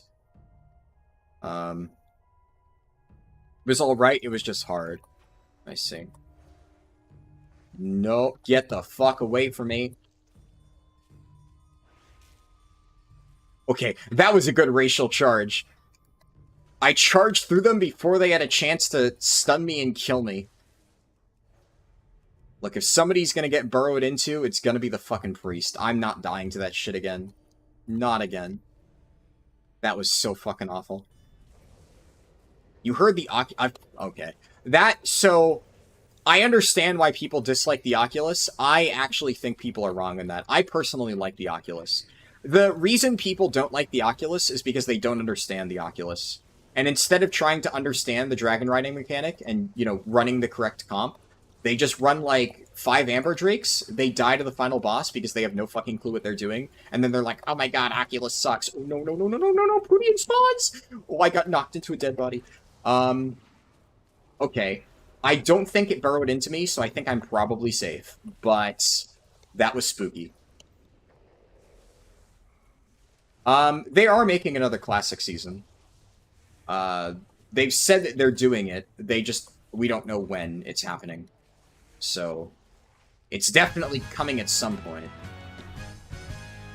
Fuck, fuck, fuck. I'm sorry. Goodbye. But fuck Alcatraz, honestly. Okay. And then I need to make sure to switch my weapon back. Are you kidding me? Oh my god. I fucking hate this so much. What are the odds? These stupid Worgen Rusher mobs. I really fucking hate these mobs. Half the time, if they spawn, they dart to you in a millisecond. It is just genuinely impossible to react to their spawning. It's annoying, whatever. At least sometimes they don't get into combat with you. So what would have been worse is if it had gotten into combat with me but not leaped on me, then it could have run all the way to the end and kept me locked in combat for the rest of Gilneas, which that's even worse. At least it actually jumped. So, thank God for small favors. I'm not level 30 yet, so I can't equip that stuff. Swap back my trinkets. Should be good.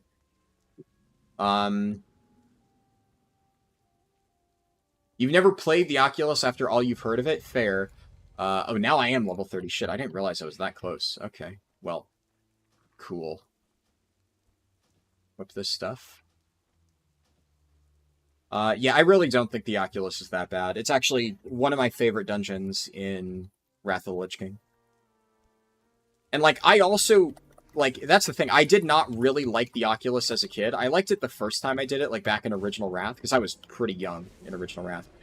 But, like, when I did it over the years and figured out how to do the Drakes, I was like, wait, this actually isn't that bad at all. And having done it in Wrath Classic, I hear so many people talk about it, but, like, you know, if you are trying to do the Oculus on Wrath Classic and you watch the guide that I made for it, like, my strategy is foolproof. I've done it multiple times. I've had a lot of comments on my guide telling me that they tried my strategy and it worked perfectly because it is just the easiest way to do the mechanic by far. But a lot of people, they just do not understand how it works, so they just blindly pick whatever Drake they want, and then the boss curb stomps them and they don't like it. But it's such a simple fight with the proper comp. And you don't even need to, like, build your comp around, like, having the right people, because anybody can pick any Drake. So you can have a DPS picking the tanking Drake, and as long as they know what they're supposed to be doing with it, it's not hard. And, like, I mean, the Ruby Drake, the nice thing about that is, a lot of times, I won't even use Ruby Drake as a tank, Most of the time I do. But Ruby Drake is like literally one button, and then sometimes you taunt. But if you have somebody in your group who literally has no idea what they're doing with the Oculus Dragons, having 2 Ruby Drakes is good, so you have one do the tank, the other one you literally tell them, pick Ruby Drake, press 1, target it at the boss, literally the entire fight, and that's your entire job. And that just makes the fight so much easier. The Emerald Drake, or Drakes plural, because the best strat is 2 Ruby, 2 Emerald, 1 Amber. The Emerald Drakes need to be at least a little bit mindful about maintaining their dot and like doing healing properly. So it does require some management. And Amber Drake, when played properly, is definitely the most involved. Just because like you can play Amber Drake and just literally mash buttons and have no idea what the fuck is going on. But if you want to min-max your damage with Amber Drakes, you need to be like keeping track of the charges on the boss and then detonating them at the right times. And that's what so many people who play Amber Drake don't realize. Like, they will play Amber Drake and just mash one button and expect to do damage because it is the DPS dragon. When in reality, if you are mashing one button, Emerald and Ruby do more damage than Amber. Amber is literally only good when people utilize their abilities to detonate charges properly. And the reality is you only need one player to maximize the damage of the Amber Drakes. And technically speaking, you get slightly increased damage by running multiple Amber Drakes, but it's like massive diminishing returns compared to just running a single one. You've tried Balance several times, the playstyle just doesn't click with you for some reason. Yeah, I mean, definitely is like an interesting playstyle. It's not 100% intuitive, for sure. Fuck, I need to make sure I'm the wrong button. Lovely. Now I press Starfall.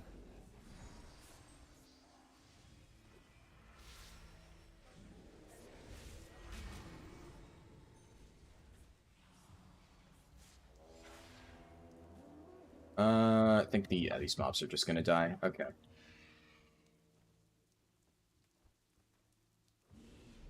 I don't know why I can't just shift out of flight form into balance form. That seems like it should be something I can do. It's forcing me to shift out of flight form first and then shift into balance form, which is like 2 button presses instead of 1, which, like, it's not hugely important, but like that just is a really annoying quality of life thing for leveling, and I just don't know why it's there. Okay, I need one more pack of wolves, and then I can just fly to the end.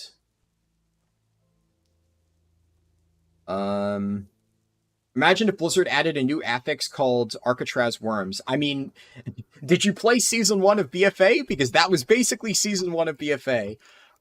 Except instead of burrowing into you, it burrowed into a random mob, which then made the pack unkillable. And it could actually brick your key, because if it burrowed into the wrong mob, you were just completely fucked. Sometimes it literally made a key impossible if it burrowed into the wrong mob. Season 1 of BFA had the worst seasonal affix by far, and it was the very first seasonal affix. So, Blizzard, I mean, I don't know. Like, honestly, this game has been bad at various points in its lifespan. It has been pretty fucking bad at multiple points. We're better now, right? So, like, you know, silver linings. While I think Shadowlands as an expansion was significantly worse than BFA, I think... Oh, actually, I don't know. It is a very tough call. What the worst period of World of Warcraft ever was between patch 9.1 and patch 8.0. Those were easily the 2 worst periods World of Warcraft has ever had, and it's not even close. Between the 2 of them, it is a really fucking tough call. I am actually tempted to say 8.0 felt worse. Like, Shards of Domination sucked ass. Korthia sucked ass.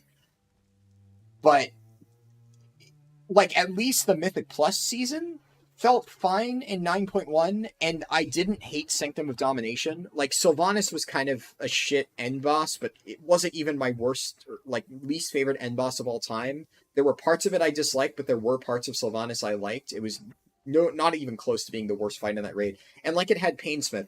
I really did not like Uldir. I thought Uldir was one of the worst raids they'd made in a while. I know a lot of people liked it. I think there were individual fights in there that like were okay, but I think generally speaking, the average quality of boss Gahoon was a good fight. Gahoon is the only reason Uldir like isn't one of my least favorite raids of all time, and I think Talok was a cool first boss. Mother was cool in theory, but the mythic strat was cheesy as hell. Fetid sucked. I did not like Vectis. I know some people who did. Zekphos was okay. Zul was terrible. Mithrax was god awful. So I really didn't like the raid. It was the worst Mythic Plus season they've ever made. That one's not even close. Easily the worst Mythic Plus season they've ever made. Azerite Armor on launch was definitely one of the worst systems they've ever made. It was, I would say, not as bad as Shards of Domination, but then it's like, because Shards of Domination was super terrible, and because Korthia as a zone was the worst patch zone they've ever made, do we call 9.1 the worst patch ever? Or 8.0, even though it wasn't a patch, it was an expansion launch? I will say, though, credit to Shadowlands. While Shadowlands launch was kind of ass, and obviously the expansion as a whole then kind of sucked, and 9.1 was definitely the worst improvement in terms of making the game actively worse from what it was. Like, BFA launched in a terrible position, but they did make big strides to try and improve it over time. So I can give them credit for that, at least. But I think it is honestly arguable that the game was in a worse spot in 8.0 than it was in 9.1. Really fucking tough call, though. But Shadowlands, as far as launches go, Shadowlands launch was, while bad, still better than BFA launch, because at least it had Castle Nathria, and Prideful was like a decent seasonal affix. I personally did not really like it that much, but like I can acknowledge that we have had significantly worse seasonal affixes than Prideful, so I'm kind of like whatever on it. Oh fuck yeah, that's not even an upgrade remotely.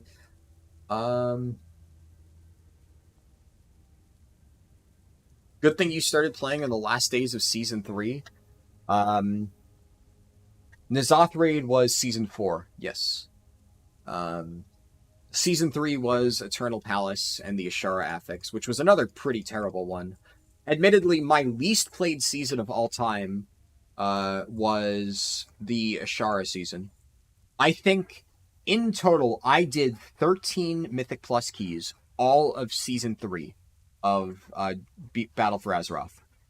I remember, like, so my experience with the Ashara affix, like, I remember really disliking it, but I did such a small amount of Mythic Plus, partially because I just didn't play any alts that patch, which it was one of the few patches where I did play many alts.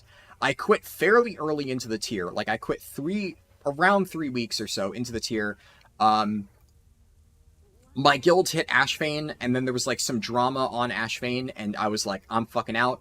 And WoW Classic was like coming out the week later, so I was like already kind of in a fuck this guild mindset, and I wanted to play WoW Classic, and I didn't feel like finding a new guild because I really wasn't enjoying Eternal Palace that much. And I had started that tier. That was actually one of the very rare tiers where I was maining DPS. That was technically the last tier I mained DPS. I briefly played Havoc Demon Hunter at the start of Nyalotha, but by the end of the tier I was playing Vengeance Brewmaster again. But it was definitely the last tier where I mained DPS for the entirety of it, and I played Windwalker Monk for Eternal Palace, and Windwalker was one of the worst DPS in Eternal Palace, so that kind of sucked.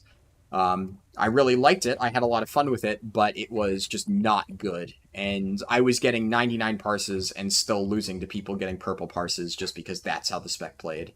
And that never feels fun. That always just really sucks whenever that's the case.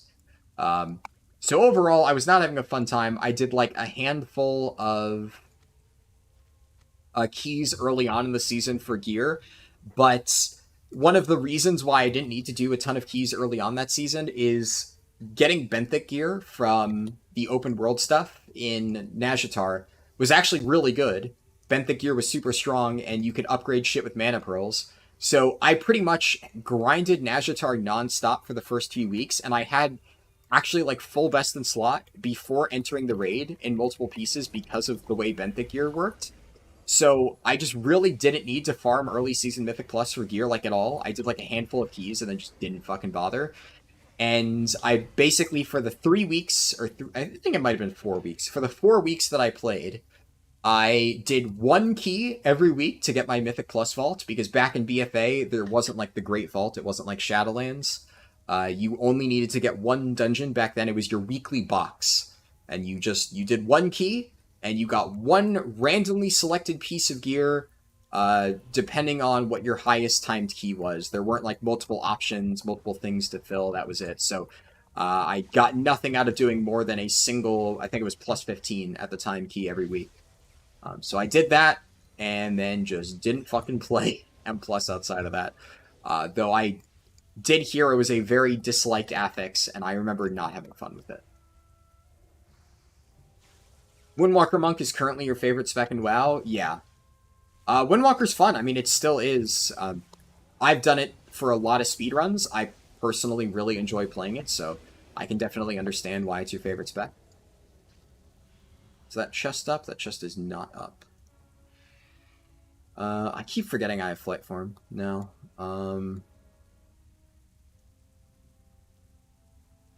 Having to shift into Moonkin form after exiting still really sucks. I should also spend talents, because I think I can probably take Force of Nature at this point. And that'll be really nice. Stun these mobs. And...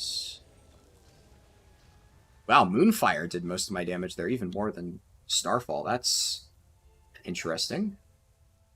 Check for the chest on top of this little area. Alright, no chest. Let me scroll up a little bit, because I missed a few messages. Also, I want to make sure if the rare mob is up, I don't miss it, so I'm just checking around. It doesn't appear to be up. Who knows?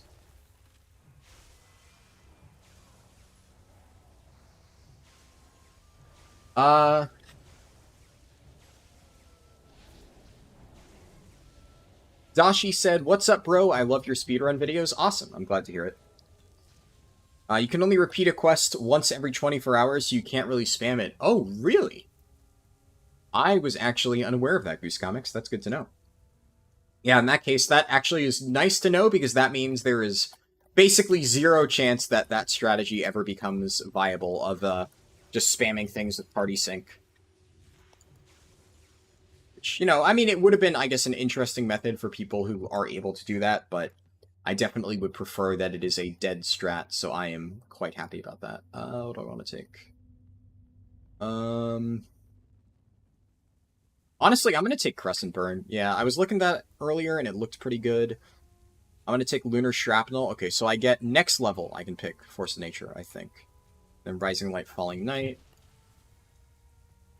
And then Dalaran Spellscribe, according to this pin, is over here. So we will check it out and see. Is it just, like, inside this building, or is it outdoors? Maybe it's upstairs. It is up! Ooh! Ambermill Spellscribe. Alright, sick. Well, that's another rare. Huh. See, the interesting thing about this rare is this is close enough that I think it's worth getting. And then if you're gonna go out of your way to get this rare, you're already pretty close to Finn's Gambit. So, I guess this is probably worth checking for now. It's a long detour to go for just a single rare, but now if you're making it a detour for 2 rares, that's a different story. And I think there might be chest spawns along this beach. Maybe I'm crazy. I don't know for sure if that's a thing. Either way, I would say that is now worth it. That said, maybe it isn't. Because I'm saying it's worth it because I know that I have, flying. So I guess it's worth it when I can just do this and kind of fly over the hill. But if I had to run all the way back there, it probably wouldn't be worth it. It would still be worth it to check for Ambermill Spellscribe. That's pretty close. But Yeah, this would be a significant run back if you did not have the ability to just fly over the cliff like this. So, yeah, who knows? Also, I can re-queue, so maybe we get something good. Shadow Labs was the most disliked? Yeah, oh, true. I hated Shadow Labs in BC Classic, for sure.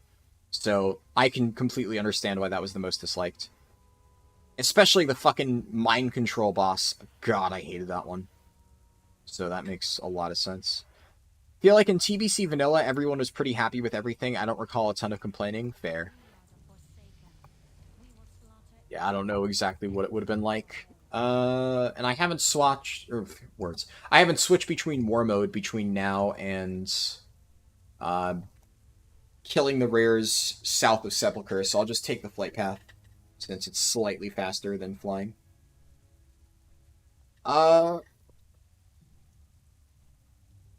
You've tried Balance several times. Oh, I read that already. Used to love Boomkin, but you don't really vibe with the new playstyle of triggering Eclipse manually. You prefer when Eclipse is a proc like in Wrath. Yeah, I could see that. Does it auto-change you into bear form if you're Guardian spec? Maybe? I think so. You should be able to change directly to Boomkin if you're grounded, not in the air. Oh. I mean, but that's the thing, though. A lot of times you want to dismount in the air and then drop to the floor while moonfiring something. You can do that in bear, right? In bear form, I can switch to bear immediately and then just start blasting things with Moonfire as I'm falling to the ground, which is really nice. So it kind of sucks that I can't do that here. I'm gonna try to not leash this mob. Oh, fuck. I forgot I need to loot them.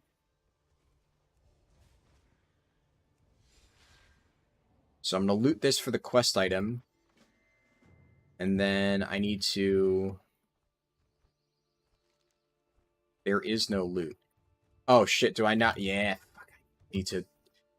Ah, I forgot. I need to kill them after picking up the quest, otherwise they don't actually drop the item.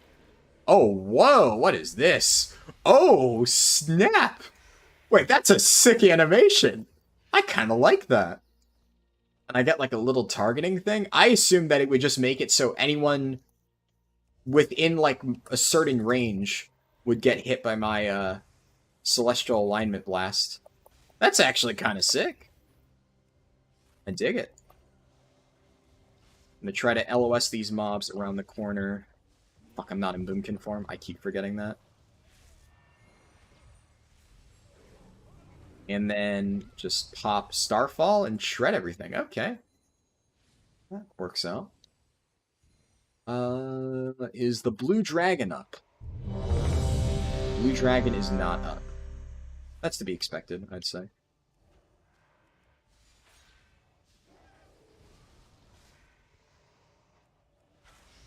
Oh, fuck. I did not mean to kill the water elemental, but... Alright, one of the good dungeons, please. 1 second. 9.1 did more permanent damage to WoW's reputation than any other patch? Yeah. That's why, I don't know, it's hard to say, because definitely, if we're talking, like, content patches that aren't expansion launches, 9.1 wins. It's... I don't know, though. Like, did it? Because at the same time, Shadowlands already had a bad reception. Like, I completely agree with you. 9.1 was terrible, and for me, it almost made me quit WoW entirely. It was that bad. But, at the same time, like, if we're arguing... That's slave pens. Yeah, I'm not doing this. If we're arguing which patch did the most damage overall to WoW's reputation from where it was, I actually would argue BFA launch did more. Because BFA launch, we were coming off Legion, so WoW was like in its juggernaut phase, right? It was doing super hot in Legion. Everybody was saying, wow, this game's like back again. It's like doing super well. And then Blizzard just hit us with the biggest stinker expansion that we've ever seen at that point. Like, worse than WoD. So I would argue that, like, coming from the end of Legion to that garbage, it was honestly a bigger blow to WoW's reputation. Because, frankly, while Shadowlands launch was nowhere near as bad as BFA launch, it was still bad, right? And most people were already heavily shit-talking Shadowlands. Pretty much all my friends had quit before 9.1 was even out. So, for a lot of people I know, 9.1 wasn't like this horrific patch that made them quit WoW. It was the patch where they went, did they fix Shadowlands? Oh, wait, no, they made it worse? Okay, I'm done with this game. And then they just refused to come back. Whereas a lot of times they'd consider rejoining. Like, I know a lot of people who came back in, like, Nyalotha and stuff after quitting on BFA launch because they're like, yeah, it looks like they made the expansion a bit better. So I actually think that if we're talking which expansion did, or which patch in general did more permanent damage to WoW's reputation, I actually think that is easily BFA launch. Considering you're going from, like, the complete polar opposite of End of Legion to start of BFA. Whereas before, you're just going from start of Shadowlands to patch 9.1, which, you know, 9.1's bad, but it just made an already bad situation even worse. We meme Twitter patch and WOD, but it was a meme. 9.1 just people gave up and said, WoW's done. Yeah, absolutely. I mean, the Twitter patch was bad, right? Like, for sure, but I think the existing content in WoD, while there wasn't much of it, was, you know, pretty shit.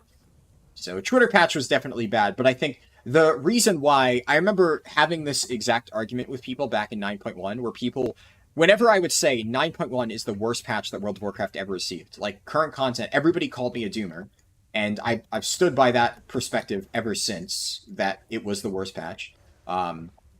And my argument, whenever people would say, how can you possibly say that it's the worst patch when the Garrisons update was a thing, is exactly that point of, well, Garrisons update did not make the game worse. It was a nothing patch, right? But quite frankly, if they had just not released half of the content in 9.1, the game would have been better for it. So nothing that was released within Garrisons update strictly made World of Warcraft worse. It just added a tiny bit of new content for people who were interested in that tiny bit of new content. But for anyone who was already playing Shadowlands, their experience got actively worse because of the new content added in patch 9.1, which is genuinely impressive. And that's why I think that BFA is also up there in terms of its launch, because if you were playing Legion, you were probably having a lot of fun playing a very good MMO at the time, and then you got hit with one of the worst MMO expansions to ever exist. So, yeah, it was also pretty bad in terms of ruining people's experiences. I think the most interesting convo is absolutely how underrated MOP is in hindsight. When you look back, you realize how great an expansion was for both PvE and PvP.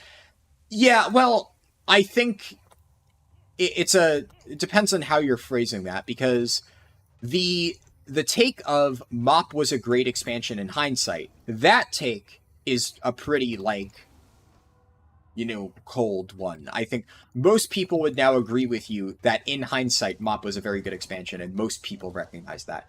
That said, you know, the idea that MOP was underrated for its time, that much I would agree with you on. MOP was an amazing expansion for its time, and at that individual point in time when it came out, it received a lot of flack for haha pandas and stuff like that, despite being a genuinely fun, really great expansion to play through. But I think now, looking back, like, I've had a lot of conversations with people talking about how good MOP was, and a lot of them, when they hear it, they're like, damn, I feel bad about skipping MOP now. I thought it was going to suck because pandas, but now they're like, it sounds like it was really good. So I think most people seem to recognize that, like, MOP ended up being really good. And it was. And I played MOP, and I really liked it. MOP was when I first started getting into, like, serious WoW raiding. Like, towards the end of Throne of Thunder and Siege of Orgrimmar, I really tried to, like, learn the game and get better at playing it and stuff like that. So, I mean, the raids were amazing, right? That should come as no surprise, right? Obviously, I think everybody knows Siege of Orgrimmar was, like, one of the best raids ever created. But it also holds a special place in my heart because it was, like, when I first got into raiding. But I think I have very justified reasons for saying that those are two of my favorite raids. Okay, I really like Orbital Strike. This thing so far has been insane. Like, the tuning on this damage currently is fucking ridiculous. So, I'm definitely glad I didn't listen to my friend who told me not to take Orbital Strike, because I would have been missing out on some amazing burst potential. Also, this actually seems like some pretty good spread AoE. Like, obviously that is Boomkin's specialty. I knew that, but I didn't realize how large the range of Starfall is.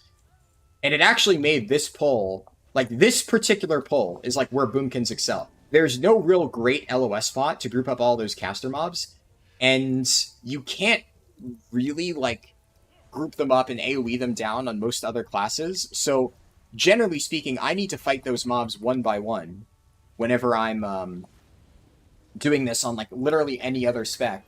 Boomkin, I literally just ran Starfall and it shredded all of those mobs at the same time without me having to do anything. So that is actually perfect conditions for Boomkin. It's unfortunate that that situation does not arise very often in leveling. I would actually think this is probably one of the very few subzones where you'll encounter that particular scenario of the mobs being so spread out and there not being any good LOS spots, but still notable that Boomkin was able to do that. That's something that I don't think I've encountered a spec that could do it nearly as well as Boomkin did. The nice thing about this quest is I can just sit here and press 2 buttons. So I will read chat for a little bit. No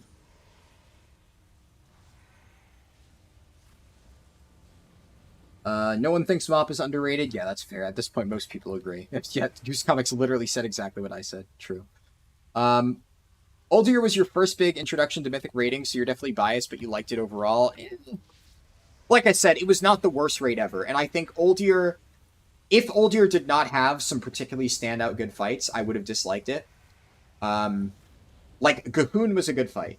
Talok, I think, was actually a very good first boss.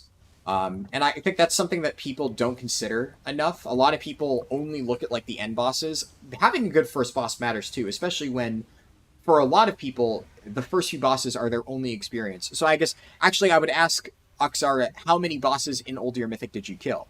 Because if you only did, like, the first few, like Talok, Mother, like Zekvaz and stuff, I could actually understand you liking Uldir, because I think a lot of those early bosses were quite nice. To me, the really stinker bosses were Fetid Devourer, what's it called? Fetid, Zul, and Mithrax, and I think they were so bad that they kind of ruined the tier as a whole for me, though I do acknowledge that there were some good fights. But there were a lot of other raids that I would put ahead of Uldir. It's definitely not terrible, though, like I said. There are a lot of worse raids, and there are some highlights to it. But it was... I guess it's a tough call. Was it the worst raid of BFA? Because it's either that or... we're not counting Crucible of the Storms, because, like, obviously Crucible was a weird raid. But if we're not counting Crucible of the Storms, then it's hard to say, was it worse than Ashara's Eternal Palace? And I honestly don't know. It's a tough call for sure. Because I think Ashara's Eternal Palace was also one of those that I think had a few cool fights. But actually, come to think of it, I might genuinely argue a case for... I think Uldir was better than Ashara's Eternal Palace, like, through and through, if we look at, like, every single boss combined together. But, yeah. I actually think Crucible of the Storms was a better raid than, well, frankly, either of them. Well, I did say I'm not counting it, because it is a weird raid. I had more fun doing Crucible of the Storms. I didn't do it on Mythic, because, like, barely anybody actually got to it. But I did Crucible day 1 on Heroic, and I had a lot of fun plugging it on Heroic. It was... both of the bosses I really enjoyed as a tank. I thought they were quite interesting. There should be some stealth mobs around here.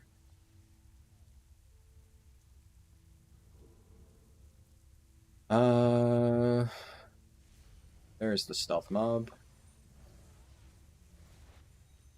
And yeah, for guys like this, I can literally just sit here, run Starfall, and then put up my dots and just kind of spam that while running. It's not too bad.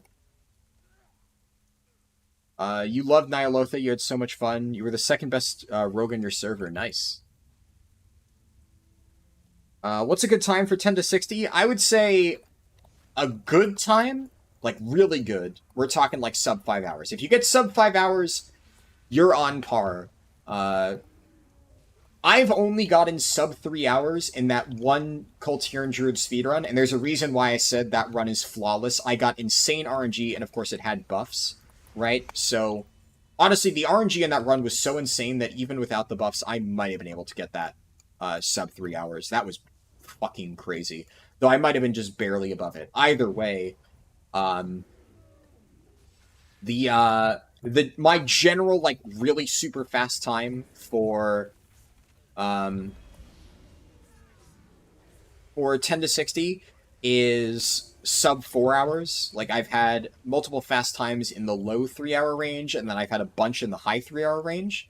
So that is like a traditional, very, very, very insanely good time. I would say a really good time would be, whatchamacallit, like I said, sub 5 hours. Like, very few people I know have actually managed to get sub 4.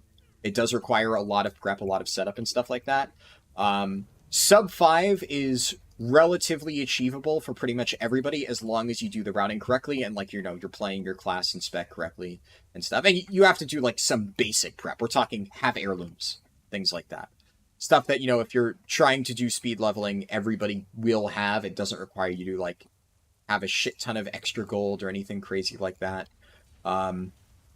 And then the standard time that I think a lot of people get if they're brand new to leveling, or maybe not brand new to leveling, but they're brand new to my route. Like, they've maybe leveled 1 or 2 characters before, but they haven't done my route before. And they're playing a spec that they kind of know how to play, so they're, like, decent at it. Sub 6 hours, I would say, is the standard. That's what I see a decent amount of people getting. But a lot of people, as they tend to get more practice and improve their time, I've seen multiple people on my Discord saying they've been able to get under 5 hours and get close to 3 hours and stuff like that, which is always good to see, right? Let me throw a heal out.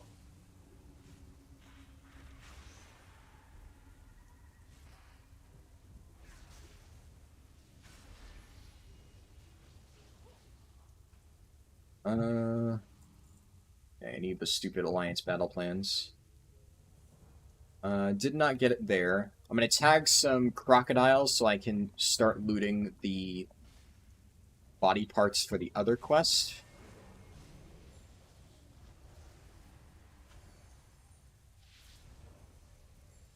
And wrap this guy. Okay. There we go. 7th Legion battle plans. Perfect on the last mob.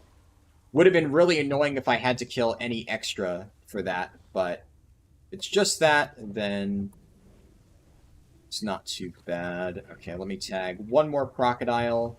Oh, fuck me. The NPCs I have with me fear-bombed all of these mobs.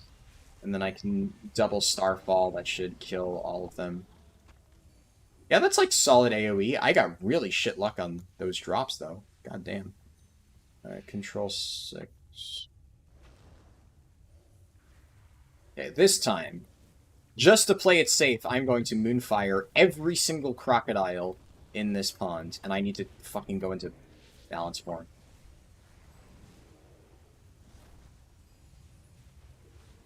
Now I'm just going to spam Moonfire, because with my PvP talent, it does initial upfront damage. There we go. Alright. And now I can go into Hillsbrad. Dungeon timer still has 15 minutes. Let's see. Continue catching up on chat. Season 3 of BFA M+, you got a Getaku with a socket and leech. Jesus Christ. Wait. Season 3? So that would be Season 4, Goose Comics. Because, Season 3 was Ashara's, so if it's Corruption, then that would be Season 4 with Awakened. But yeah, that's still, that's sick. Getaku was huge. You're leveling a character in Shadowlands? Yes, fuck Shadowlands. Shadowlands is terrible. Absolutely terrible. WoD launch was pretty bad. Yeah, WoD launch was pretty bad. I still don't think WoD launch was nearly as bad as the other two. Because WoD launch had High Mall and Blackrock Foundry. Which, Blackrock Foundry was, like, up there with greatest raids of all time. High Mall, maybe not the greatest raid of all time, but it had a lot of good bosses. I would say it was an above-average raid, for sure. So, raid-wise, it was good. I get it. Not a lot of people did challenge modes, but challenge modes were still fucking banging. Like, I love challenge modes, so if you did them, you were having a lot of fun in WoD, even on the start. And obviously, yes, there were a lot of server issues on launch day, and, still the content was just kind of lacking. And the content, like, there just wasn't any, but, like, the content that did exist, I think, was fine for WoD. I don't know. Like, you're not wrong that in terms of, like, patches that did damage to World of Warcraft's reputation, the WoD launch was a big one. I just don't know if I would say it was on the same level as BFA launch, but it's, could be close.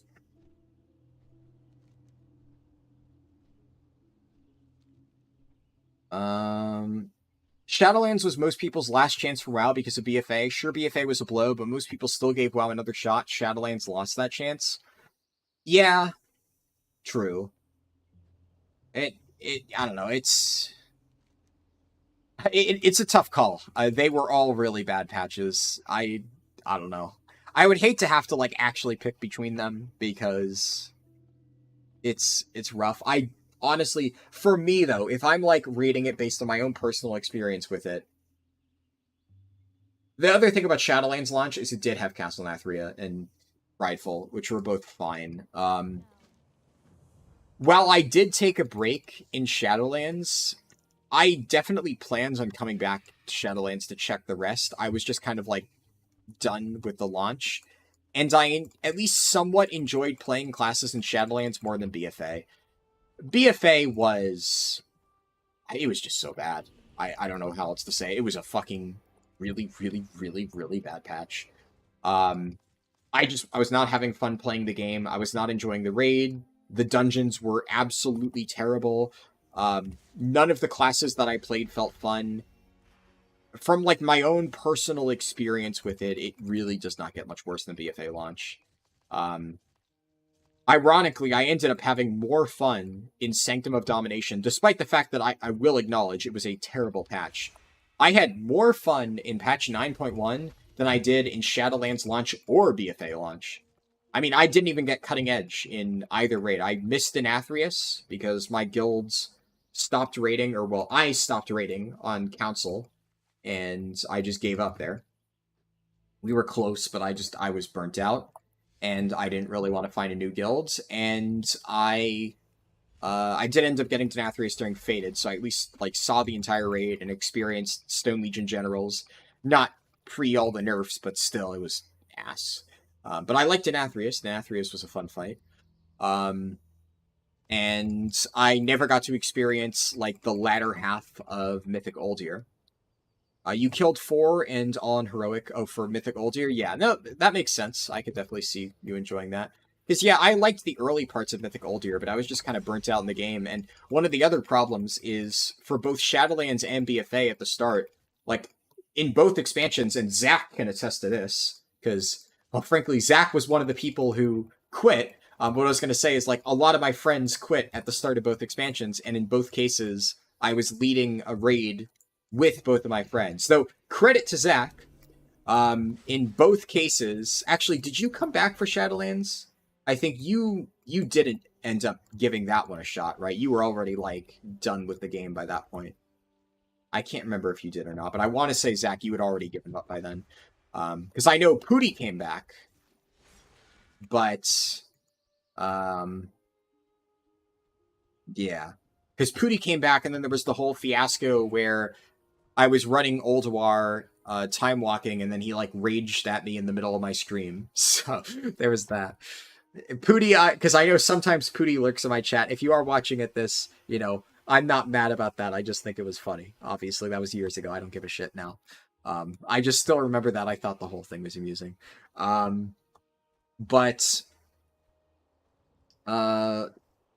BFA, I definitely had a guild with a bunch of my friends, and Zach, you stuck it out for a while, and I know you weren't really having fun for a good chunk of time there, but, like, you stuck with it, so of course, I appreciate that. But a lot of people quit. Pretty much almost every single person I know that was planning on playing ended up quitting. I even had my friend Robbie from high school. who I used to play World of Warcraft with Robbie all the time. Like, Robbie was the main person I played WoW with for, like, my entire time in high school. And he had, like, this phase towards, like, our junior and senior year where he was, like, too cool for nerdy shit. And he, like, tried to push away, like, me and all of his other, like, friends that he considered too nerdy for him.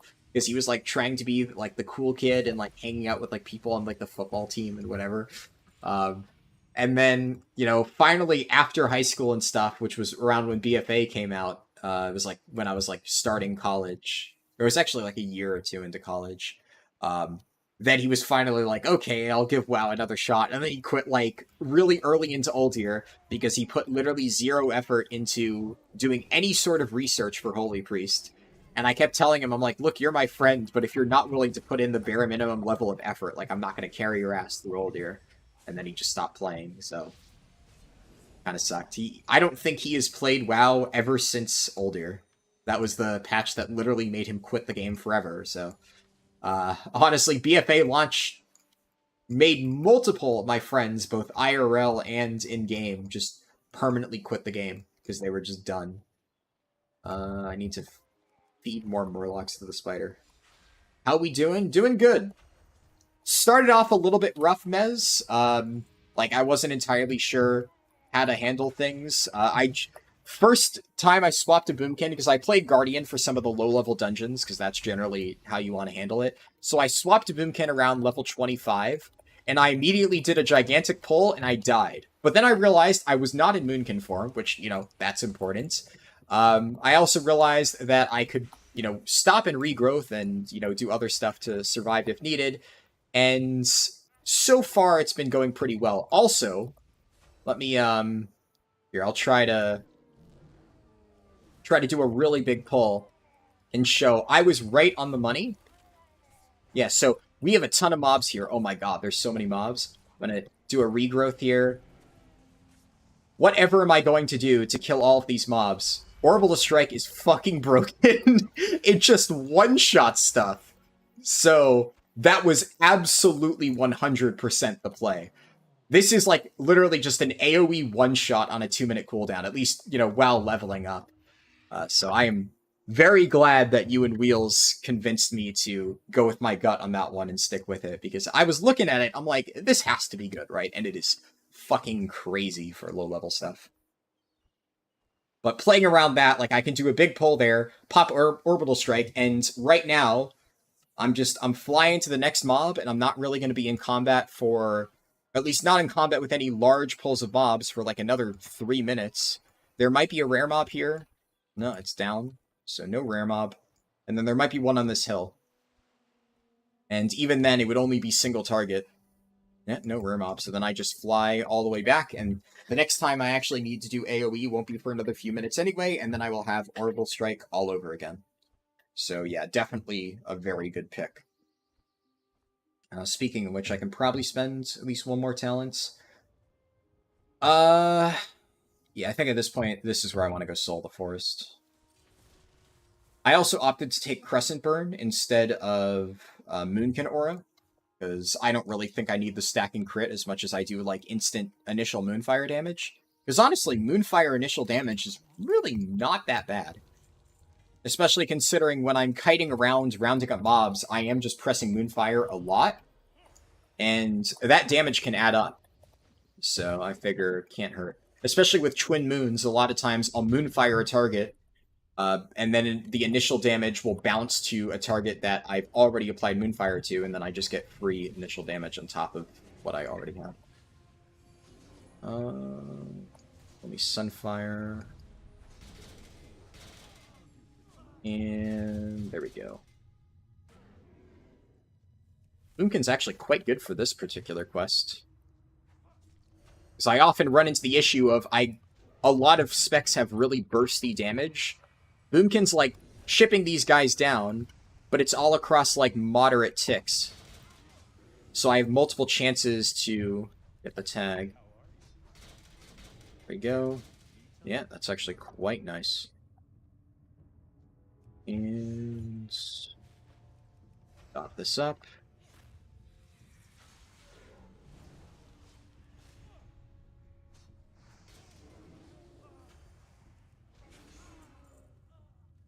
Alright. You thought BFA launch was not that bad? It was pretty bad. BFA launch was pretty fucking awful.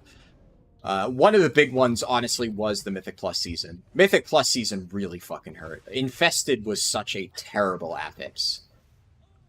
Like, Old Year definitely was not horrible. It was not a good raid. Like, Old Year was no Castle Nathria, right? Castle Nathria pretty much hard carried Shadowlands launch by being a very good raid. But Old Year was like a pretty mid raid overall, and Infested was the single worst Mythic Plus affix ever created. So doing dungeons that season was just pure misery. And I mean, the Azerite armor acquisition was kind of the worst thing they've ever made. I mean, Shards of Domination were pretty fucking terrible too. I think the thing about Shards of Domination, though, is you could reliably get at least one set of Shards of Domination. And, like, the upgrade system acquisition was...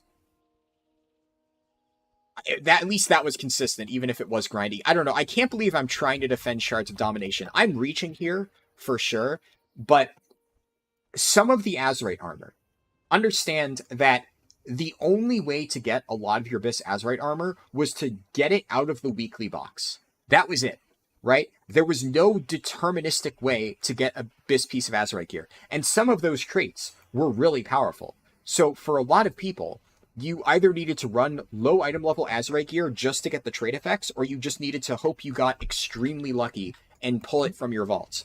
If you happened to get it from raid, like, you were happy. So if you wanted the raid empowerment thing, which, like, I think only some tanks did, if they had no other really good options, then I guess you were probably like, okay, well, I just do raid and get that, and it's not too big of a deal. But it was pretty fucking awful for the vast majority of people. And it wasn't until patch... oh, here we go. Orbital Strike. Oh, that's some fat damage. And now I have... yeah, that... look at how much that did! Fucking 45% of my overall. That is actually cracked. And fucking Sembu said Orbital Strike was bait. Oh my god.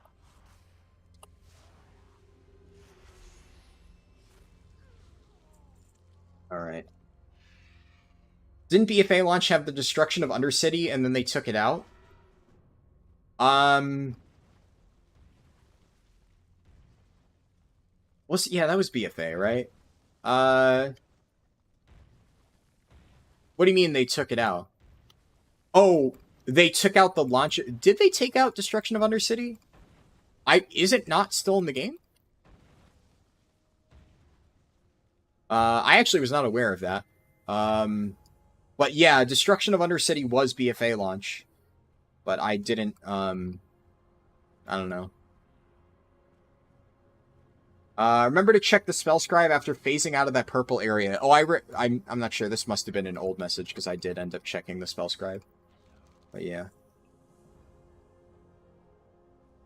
Let me scroll up because I missed a handful of messages. Oh fuck! I almost also missed grabbing a quest, which, you know, would have been bad.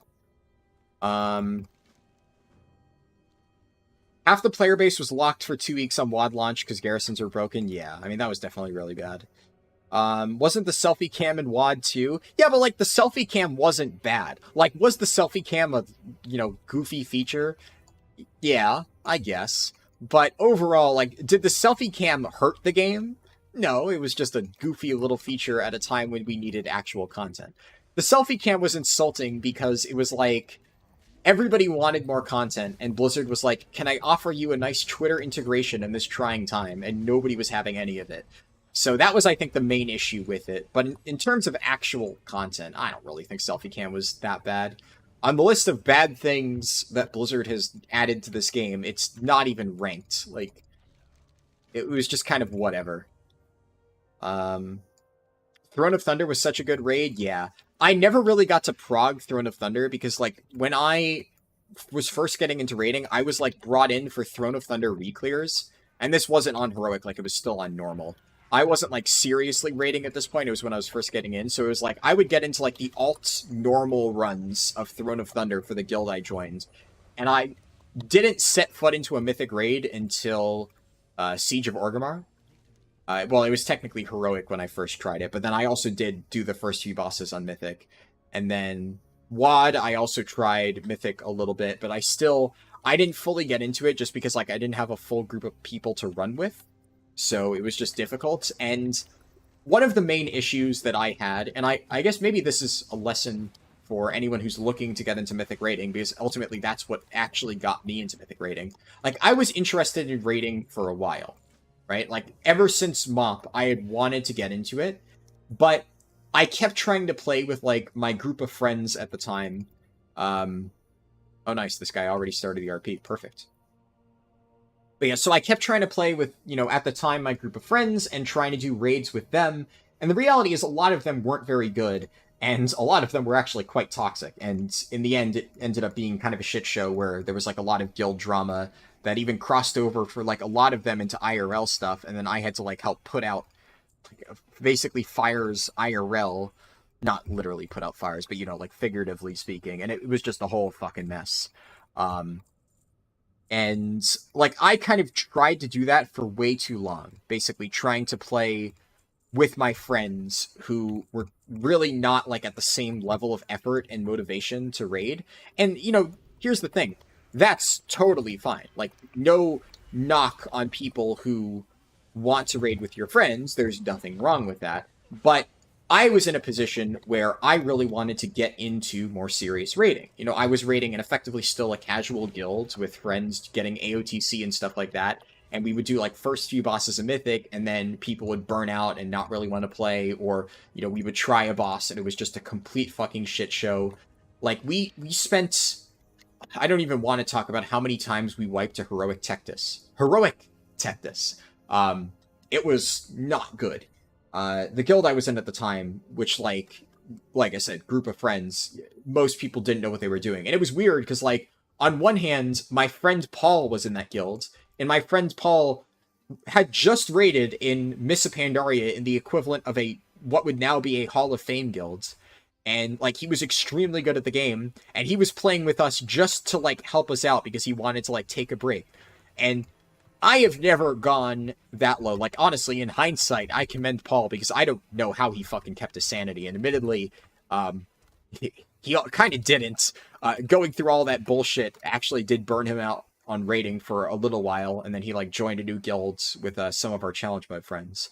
But, like, he was hard carrying our raid team, and he was, like, trying to teach everybody, like, how to, get better at the game. And some people, like me, were actually trying to learn. Like, I feel... like what Paul taught me and like what I learned like over those few years, I got infinitely better at the game in like that amount of time than I had been before.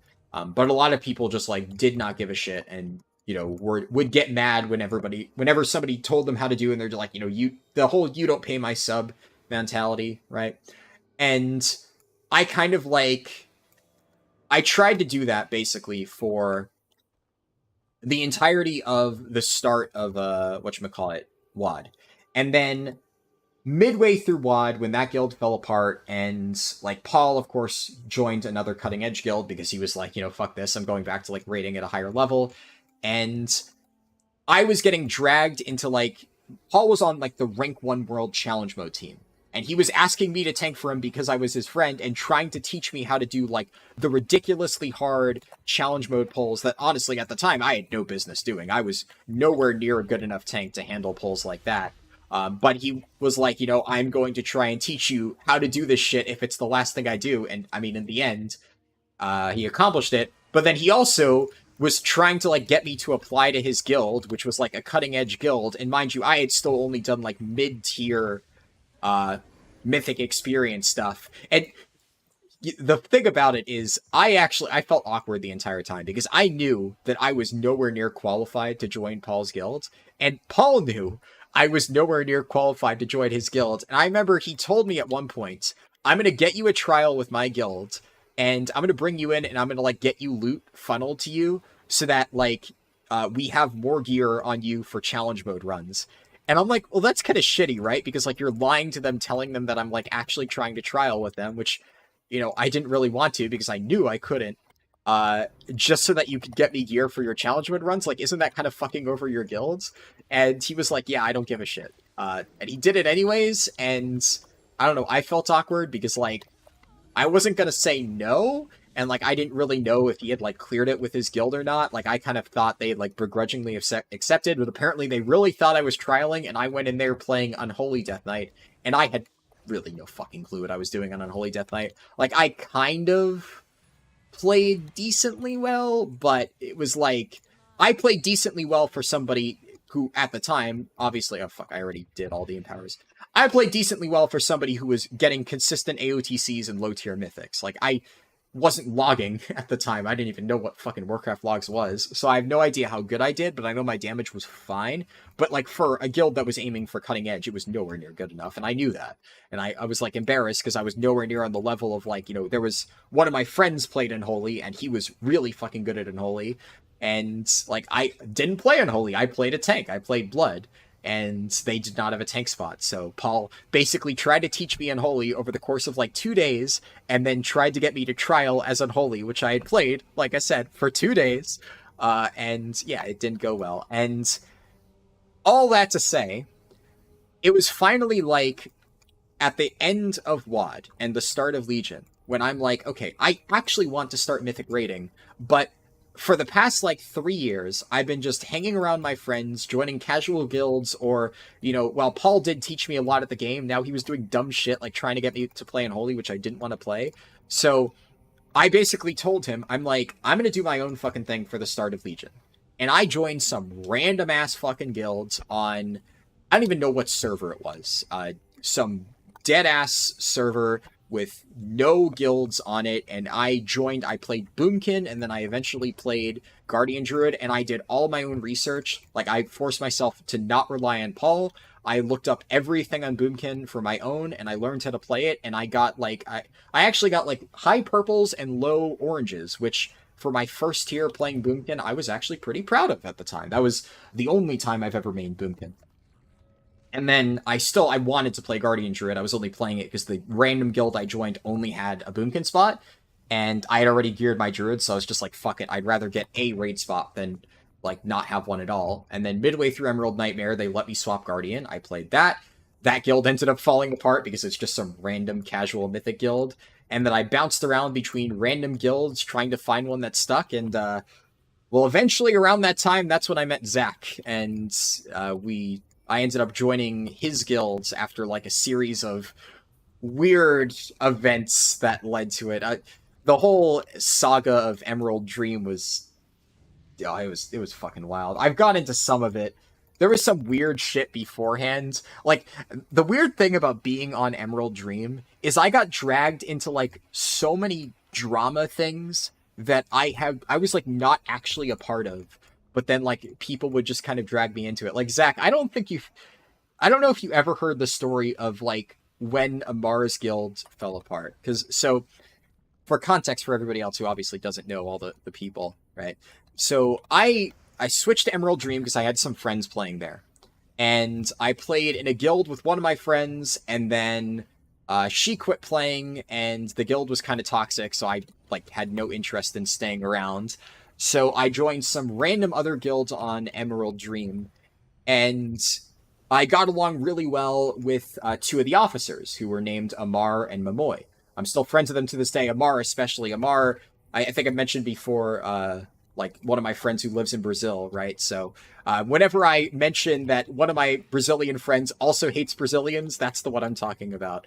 He's always complaining about, like, Ragnaros pugs that he gets, and it's why he doesn't play on those servers, because he hates that, like, a lot of the people on those servers, and I know Chori also plays a Ragnaros, so like there are good players on Ragnaros, but I think a lot of like Brazilian and Latin American players will agree that there's definitely like a group of people on those servers that are not the best, right? Which is why a lot of my friends who live in Brazil do not play on those servers, because they also want to avoid that stigma, right?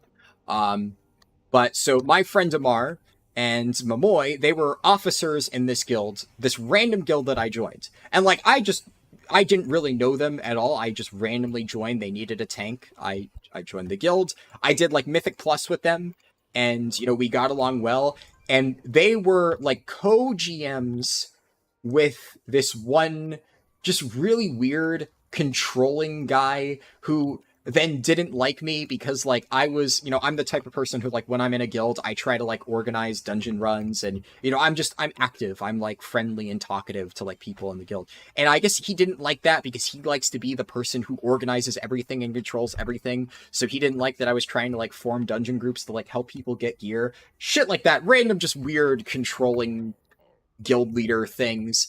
But like the two other officers also didn't like him, and apparently they had some personal beef with him. I still don't know. I'm sure if I asked Amar, like, whatever was the deal with that, like, one guild leader, and I was there for, I think it was less than 2 weeks. Like, it was my second week in this guild, and they basically tried, my friends Amar and Moy tried to overthrow the officer and take over his guild, and there was this whole big Discord call, and I remember there were a few different times where, like, they would ask me something like, you also don't like that he does this, right? It's like, I've been here, like, literally less than 14 days. I don't fucking know anything. But I'm, like, suddenly just sitting here, and, I mean, I won't lie. It was entertaining. I had no idea what was going on, but it was, drama, and I was there for it. So I found the whole thing pretty amusing.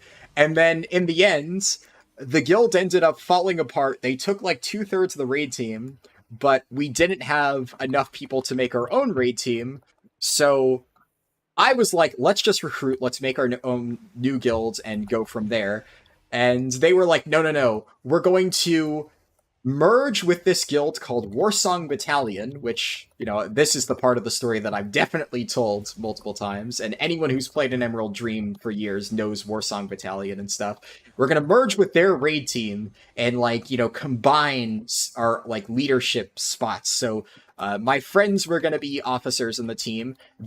Part of the terms of the merge is they also wanted me to be a raid leader on the team, despite the fact that, once again, they had, like, known me for, at this point, 2 weeks, right? Worked out well, like I said, because we're still good friends to this day, but I'm still surprised they trusted me that much that early. But part of the terms, I had to be an officer, and we would all share responsibility with this one other officer in the guild. And for people who have been around for all of the different stories over the years, this was the guild where eventually there was the other druid tank who sent me gay furry porn, and then I, like, complained to the other officer that, like, why is your friend just randomly DMing me gay furry porn? And then she, like, defended him, and it was this whole thing. That was this guild, right? So this was, like, the backstory on how I joined there in the first place. All of that to say, that was back when Zach, moderator in my chat, he was in Warsong Battalion. So I met him because our raid teams merged. So I guess that was like one good thing to come out of it. So, yeah, I think the main reason I told the story in the first place is I have been through some weird fucking guild drama over the years, and especially early Legion. I bounced around through so many different guilds, and I got dragged into so many different random drama crap things. And my mentality the entire time is, like I said, I just wanted to fucking raid Mythic. Like, the entire reason I was joining random guilds and just trying to, like, find places to tank and get Mythic kills in is I wanted to basically get out under Paul's shadow and not, like, kind of follow him around and just do my own thing and figure my own shit out. And I ended up joining some weird places during that. And I mean, I eventually did, I got Cutting Edge and in TOS, and then I, got Cutting Edge pretty consistently after that and have been for years. But I guess, yeah, the whole story was basically, you might have to deal with some gay furry porn and stuff along the way, but if you do really want to get into, like, endgame Mythic raiding, you just got to bite the bullet and just, join different guilds, and maybe, like, if that's what you're dead set on, like I was at the time, just keep trying, keep finding different guilds, bounce around until you find a place that really sticks. And, it takes time. There have been multiple times in the past where I've been like, oh, I really like this guild. I think it's gonna, like, work out well here. And then some random fucking thing happens, and you never know. You play it by ear. But overall, it does take time to get to that spot. Anyways, that was a long tangent. I know I missed a lot of messages in chat. I saw chat moving. It looks like Psionic Panda recognizes Warsong. Yeah, Warsong was... It was an interesting place, for sure. And not just because of the gay furry porn. It was interesting for a number of reasons. Very, very, very strange guild. And very strange guild leadership. Which, yeah, we had to interact with multiple times as part of the raid team, even if they mostly just did PvP. It was a weird situation. Sad part is, you sound like you're describing your experience with your first Classic guild, like Classic Vanilla back in the day, or Classic, like, 2019 re-release. Because I have seen some weird fucking guilds in, like, actual, like, re-release Classic. There's a lot that are just... Whew. I don't know. There's some interesting people who play Classic. You replayed my stream and saw I died in Fenris Isle. You used to die a lot there, but you took a more conservative route. Well, I died there because that was literally the very first pull I did as Boomkin. Or first, like, few pulls. And I was intentionally trying to do an aggressive pull, basically to limit test and see what I could handle, and I realized I was fucking up a lot of stuff, and now I know what I can do to fix it. So... ooh, Dustwing is up. Going to do Force of Nature, Starfall again.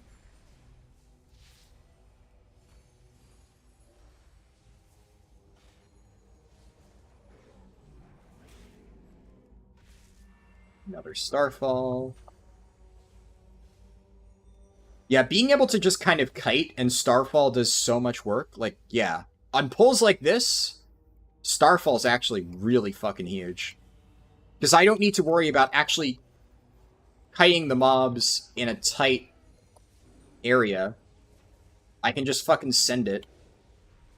And I can Typhoon, I can put Moonfire up. And then put Starfall up again. Yeah. And in that case, Moonfire actually did more.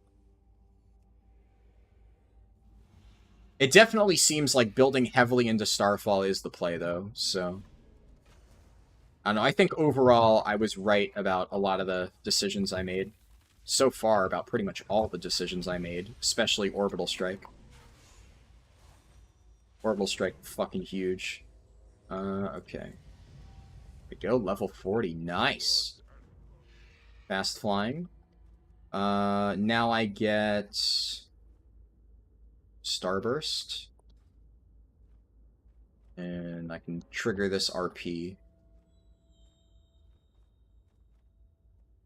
There we go.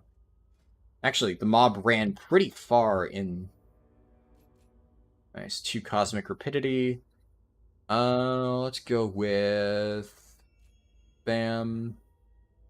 Oh, no, actually, drop this. Bam, bam. Drop that, too. I wanted Stampeding Roar. Soothe would be Shift H. Then on Control T, Stampeding Roar goes into the under Druid. But that'll apply. Classic 2019, yeah. Definitely a lot of interesting folks in Classic. I love this. Just sit back, stretch. Some chat messages that I missed. Nice. Alright, let's scroll up a little bit. Here we go. Where did I leave off?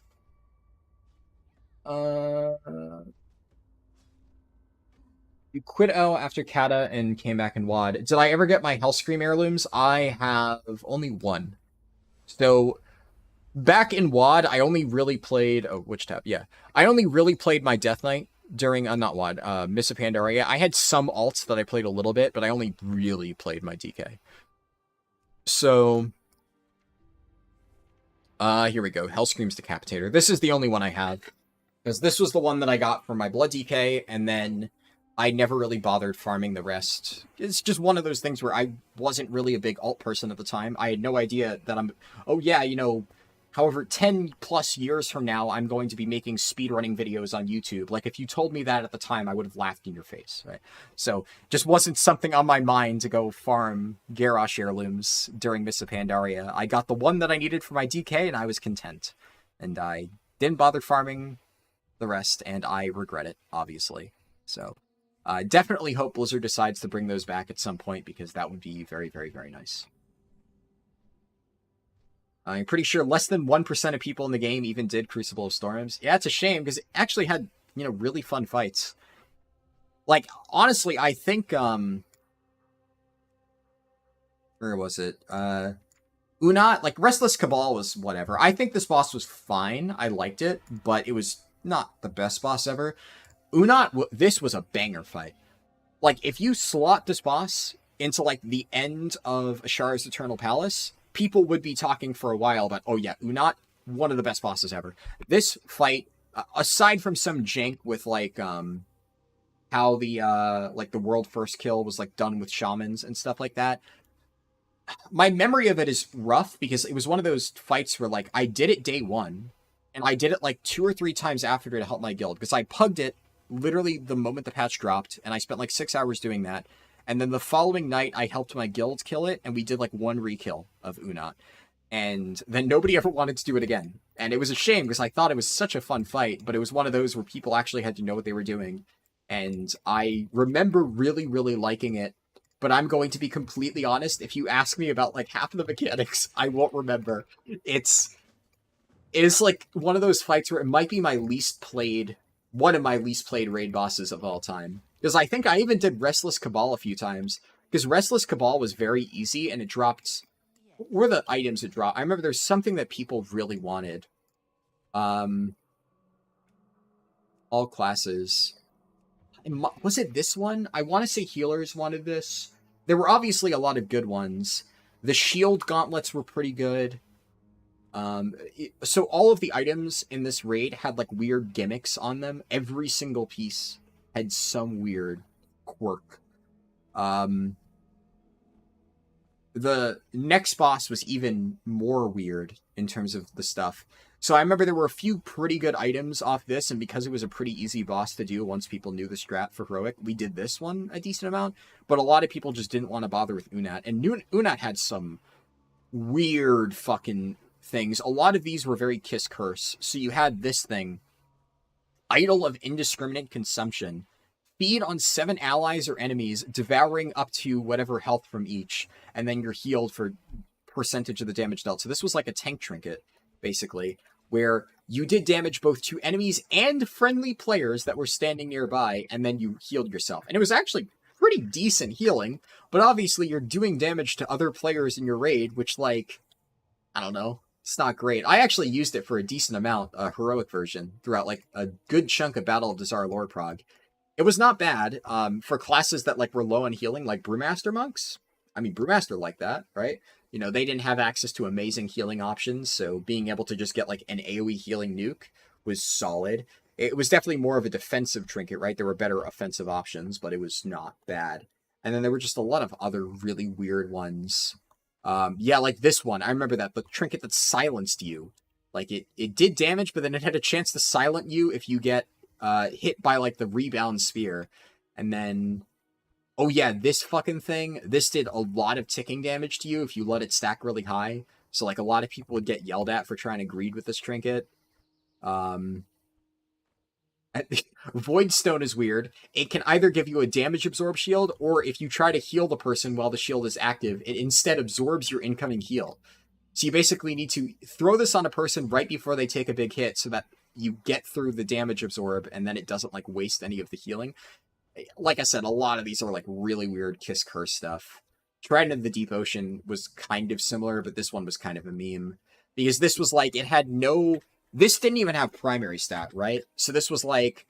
Blood DKs could technically use this, and I remember seeing Blood DKs trying to make this work. But it has no primary stat, no secondary stats, and the entire idea is you get an Absorb Shield that reduces... or it absorbs incoming damage, and you only get primary stat while it's active, or while it bursts or whatever. It's just such a janky effect, and it was just strictly worse than a lot of other options in that same slot. I don't know, Crucible of Storms loot was really weird. I think that's another reason why a lot of people didn't want to do it, because even if some of it was technically best in slot, a lot of it required, like, management. So, like, that trinket that had a chance to silence you, I'm pretty sure it was actually quite good. But then, of course, if you weren't managing it properly and you got silenced, well, that really fucked you over. So in the end, for people who weren't min-maxing, it was kind of bad. Also, basically every single Hillsbred rare is dead today, which kind of sucks. That's a little bit lame. Would have loved to see a little bit better RNG there, but is what it is. Maybe there's a chest in one of these buildings, though. No chest there. I can check for Scowl. If Scowl is dead, then somebody really did just clean out all of the fucking rares. Yeah, somebody went on a rare killing spree here. Just cleaned out the entire zone. A little bit unfortunate.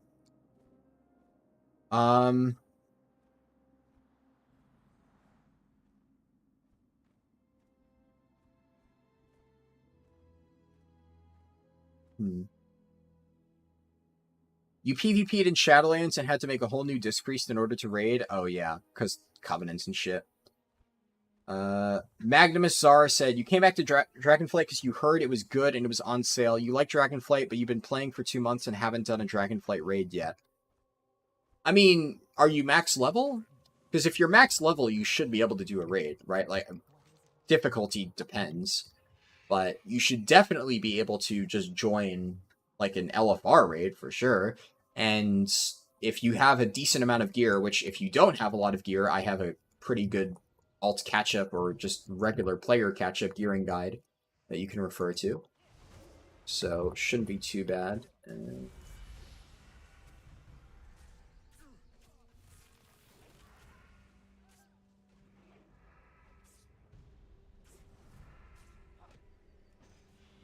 Yeah, one of the problems with this quest is I need to make sure I'm actually using the mirror properly.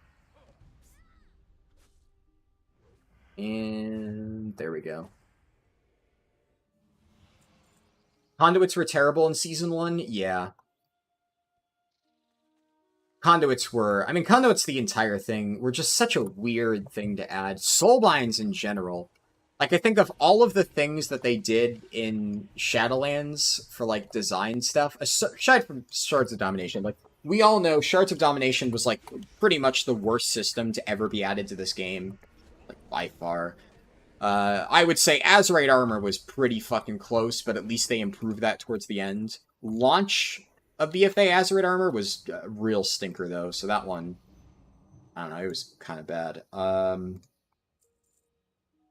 Also didn't realize I have these slimy bags. Let me go put my new stuff. What is it? Drop that there. Oh, my XP pot fell off. Fuck. I don't think I had it fallen off for too long.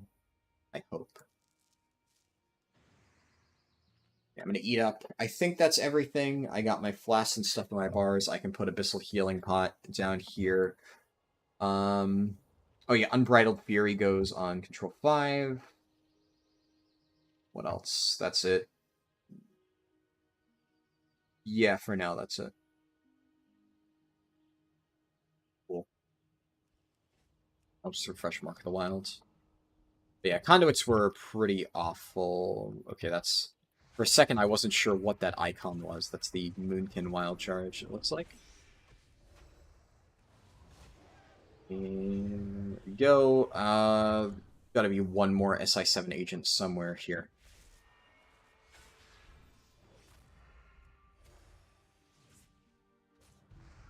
Alright. It's level 41. I'm gonna take this next. That should be kind of nice. Okay, and now this is where I have to do a really big pull. So we'll see.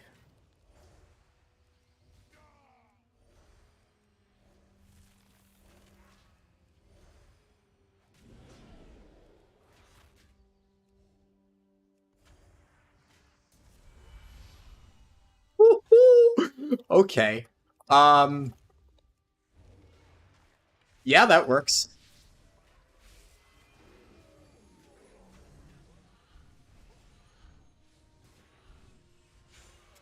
God, Orbital Strike is actually hard carrying. Oh, it was a different poll. Wait, what was the previous poll? There we go. Orbital strike. Fucking Jesus Christ. Actually nuts. That is... Oh, and we got a chest. That damage is ludicrous. That's so fucking good. Definitely the play. You came back for raiding with you for a hot second on your hunter and then refunded before it came out? Oh, I actually didn't remember that. Shit. I completely forgot about that.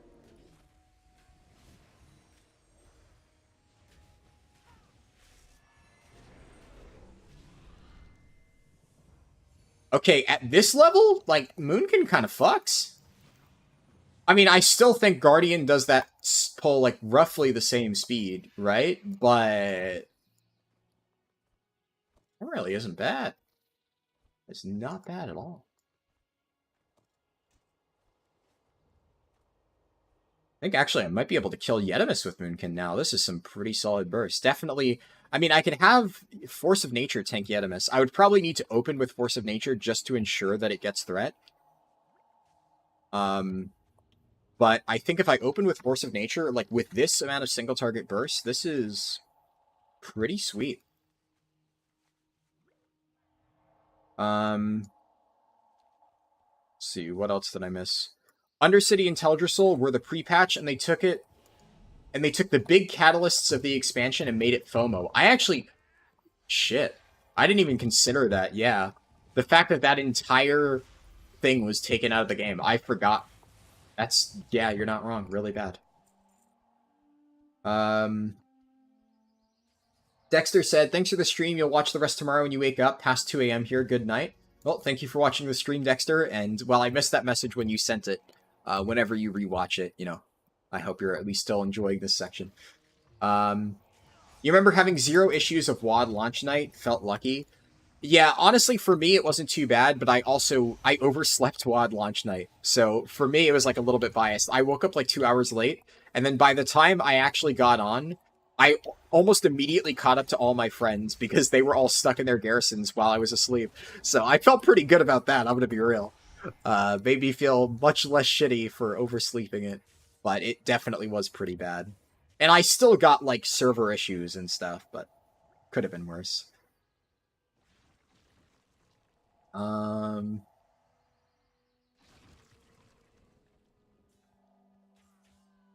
Teaching people is tough? Oh yeah, definitely. I mean, it's like, it's one thing to teach somebody when you're not, like, your progression isn't personally involved, right? So if somebody, like, I get a lot of questions about, like, generic tank stuff. So people ask me, like, Brewmaster, Vengeance Demon Hunter questions and, you know, what they can do for XYZ, you know, situations. And that's fine, right? Because it's, you know, I'm not in the raid, so I can give them advice, and it's easy for me to, like, give them advice and say, oh, you should be doing XYZ thing. But it's definitely a lot different when you're in the raid group yourself and you're experiencing it, right? It's also definitely more frustrating when then you give that advice and then you have to sit there and watch that advice not being listened to. If somebody asks me for advice and I give them advice and then they just ignore my advice and do their own thing, well, it's no skin off my back, right? I did what I could. But I would definitely feel a lot more frustrated if then I tried to help somebody and I felt like they were just completely ignoring my suggestions. So that was, I think, kind of the situation that my friend Paul ran into in that particular situation, which I think was what I was talking about in response to that comment. I'm trying to, like, scroll up and get back to it all. Oxara said, that's kind of exactly where I am. You want to push to CE, but you're not quite there. You feel like you can at least do pretty decent, but not quite there. Getting CE later in the tier is incredibly easy. I think if you stick it out, you'll get there. It depends. So, Psionic Panda, obviously, I completely agree with you at this point. Like, I've re-killed Sark multiple times, right? So, definitely, in theory... fuck, I need to dismount for this. In theory, you are correct that getting CE later in the tier, if you really want to, and you're, like, a solid player, it's not hard at all. I mean, there have been a few tiers where I join in late and end up getting a CE fairly late. Honestly, Sylvanas was one of those. I joined Sanctum of Domination Prague 2 months late. I literally joined a guild that was on Sylvanas, and I still ended up getting CE, despite joining that late. I didn't immediately hop in. I joined, like, a random guild, got up to Painsmith, and then bounced from the guild that was on Painsmith into the guild that was already progging Syl. So, you absolutely can, like, if you know what you're doing. But it can be difficult if you don't have a lot of experience, right? Like, I was able to join that guild and get in... Oh, fuck me. I was able to join that guild and get in on that CE thing because I had years of, like, proven experience getting, like, cutting-edge stuff done. So it was not really that tough of a sell for these guys to be like, okay, we'll take a guy who hasn't killed half the bosses in the raid into our Sylvanas prog, because I was able to show that, like, I've done multiple different cutting-edge kills before, and, like, I knew what I was talking about, etc., etc. So they were more willing to take a chance on me. But if you haven't gotten CE ever before, it can be a little bit more difficult to, like, tell a guild, hey, trust me, I'll be able to come in here and blast. It's not to say that you can't, it's just, of course, you have to factor whether somebody's willing to, like I said, take a chance on you, right? So I wouldn't say it's necessarily super easy for somebody who's, like, really first trying to get into it. And also, you have to keep in mind that, like, a lot of the guilds that, you know, that you then would be able to get into, I mean, having raided in mid-tier mythic guilds that are pushing for CE at the last second, it's pretty fucking brutal. Shit gets dire. I've been in some really, really, really frustrating situations where, you know, the cutting edge kill is just taking forever and people just keep making the exact same mistakes. And, you know, the officers are just so over it that they just can't be bothered to actually give feedback.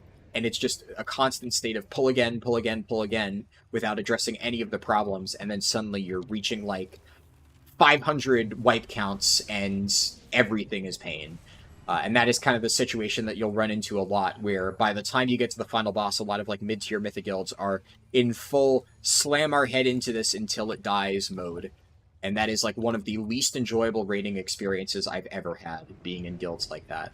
Like, I'd rather just not even be going for CE at that point, because, like, what the fuck is the point? If you're not even trying to do the fight correctly and you're just praying the stars align. So I don't know. Like, late tier CE in the right guild is absolutely free. And, like, that's the kind of thing, like I said, for people who have a history of that, like, I could easily join, like, let's say I had not played Vault of the Incarnates at all, and I had not played Aberrus at all, and I tried to, like, join a guild that was already cutting edge that really needed a tank. I am fairly confident I would be able to get myself a trial, as long as I was geared, right? If I went in, literally resubbed, and then tried to find a spot immediately, obviously no. But if I had, like, come back, spent a week gearing myself, getting, like, ahead of the curve in, like, a pug or something like that, and maybe I'd pug, like, first 3 mythic or something like that, and then I apply to a guild that's, like, moderately high, that's doing cutting-edge re-clears, yeah, I mean, that's the kind of thing where, yeah, you could probably get into that, but like I said, it requires, like, a history. It requires people to be able to trust you.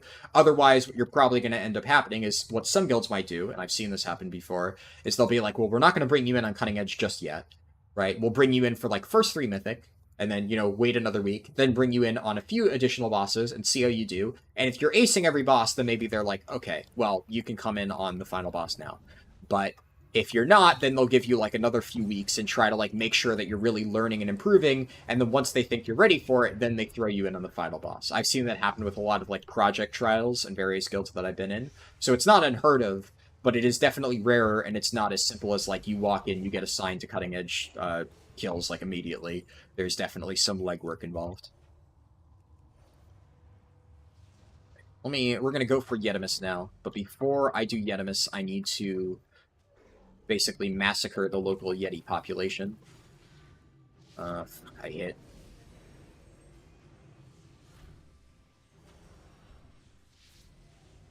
Regrowth. And just get this guy taken care of. I should also build up to full astral power, right? I feel like that makes a lot of sense. You know what? Fuck it. We go. Fuck. That's not the button I meant to press.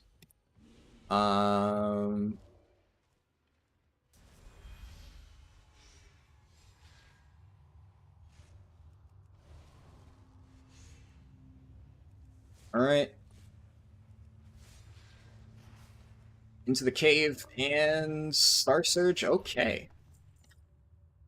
I mean, admittedly, Force of Nature hard carried that, but I don't really think that's a bad thing. Force of Nature is obviously a very good talent, and I think the fact that Boomkin effectively has a pocket tank for situations like that, where a lot of casters who don't have a pocket tank would struggle. I mean, I took no damage. That was a pretty fucking clean Yetimus kill. So, yeah, I mean, Boomkin passes the Yeta litmus test for sure. That is definitely huge points in its favor.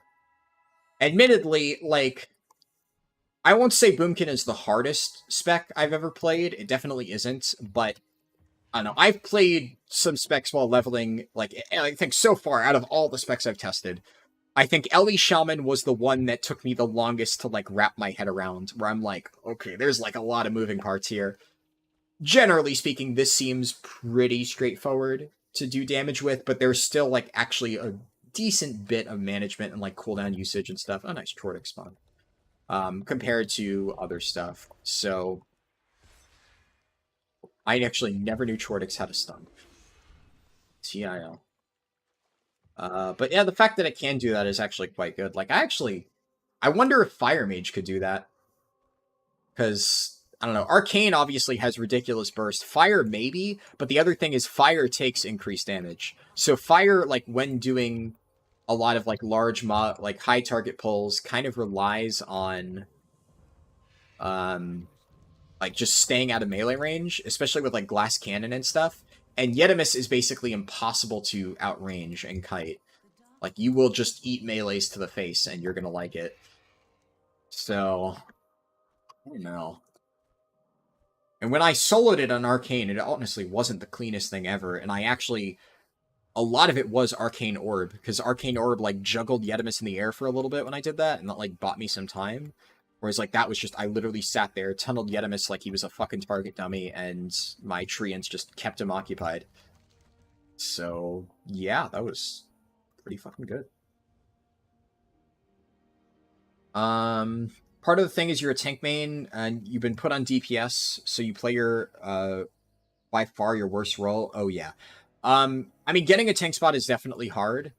Oxar, I will definitely say, well, I love Vengeance Demon Hunter, and, you know, while I may be dooming a little bit on, like, the shit that Blizzard's doing with it right now, obviously I've said before, love Vengeance DH, but I'll be completely real with you, having played Vengeance DH for a very long time, you are going to have a very hard time finding a raid spot with it.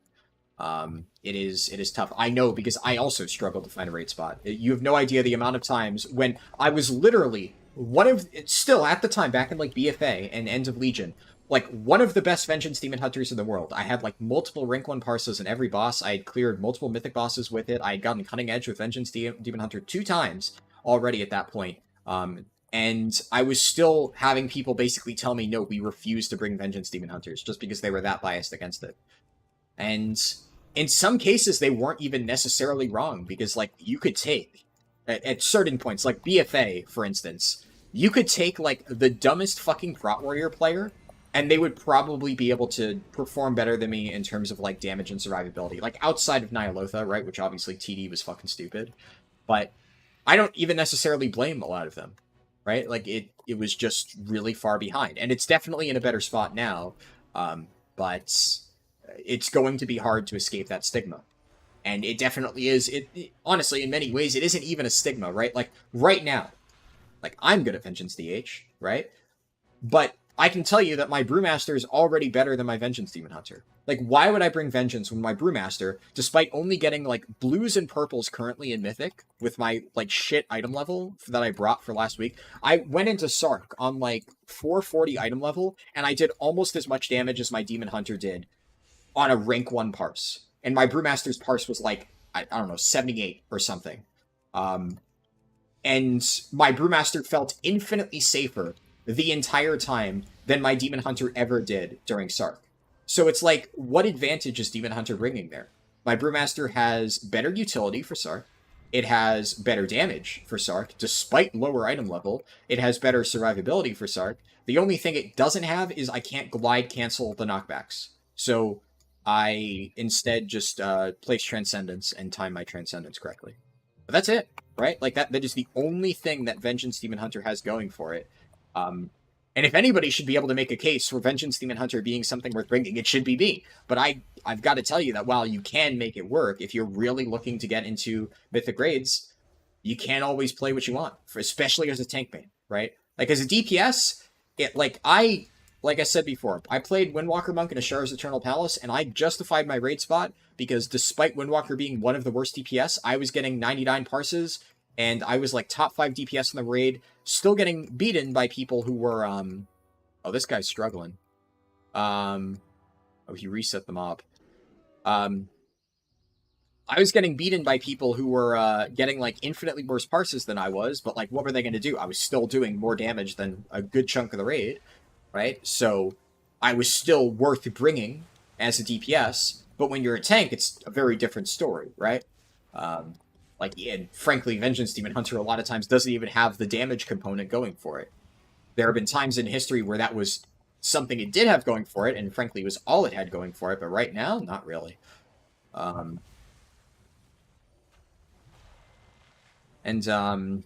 Yeah, back in Legion, right? I played Guardian Druid for most of the start of Legion, and I liked Guardian Druid. It was okay, but it definitely was not my favorite thing ever. I didn't like absolutely adore the playstyle of Guardian Druid. I wasn't like, oh my god, this is the most fun thing ever. Eventually, I stopped playing it because I was just really bored of constantly pressing thrash and swipe, and oh, sometimes you press Moonfire, but half the time Galactic Guardian procs just take care of that shit for you. So I was not really having a lot of fun with it, but guess what? In Legion, Guardian Druid was fucking overpowered. And I played Vengeance Demon Hunter for most of Tomb of Sargeras because I really liked it. And right before Fallen Avatar kill, I ended up swapping to Brewmaster because it just made a lot of stuff much easier. I was less squishy, so I was able to like require less attention from the healers of my Brewmaster, and also like Monk Speed Taunt made a lot of the Avatar like lineups much better. And so I went Brewmaster. And I ended up not killing KJ on my Demon Hunter just because, well, there was no reason for me to bring my Demon Hunter to KJ. So yeah, I mean, would I have loved to continue playing Vengeance? And of course, then I ended up going back Vengeance. Oh no, you're cutting it too far. It's going to reset. Thank God he switched in time. And Force of Nature.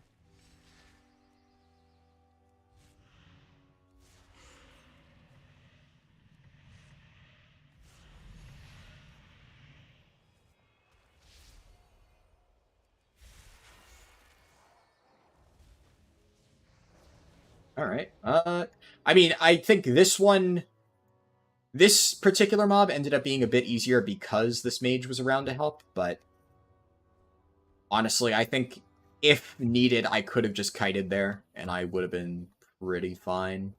So yeah, that was pretty chill. Force of Nature is actually really fucking good for leveling.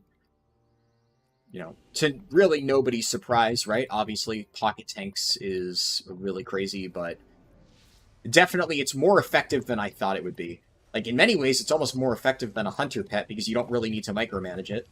You just slam it, it tanks for the duration that you need it to tank for, and then it also generates Astral Power, and it does some damage, right? Like, how much did they do? D1000, Force of Nature. Oh, yeah, 5%. Like, I mean, it's not a lot, but it's at least, like, an okay amount. Mostly the Astral Power gen is, like, pretty good, though. And I do think for like pulls like this, where things just die super quickly, it honestly is probably more worth it to just mash Moonfire and Sunfire over and over, at least on multiple targets, right? Like 2 targets there because I'm constantly getting Twin Moons. I think that's just better. Pure single target, obviously I can use Wrath. That felt pretty fine. Anyways, let me keep scrolling down.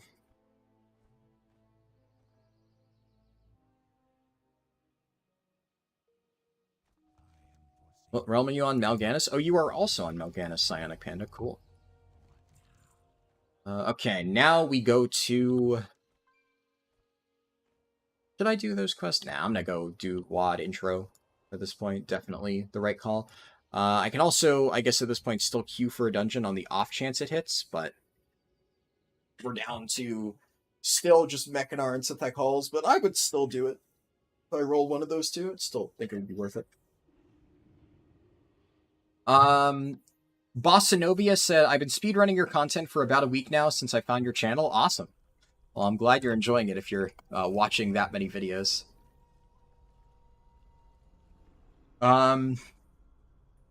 Two questions about Turbulent Timeways leveling while we're on an RP carousel.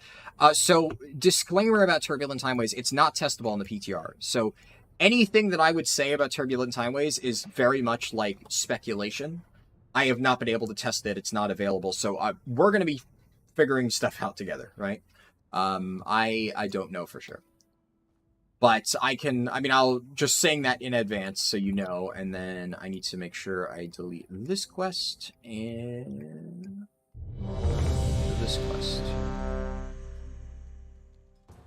And then I'll accept this dungeon queue to see what it is. So with that disclaimer out of the way, Shookaduk, is it worth turning in anything in the Dream Surge, in the zone while Dream Surge learning isn't up, or should everything be saved for it? Yeah, I mean, that is just general advice, right? The way that I've been doing it is when the 50% buff is up, I level in the zone that has the 50% buff.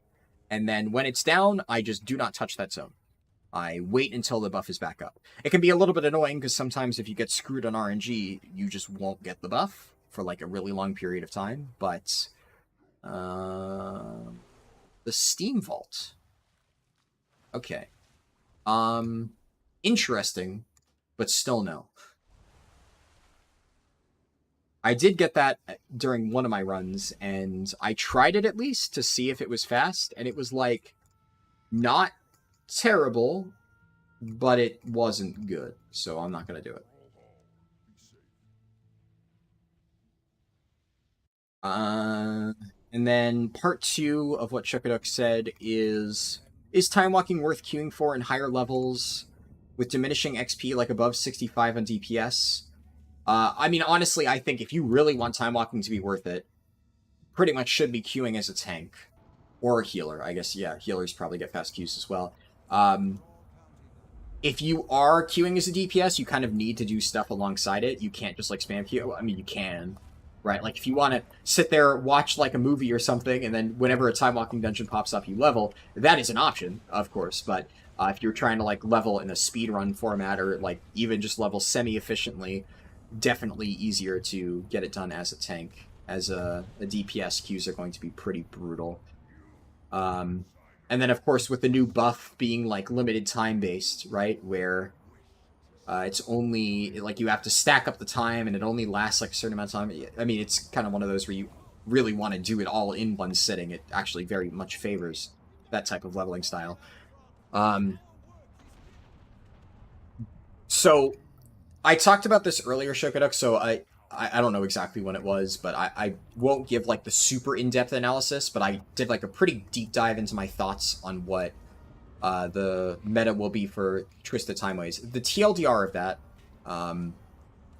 is, and I think, let me try to remember, I'm 99% sure if you want to go and find it, I remember I was doing Botanica while I talked about this. So if you go back earlier in the stream and find the part where I'm, like, running the Botanica, then you will be able to hear, like, me go into this in more detail. But the TLDR on it is, I definitely think Dream Surge leveling is going to be faster, just questing in general, because time walking spam was fast, but it was not faster than, like, optimized questing even before Dream Surges. So if you're optimizing Dream Surges, that is definitely going to be faster, like, hands down. That being said, I also, since I've said before, I don't think time walking is necessarily faster than Chromie time. Definitely not spammed. But maybe you could use time walking as a way to cut out some of the inefficient bits in Chromie time. Like, right now, what I could do, theoretically. So I'm level 45. I've done all of Silverpine. I've done my BC dungeons. I've done Hillsbrad. I'm doing the WoD intro. The WoD intro should get me to 48, 49, give or take. After that, I'm going to do, like, the intro garrison stuff, which is pretty fast, that you probably still do anyway, and then it's Gorgrond. Now, Gorgrond's a good zone, sure, but it's not, like, an amazing zone. I would say it generally is a little bit slower, like, a little bit slower, than Silverpine and Hillsbrad. And it could very well be argued that the speed at which you would be able to do like multiple time walking dungeons to get up to 60 from 51 is roughly comparable to the amount of time it would take to do Gorgrons. So I would generally, in a vacuum, still prefer to do Gorgrons personally, but some people may want to test their luck with time walking. Now, the reason I mention this, though, is because since we've established that they're probably relatively close at that point, for those last 10 levels, if they're roughly equivalent, you can use the new XP potion and start stacking up the buff. And if you wanted to really min-max this, you would end up doing it earlier. So basically, the moment time walking dungeons were available, you would start doing them, you would stack up the buff, and you would try to get to 5. But the way the buff works currently, and I assume this is what they're going to go with on live, because I don't think I saw any changes to it, is once you actually have the buff active on you, it gives you increased experience from all sources, not just time walking dungeons. So time walking dungeons are what you use to kickstart the XP buff, and then you benefit from it in other faster forms of content. So you stack it up while leveling in early Chromie time to ramp up the duration to like 5 hours or whatever it is and get the buff up to 30%. And then you do the other efficient bits at the end of Chromie time. So let's say you save Hillsbrad for 50 to 60 or something like that, and you did time walking in the earlier levels. Well, now you're getting like 20% roughly increased experience, 20 to 30, depending on how many you did. Increased experience from doing Hillsbrad, which then makes that even faster.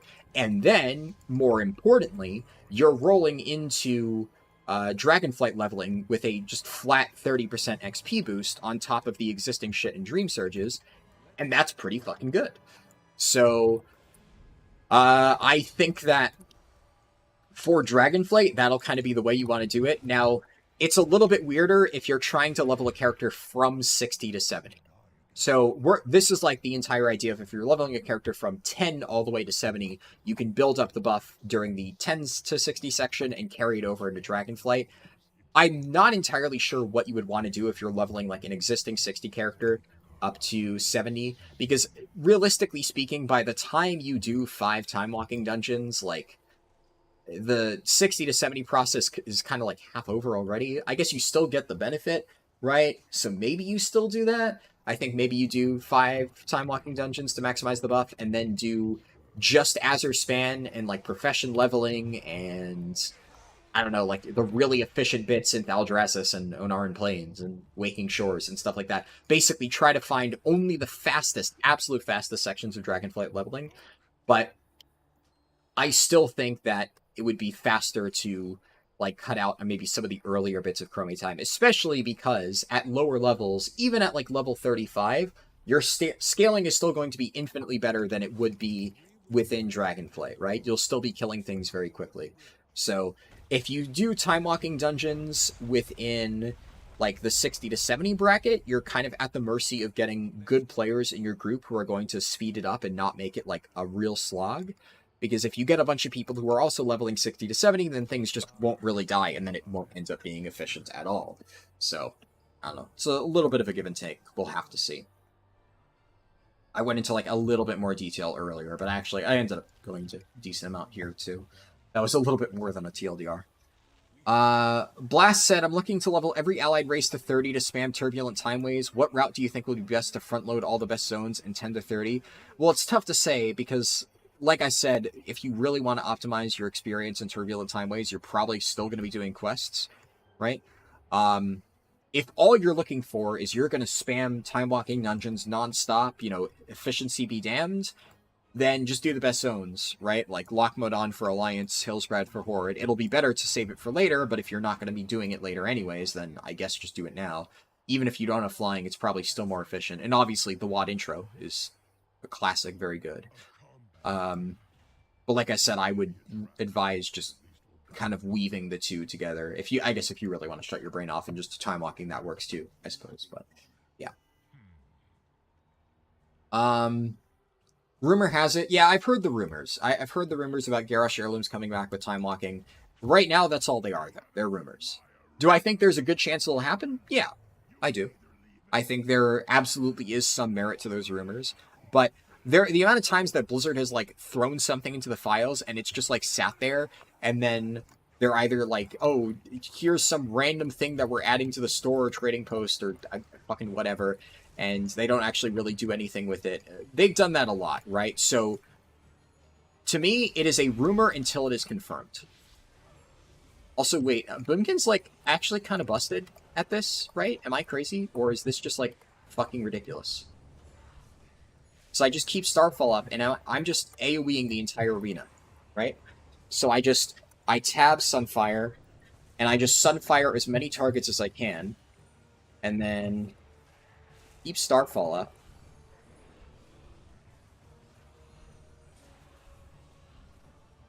Starfall again.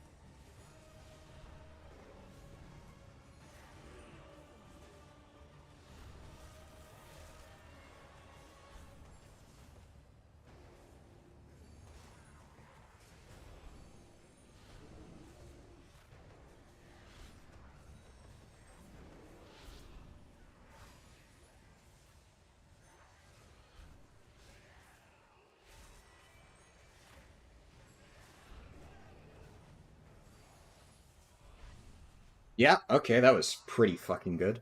I don't know if that was faster than I normally do it, but that felt faster than I normally do it, just because Starfall's shredding the entire arena at the same time. Seems pretty fucking good. And definitely, that initial orbital strike that just erased, like, 10 orcs in one shot was definitely very nice. Zooming chicken.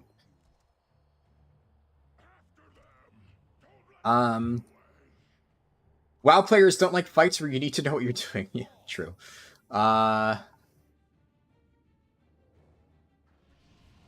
Also, you know the feeling about Mythic Guilds? We co-rated first boss of Mythic Vault, and a priest friend got unprompted nudes from 2 different pugs. What the fuck? That's, definitely odd. And why did... Some fucking WoW players just can't keep it in their pants, man, I swear. Waning Twilight. I guess, yeah, I think I'm putting the next point into the Gold Rune thing. Something about that, yeah, just brings out the crazies for sure. That's definitely an interesting one. Thankfully, I don't think I've heard of that happening too often, but I'm sure a lot of people have probably experienced that, unfortunately. I've heard stories, right? Like, I have not personally been witness to something that bad, but I've definitely heard stories of it happening. So, unfortunate. Drop Force of Nature. And...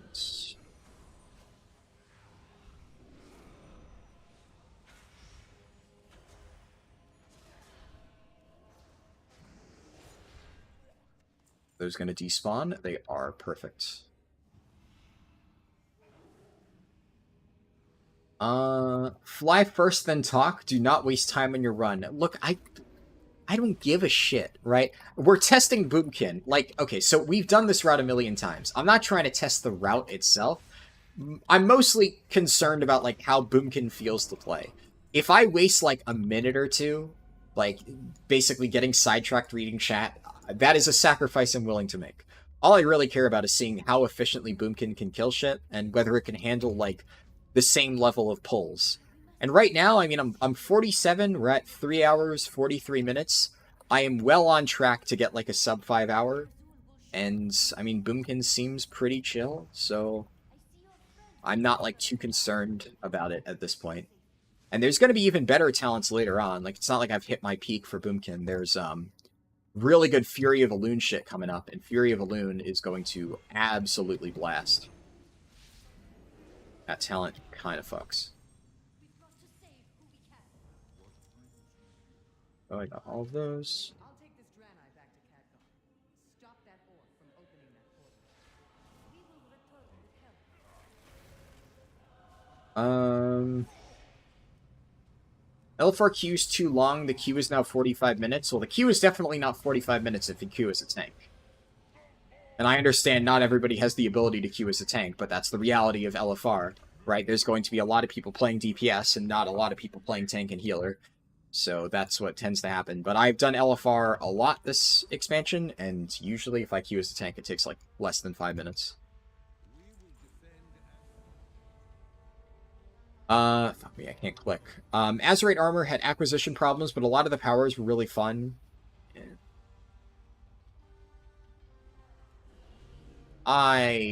So they added some cool powers later on. And even then, I would say cool is a subjective word for that. Definitely, some of the later powers, Longstrider, admittedly, is not my idea of cool. I can understand why you're saying it's cool, because if you like soloing old raids, I get it. It makes you go fast. Going fast is cool. To me, a flat speed bonus is not really terribly interesting, but like I understand why people like it. I thought most of the effects, like 90% of the effects, were kind of boring stuff where pretty much all you do is just get a passive proc every now and then, and I don't know, it wasn't really fun or interesting to play around, so I personally was not a huge fan of Azerite Armor, like, at all, but I can understand liking that aspect of it, for sure.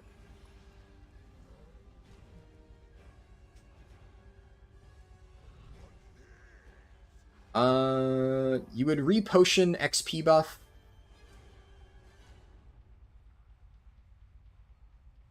Okay, so it looks like before I missed only, like, a little bit of the XP pot. It looks like in that case I'm 30 minutes behind chat then. Jesus. We're slowly getting there.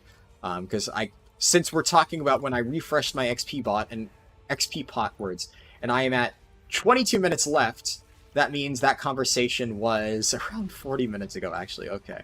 Fuck. I'll get there eventually. If I don't finish catching up on chat before the end of the run, I will make sure I respond to everything. We'll get there. Okay, let me tag that guy. Tag you. Then Moonfire. Fuck, I tagged way more mobs than I intended. Such devastation.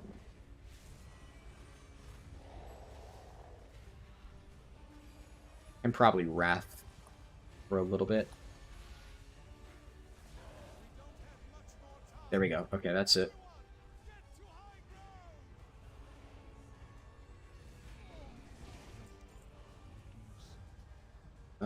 I don't know why my Leatrix Plus keeps giving me errors, but it's kind of annoying. And I'm obviously not going to disable Leatrix Plus mid-run, but I've never run into issues with it, like, throwing me errors. So that's weird. I need to make sure I refresh... I'm gonna just refresh my potion now, just so I don't forget. Go. And refresh this. Oh yeah, and Kashvi was saying re-potion before I hit 49, so I appreciate the reminder. Yeah. Though I did remember. I think this is close enough where I'll get, like, most of the value out of re-potioning, and I just want to make sure I don't forget. Because, like, it's all well and good to say, like, oh, re-potion at, like, right before you hit 50. I'd rather lose a little bit of uptime, at least for, like, a not super serious run like this, and just make sure I actually have it, so we have, like, a solid comparison, rather than completely forget.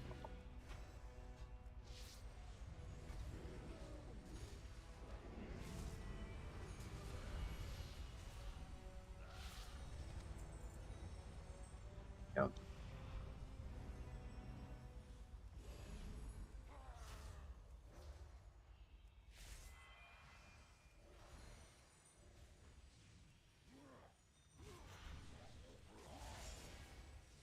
Ooh, what was that? Was that the PvP talent, the little knock-up thing? That was kind of sick.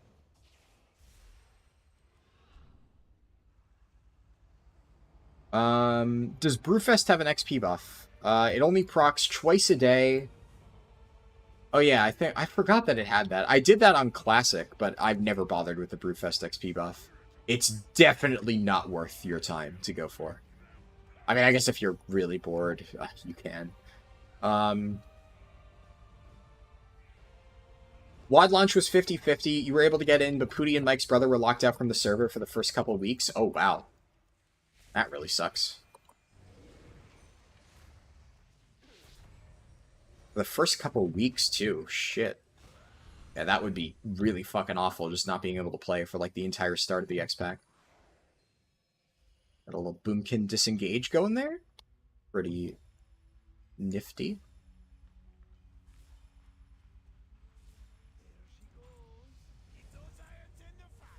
Alright.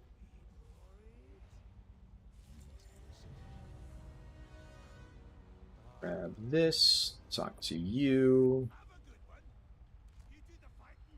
There we go.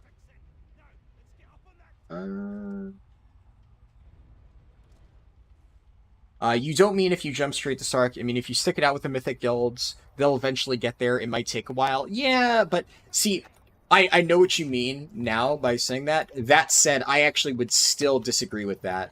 Because, like, the assumption that every Mythic Guild will eventually make it to Cutting Edge that is a big leap. There are a lot of Mythic Guilds that simply are not cut out for doing Cutting Edge.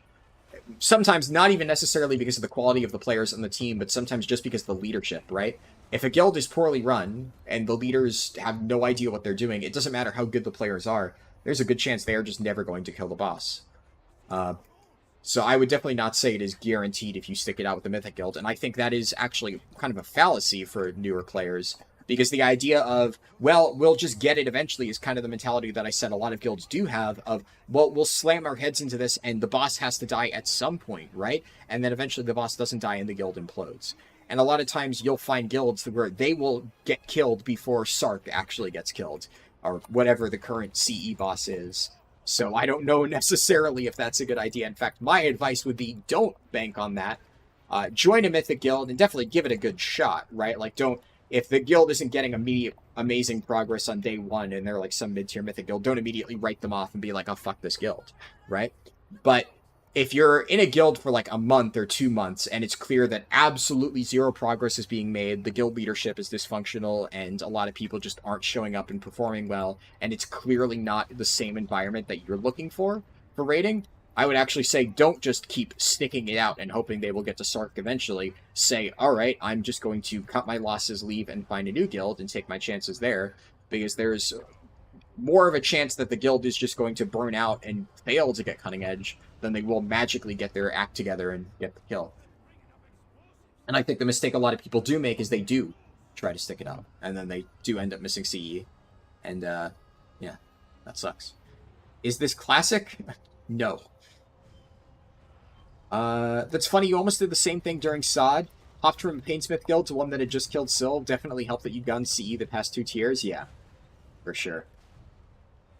I mean, honestly, at the same time, like, if you could do Painsmith, like, all the bosses in the middle were pretty fucking free, right? Like, Guardian of the first ones was not very hard. Fate Scribe was just, like, wait for people to figure out how to do rings. It wasn't really a hard fight, except for, like, that one little Timmy guy who didn't know how to do the ring sets. And then, Kel'Thuzad was fucking... Kel'Thuzad fucking sucked. One of my least favorite fights ever. New member. I just saw the ping. Deku became a member. Thank you, Deku. I really appreciate that. I'm sorry, I was still catching up a chat, so I noticed the little ping in the top, but I didn't see the initial message, so it took me a moment to realize that. But I really appreciate that. Thank you, Deku.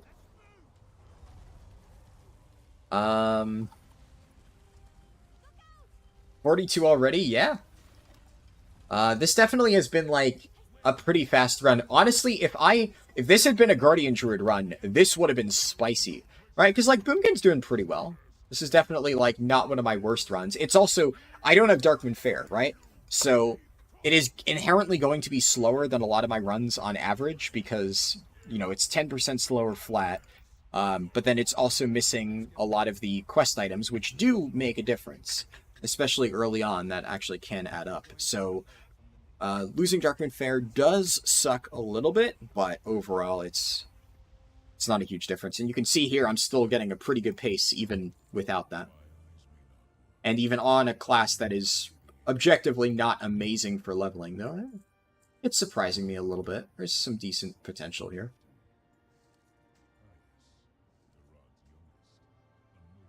all this stuff over. Right.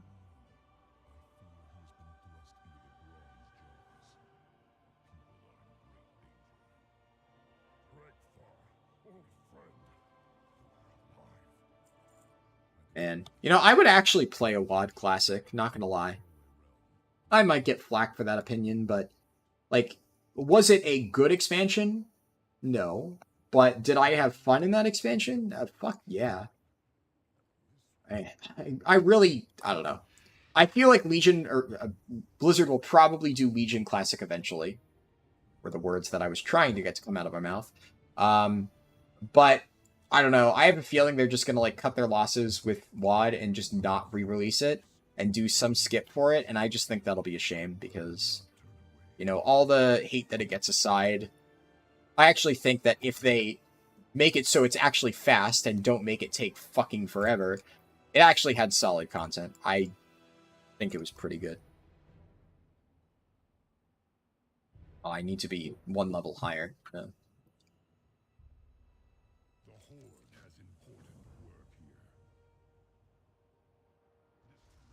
Alright, I can get my food buff while this little RP plays out. What are my thoughts on Helkly? Is it cheating? Is Helkly the rotation helper add-on? I don't use it. It's, I mean, definitely not cheating, because I can guarantee you that people using Helkly are not performing at the same level as people who are not using Helkly and just know their rotation on their own. Generally speaking, assuming it is what I'm thinking of, and it's that, like, rotation helper add-on, I wouldn't say it's cheating. It's like, I would compare it more to, like, training wheels, I guess, which, whether or not you think using training wheels to learn is fine is whatever, but I personally think it's better, you know, in this case, in this metaphor, to just rip the training wheels off from the get-go and not rely on any rotation helper add-ons. The problem I have with rotation helper add-ons is I think it's bad to get into the mindset of which buttons do I press, and instead of why am I pressing these buttons at this particular time.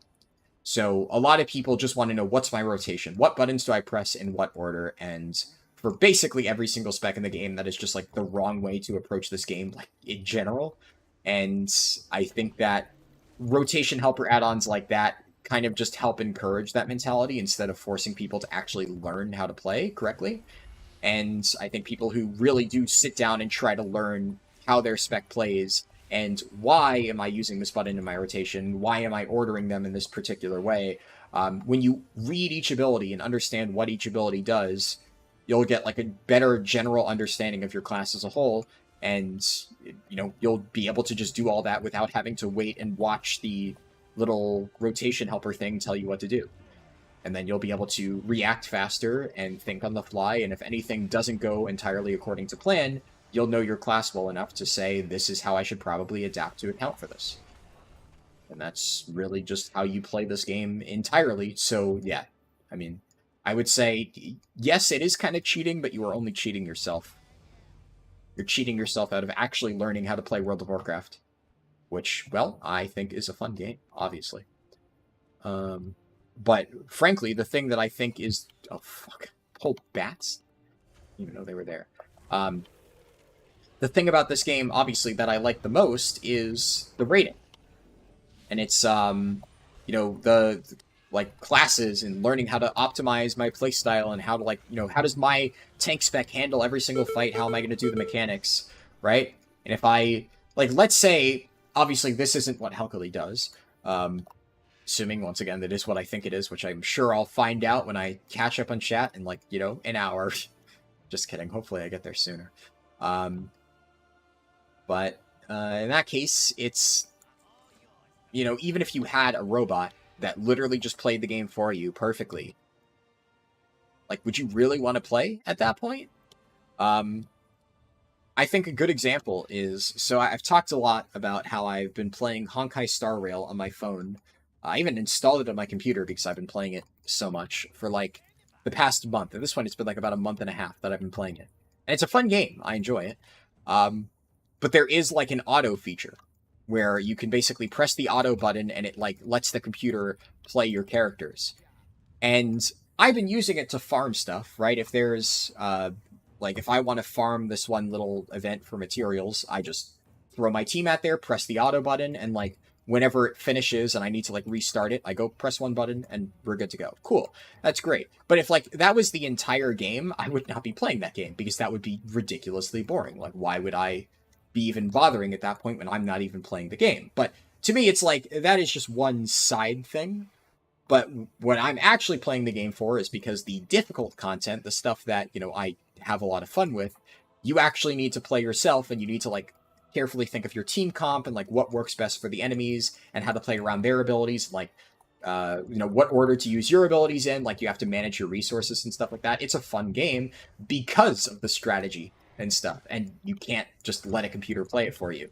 Because even on the modes where you theoretically could turn on the auto feature and let it play for you, the computer's probably going to lose most of the time because it's not able to actually play well enough to complete like the most difficult challenges. It's just going to blast random enemies with like high hitting abilities when they're at 1% HP and waste all of your attacks, and you're just going to lose. So I mean, if they had designed an auto feature that was so powerful that it could literally defeat the hardest content in the game without even trying, then I wouldn't really be playing this game because it really wouldn't be much of a game, would it?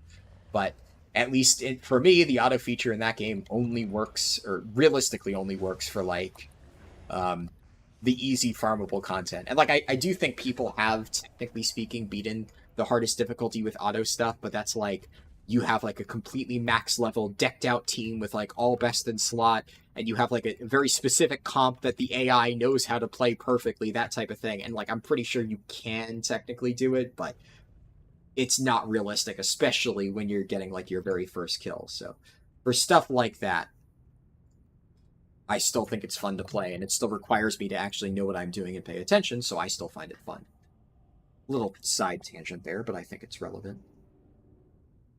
Kent W said again, don't forget to like the stream. Yes, thanks for the reminder, Kent W. I appreciate it. What was the next quest that I had? Was that Rokon? Oh, fuck, did I forget to... I forgot to pick up this quest. Oh, well. Well, I missed that one quest. I still got 2 done, but now I can head over to Gorgrond and finish up there. Also, my dungeon queue has fallen off, so I can re-queue, and hopefully I get Sithek Halls. I'm also out of coffee.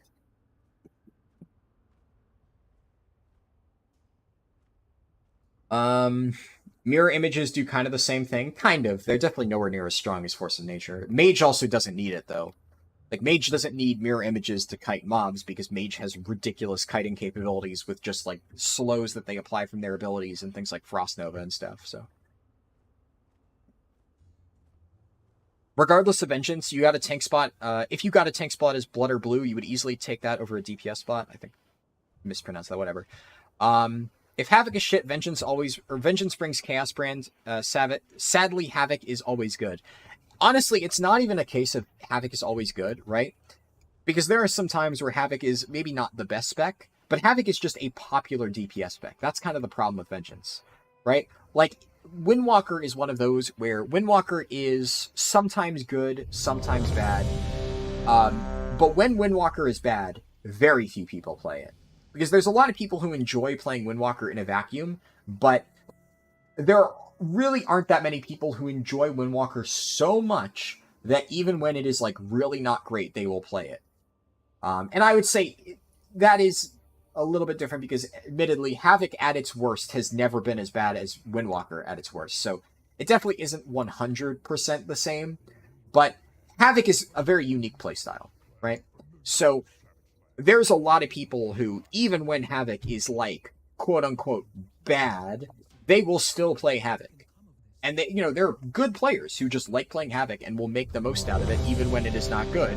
And the reality is that, like, almost every single guild has one Havoc Demon Hunter, at least.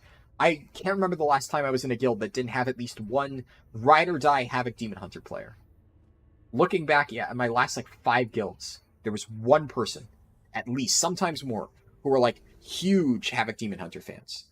It's, like, all they played. So it definitely is not unheard of. And that's the reality for Vengeance. Even when Vengeance is good, even when Havoc is bad, you still really aren't actually bringing Chaos brands. It's just kind of the reality of the way the spec works. Whereas like if Windwalker is bad, then Brewmaster bringing Mystic Touch is a very real thing, because a lot of guilds will actually struggle to find a Windwalker. Hell, there have been tiers where Windwalker is ridiculously broken, and whatever the guild that I was in just was not able to find one. Like I remember in Sanctum of Domination, the guild that I was in just could not manage to find a Windwalker player, and I switched to Brewmaster. I was planning on doing that anyway, just because I really liked the Sepulchre bonus, and I played Brewmaster for all of Sepulchre, really enjoyed it. Obviously, Blood Decay ended up being even more broken, but still. That said, they really wanted a Windwalker. They could not find a Windwalker, at least not one that like actually knew how to play the spec. So a lot of times, even when Windwalker is good, you still can't find people to play it, because while it is popular amongst the people who really like it, it is a pretty complex DPS, and a lot of people just simply can't grasp it, whereas Havoc, let's be real, is definitely one of the more brain-dead DPS, historically, right? There have been some slightly involved Havoc builds. Hell, when I played Havoc, it actually had a decently complex resource management build back in like the end of Battle of Desire Lord. And I was actually surprised, because I played Havoc that tier thinking I was going to hate it.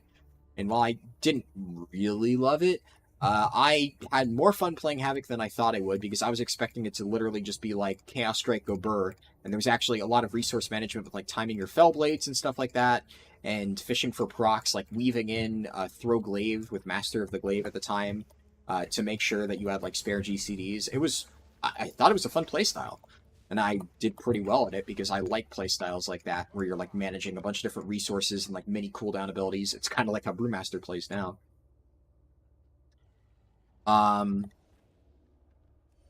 But yeah, it's I don't know, it's weird.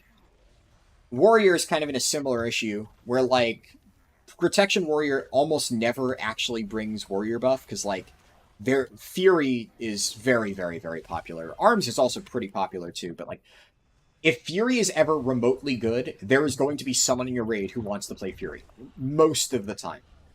I have noticed that over time, the popularity of Warrior has gone down compared to like what I remember it as.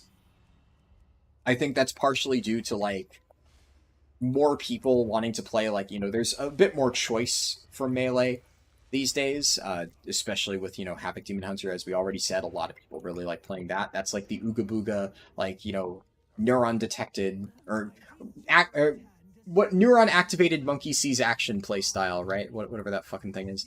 There we go. And I think like less people are sticking around with Warrior, but it's still a decently popular spec, especially Fury. It's weird that people care about tanks at all. The difference between killing a boss and not killing a boss is rarely because the tank is doing 3% less damage. So yes and no. You're correct about the tank damage part. Obviously, tank damage does matter. You are definitely correct about, like, a tank doing 3% less damage. That doesn't matter. However, tanks do matter, but not for the reason that you're saying. It's not because of whether or not a tank is doing 3% more or less damage. It's usually, by and large, due to a survivability. In many cases, survivability has been a huge concern for certain tanks. Right now, at least in raids, all tanks have the ability to survive stuff. Some tanks struggle on a few different fights, whereas like Brewmaster is fine for basically everything. But more relevant is generally the tank utility. So it's not always the case, and yes, like you said, bosses will die if everybody stops sucking. Sure, that is just universally true for everybody, right? Like, if everybody just stops sucking at the game, the boss falls over. Yeah, sure, but on the flip side of things, there are a lot of fights that are significantly easier if you have a specific tank, or a specific subset of tanks. Like, for instance, if you are doing Sarkareth with tanks that do not have a Dispel, the fight becomes a pretty decent bit harder. I can tell you that because I did Sarkareth on with a group that did not have either tank with a Dispel. I played Demon Hunter. I did not have a Dispel. Well, actually, technically speaking, we did have a Dispel, so I take that back. We had a Paladin who should have been doing the fucking Dispel, and he wasn't because, you know, he's a lazy idiot who, like, didn't know how to play. But point being, I had to basically do the, like, Sark Dispel mechanic, despite the fact that I did not have a Dispel, and it made the entire thing a lot harder. We had to work out an entire thing where, like, one of the healers would come up early and Dispel me, and, like, for a while we were having a Paladin do it, and they would, like, bubble themselves right as they Dispelled me, and then eventually, because, like, the Paladin was absent on the week when we actually had to kill Sark, the Resto Druid was doing it, so he would come upstairs, he had to, like, time it, like, at a specific point, and then he would, Also, oh, this is bad. Hold up. There's another person here, and they've also killed a lot of my mobs.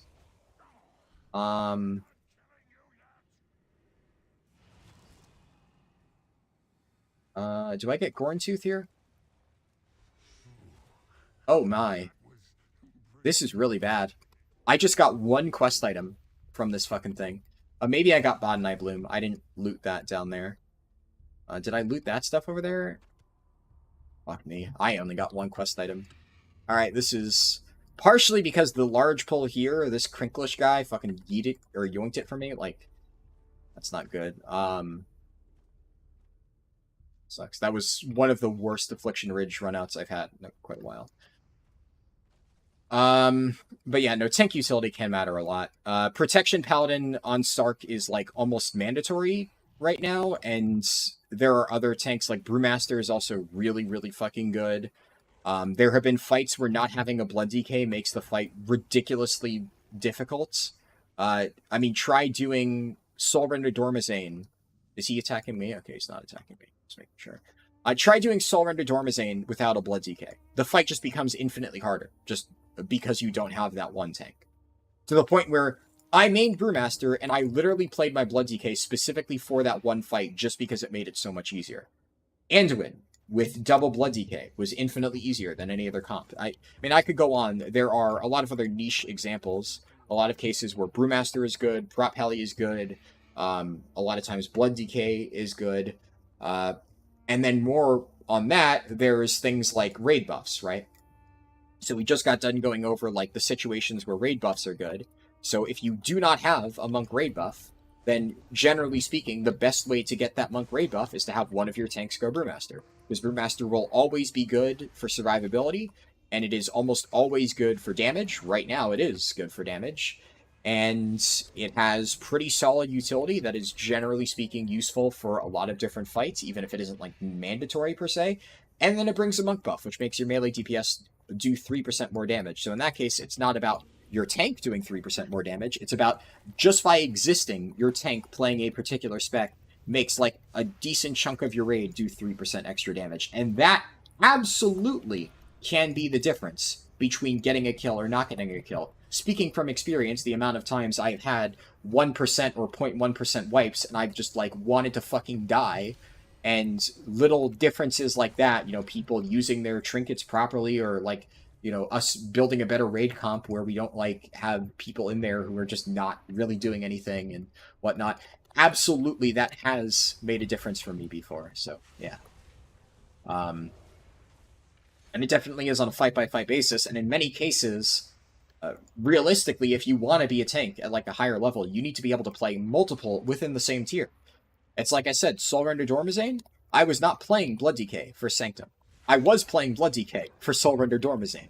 To the point where I mentioned it before, but I got my Brewmaster kill literally on the final week of the tier for Soul Render Dormazane, because literally on the very last raid night, and I remember I was actually kind of annoyed at the officers about that. I asked them, can I play Brewmaster for this? It's literally the last reclear we're doing. And they, like, gave me shit about it. I'm like, guys, I literally don't even have my mythic Sanctum of Domination achievement because my monk is still missing fucking Soul Render Dormazane. Like, are you seriously going to force me for, like, the 20th rekill to play my DK for this? Like, we have other people that can play it, and I've been, like, literally sticking it on the Blood DK every single fucking rekill.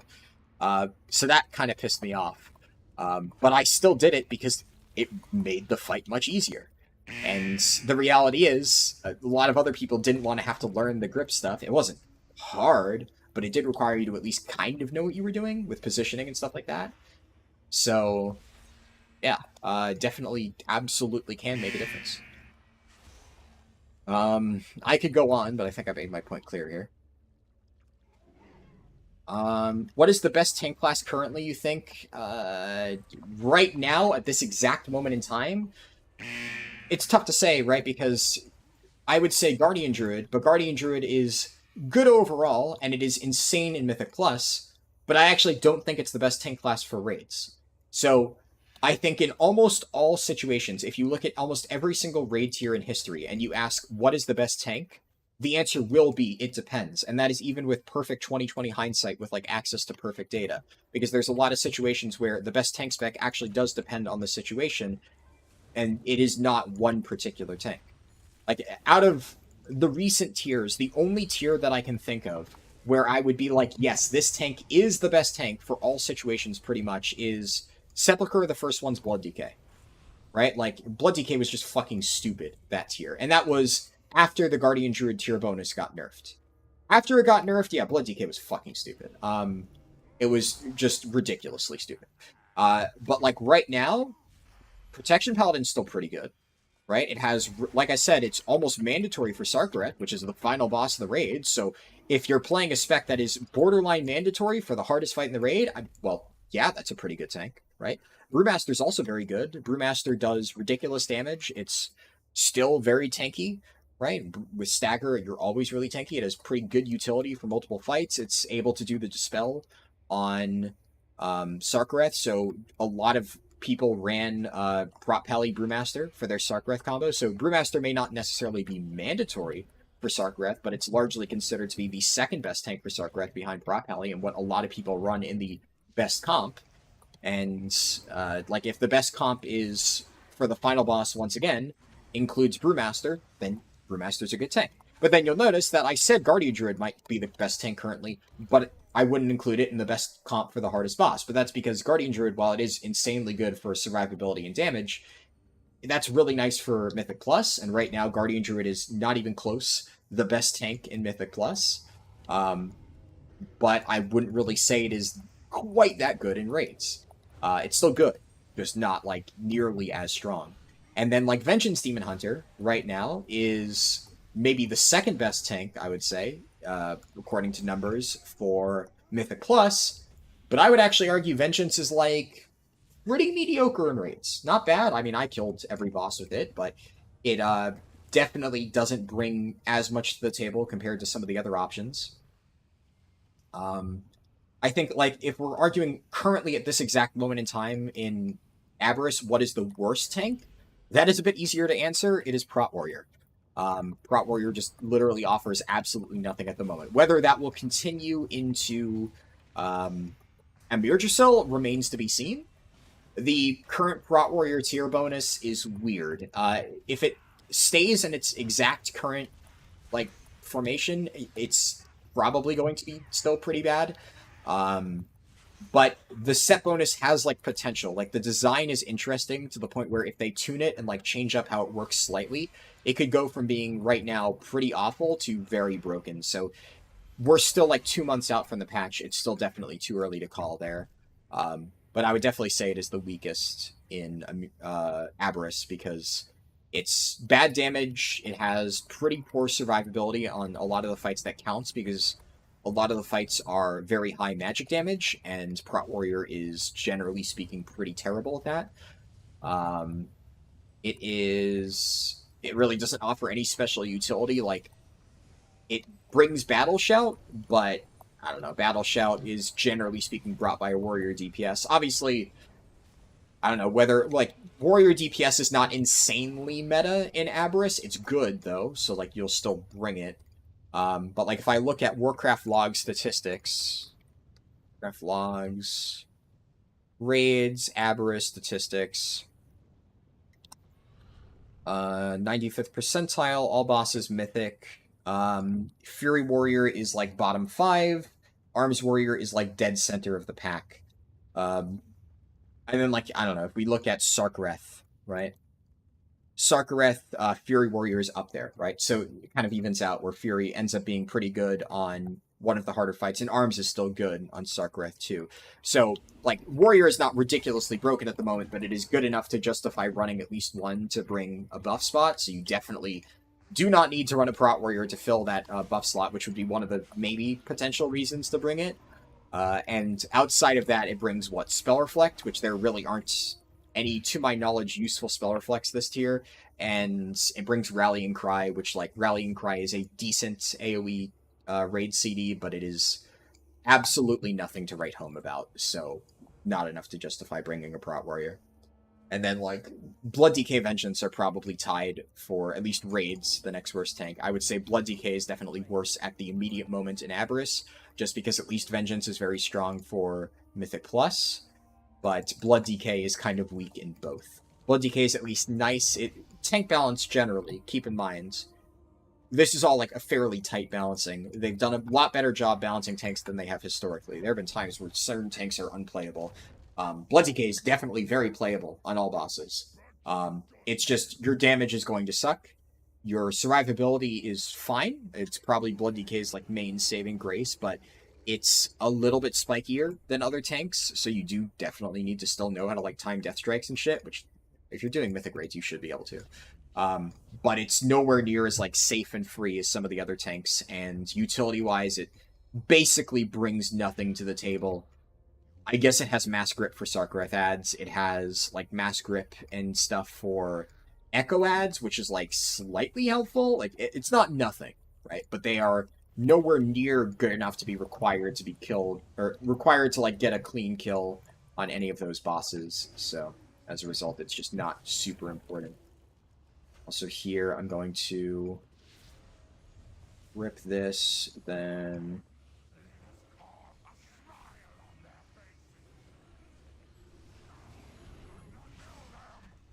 definitely, yeah, okay, I was gonna say, if I didn't get Basilisk, I would have been really fucking pissed. Fuck me, someone killed all the elementals. It's gonna make this a lot harder.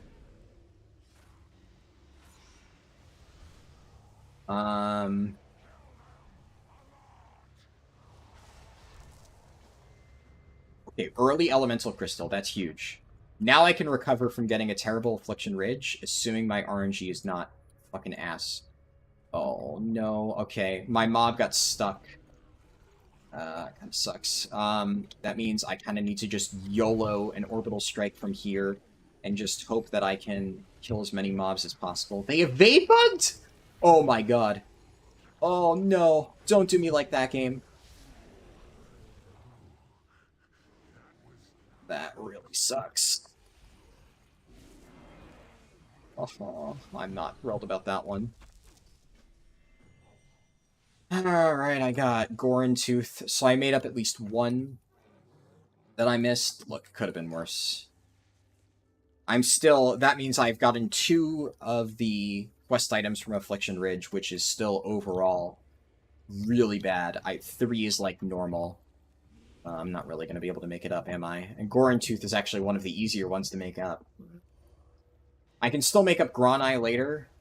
I haven't gotten Botany Bloom or Orcthorn, so like at the very end, I could theoretically send my very last use of Champion's Honor in that like little Orc bonus objective outside of the town, and I can get chances at Ancient Bloom, Botany, or Ancient Branch, Botany Bloom, and Orcthorn. So, and I did get Gronling Scale. Gronling Scale is one of the more annoying ones to make up, so I'm glad I at least have that. That one I pretty much just would not be able to recover for if I didn't manage to get it, so that's whatever. I'll round up these 2 mobs here.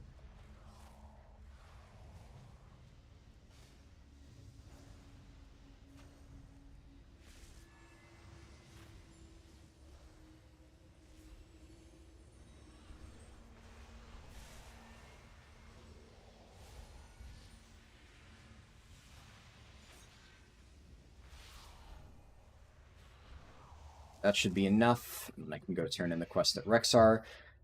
Okay, let me keep slowly chipping away, catching up on chat.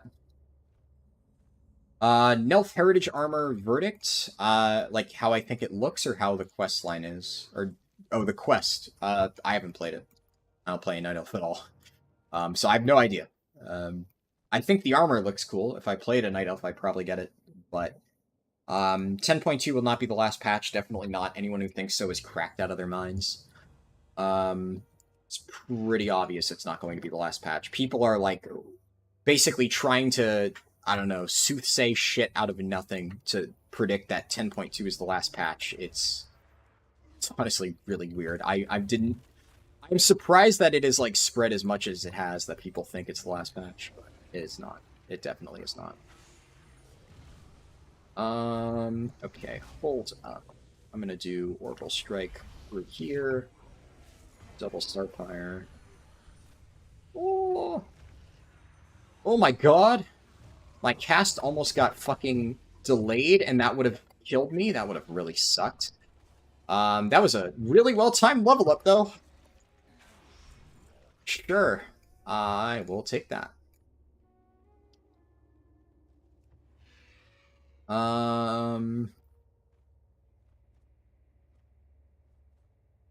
Okay. Level 59 Hunter. They could almost certainly kill me. So, you know, let's not have that happen. And I'll instead, while they do whatever it is they're doing over there, I'm gonna fight a bunch of these mobs. So, let's just grab all this stuff. And push them back. And Starfall.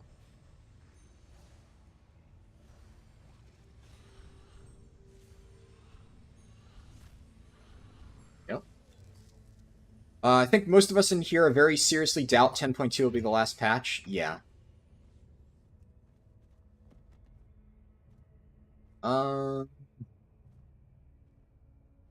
You've been leveling 20 tunes at the same time, one of each class and race. You're at level 35 using my guide. You really get to know the small details of the route after the 5th or 7th time. Thank you. Yeah, no problem.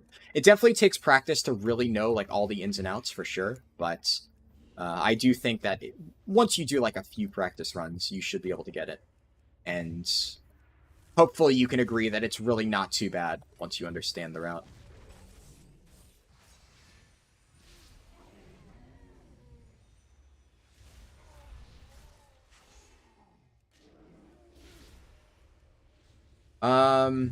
Radical, thanks for the in-depth answers. You've got a whopping 18 tunes. You're going to try to run through 60 to 70 during the event, so any knowledge is power. Awesome. Yeah, that's a lot of characters, so best of luck for sure. I mean, if you're doing the entire Turbulent Timeways event, you have, like, over a month to get it done, so that's definitely doable.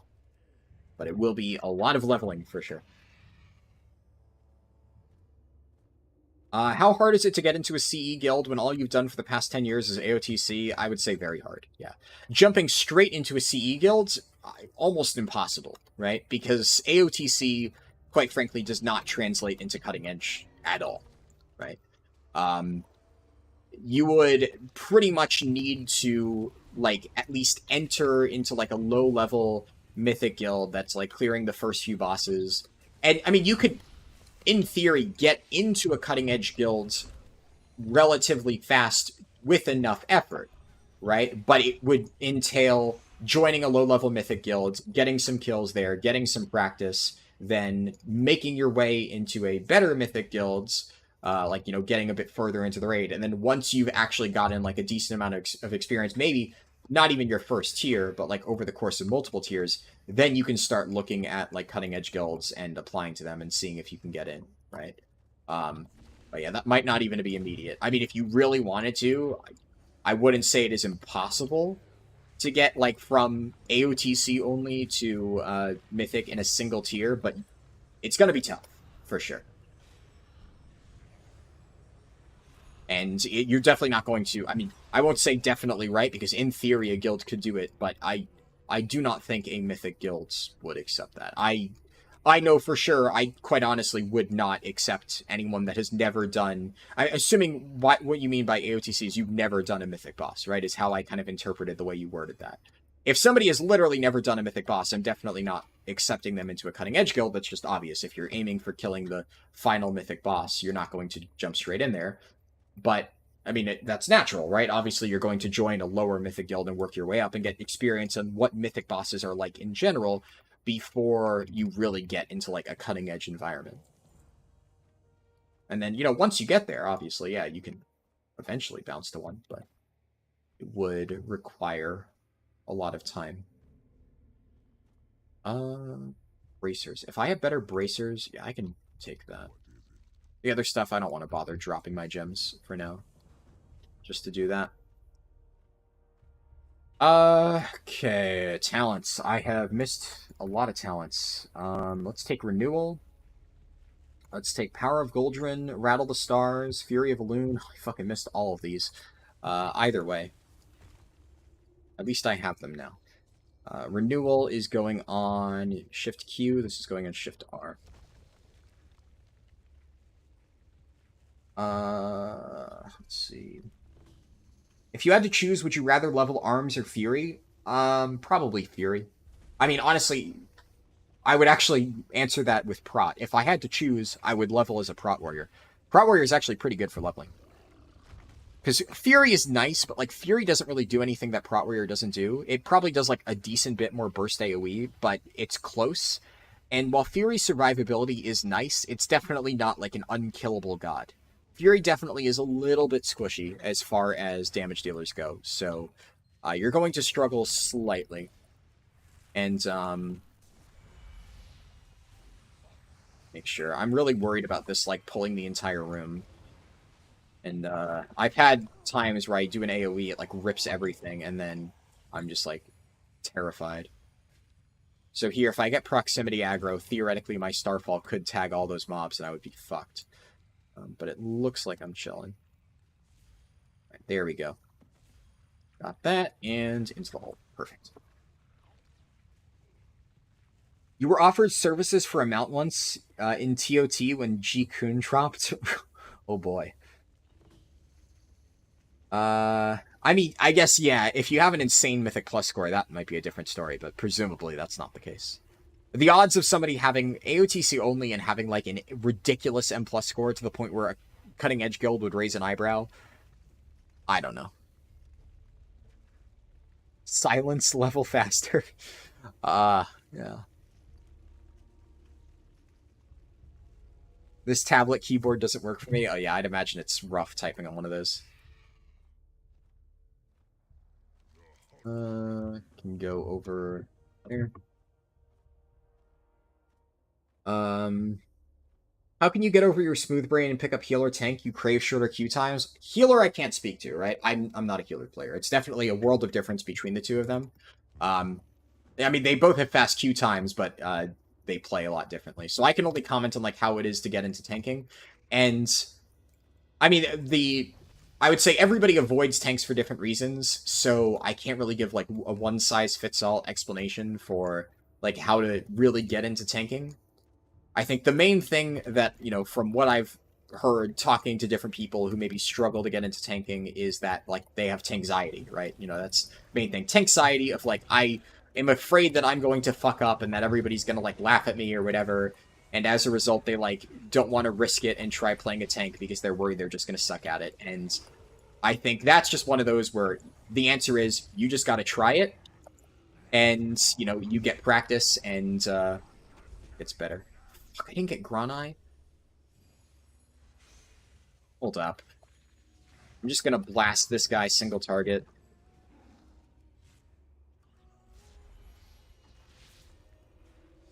Unfortunately, Boomkin's single target, with this build at least, is not the best. Fuck me. 3 Grans? No Granai? That actually really fucking pisses me off. And unfortunately, my stupid quest giver is running at, like, slow speed. Oh, man. This is bad. This is really fucking bad. I also have, like, absolutely no cooldowns. I need to heal. Oh, I need to heal. I should not have started casting during interrupting shout. I don't know what the fuck I was thinking. Oh my god! This is actually the worst RNG I have ever gotten with Champion's Honor. I got literally no quest items out of that one. And I still only have 2 quest items out of the fucking stupid... Oh, man. Well, any good RNG I got earlier with dungeons has officially balanced out. This is actually fucking ridiculous. This should not be even statistically possible. Fuck me. It's actually going to slow this down a decent amount, which sucks, because I am tired as fuck. At this point, I want to fucking go to sleep. Come on, please don't bug out and evade.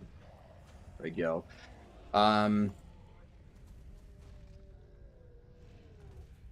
Where's the quest item? Quest item's over there. I always get the fucking direction wrong.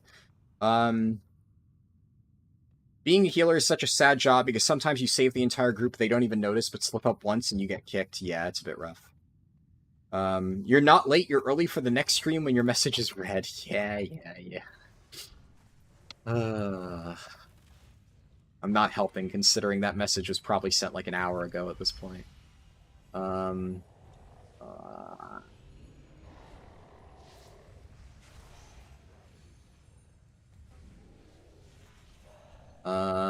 Okay. So, let's go over here. How very glib. I think I know what I was saying at that point. What? Oh, did I not pick up? My brain is just not functioning right now. I'm gonna be real.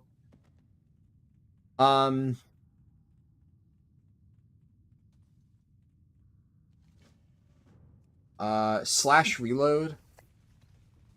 Alright, I'll try that. I don't know if that's gonna fuck my burrowing thing. I hope it won't.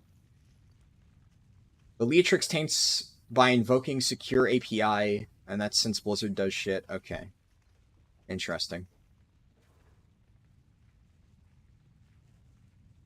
Problem is that people will no longer come at the end of the expansion. I wish they would remove the Mythic Lockout. Lockout should behave the same as Heroic. Yeah. I think having the Mythic Lockout be the way it is early, I think is fine. I do agree that making the Mythic Lockout behave like Heroic Lockouts when they make, like, cross-faction and stuff... well, unfortunately, reloading did not work. I appreciate the suggestion either way.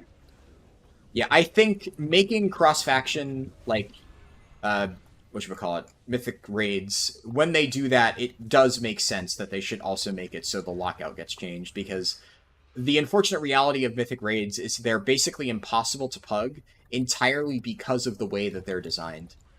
So you just can't really rely at all on, like, being able to join a pug, because if that pug disbands, then you are fucked. And that's just really awful design, and it kind of discourages people from even trying it, because they're just going to get punished if they get into a bad group. Obviously, nobody likes that.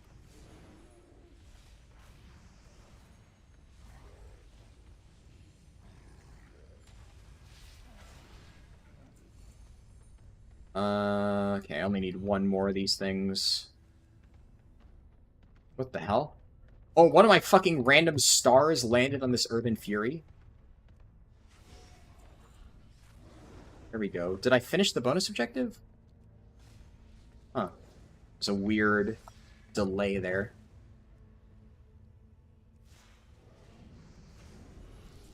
Alright, I'll go into the cave, grab the extra shit.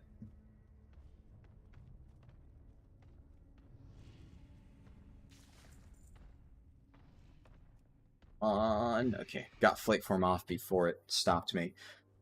Let's see.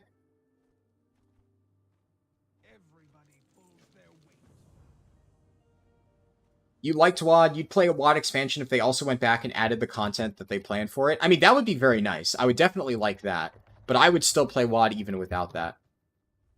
Obviously not with the original release schedule of, like, you know, drip-feeding content because they had nothing to offer. But what I mean is more, if you actually did pace the WoD content reasonably, I think it could be good. I'm definitely in a bit of a pickle here because I kind of got shit RNG Like, if I had gotten better RNG with these proofs of strength, I could probably just do, like, 2 bonus objectives, head back and turn them in. I'd be fine, but I pretty much need to do Crimson Fen to make up for that, which, whatever. Crimson Fen's not bad. You wouldn't get the WOD you want with all the gold making? Yeah, I guess. But I mean, at this point, gold making on Classic, some people do it, so I won't knock it, but personally, I can't really give a shit. It's not like... So, my gold making on Classic is I'm, like, investing in rare transmogs. I'm doing, like, very easy flips that, like, historically I know will probably pay off.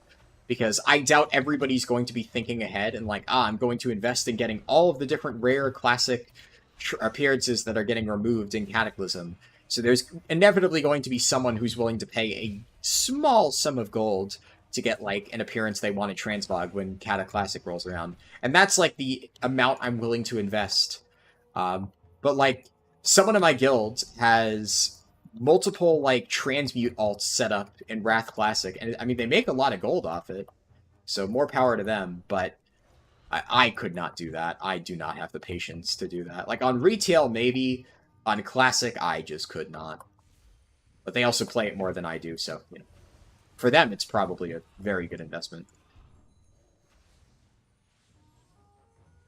You use Helkali because you don't know the class yet? Yeah, and I mean, that's fine. I know the reason why most people use rotation helpers is, like, because of that. They want to learn the class. But I think, generally speaking, an easier way to... Well, maybe not an easier way, but a better way to learn a class is just to read about it. Do some research. Find a guide. Read about it, how it works. And sure, you may have to take a few more steps than look at the glowing button to know what to press next. You will have to read the guide, read the abilities, and understand which abilities you're pressing in which order and why. But long term, I think it is a good idea. And I think it'll help you and pay off.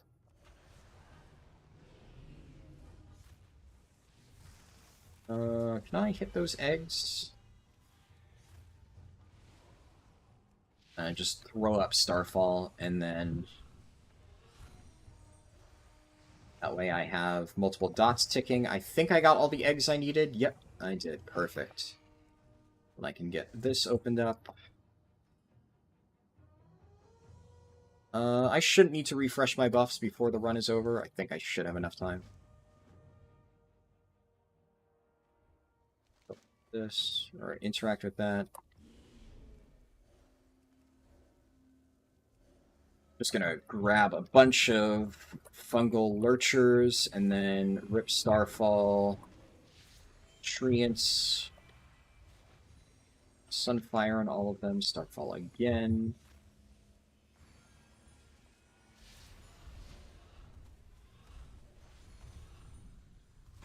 Oh, thank you. What do you mean? I've been streaming for, oh, wait, I've been streaming for almost 7 hours. Holy shit. Well, see, yeah, I started late. Time kind of passed me by. I'm still finishing the run, though, which is why obviously I need to finish that. That was my dad bringing me, water. I actually, holy shit, it's been 7 hours. See, initially, I thought this was going to be a short stream. I kind of forgot that I did sort of spend 2 hours just talking to chat before I even started the run. Like, I went into the stream and I told myself, I'm going to make this fast, because I said I was really fucking tired. And I honestly didn't think I'd be able to, like, stay awake for longer than a 5-hour stream. And I was like, I'm gonna just blitz through the setup process and, answer a few quick chat questions, and then we'll get into the run. And, I don't know. I don't like that. Fucking obviously didn't pan out, but I guess it's for the better in the end, right? And obviously, I still managed to stay awake. And I think there's a certain element of like adrenaline where I did say I feel kind of exhausted, and like I'm pretty sure that the moment I turn off my stream, I'm going to like collapse. But in the immediate moments, I definitely like do not feel tired at all. Like in terms of like about to fall asleep, I feel tired physically, but it's one of those where. I'm pretty sure I'll be fine, at least until the end of the stream. I need to heal. Laser beam.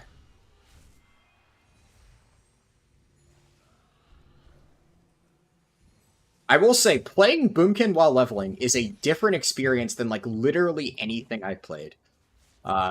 This is a very weird leveling playstyle of just, I am effectively keeping up Starfall, and it's just shredding things around me while I desperately try to, like, maintain my dots and heal myself and not die.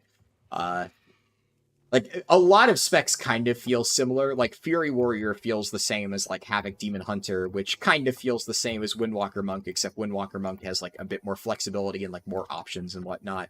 But, like, functionally, they all play the same of round up mobs, press cooldowns, shit blows up. Like, Enhancement Shaman is the same thing, right? A lot of melee, when you get down to leveling, like, the ways in which you do damage may be a little bit different, right? You know, the exact functionality of your abilities. But the way that you actually play, in terms of, like, interacting with the game, it kind of all is exactly the same, right? Of just group things up, blast them. And it's one of the things where Guardian Druid is similar, but Guardian Druid does have Moonfire to tag things. So whereas, like, a lot of those specs can't really round up large pulls, Guardian Druid can. Like, Brewmaster, for instance, struggles to at least get large pulls put together, even if it can handle it, just because it has to, like, sit there crackling Jade Lightning, which, like, always kind of feels awful, or run She Wave, which is really far down in the tree. So that's one of the main advantages of Guardian Druid, but none of the specs that I played, you know, like, Elemental Shaman was kind of weird, where, like, I had to ramp, like, a bunch of different shit and then, like, send off a burst window, and, like, once I got things going, it did, like, really good damage. But, like, getting there felt very strange. It was fine when it eventually happened, but yeah, this is definitely a very unique playstyle of my AoE can be done pretty much, like, across the entire fucking globe. So I'm just sitting here generating power and just funneling it into Star Surges. I kind of like it, though. I can honestly understand why people enjoy Boomkin. I always have. Like I said, I played it for, like, part of its year.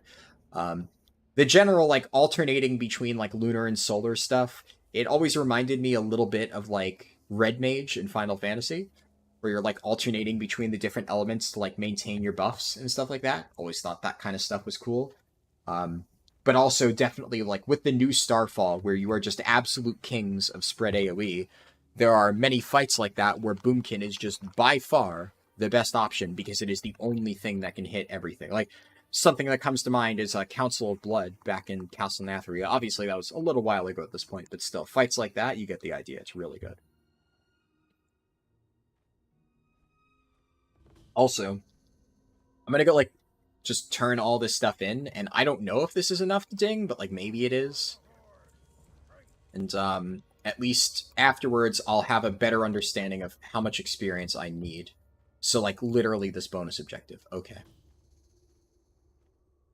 I do this bonus objective, and we're done. In fact, actually, I think I'll do this one since, like, I'm already here. I think technically the Podling one would have been the fastest.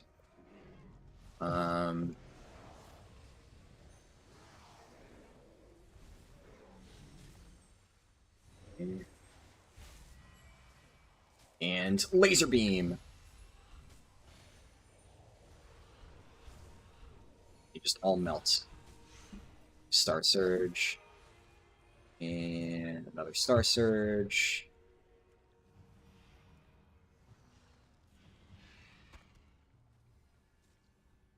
Okay.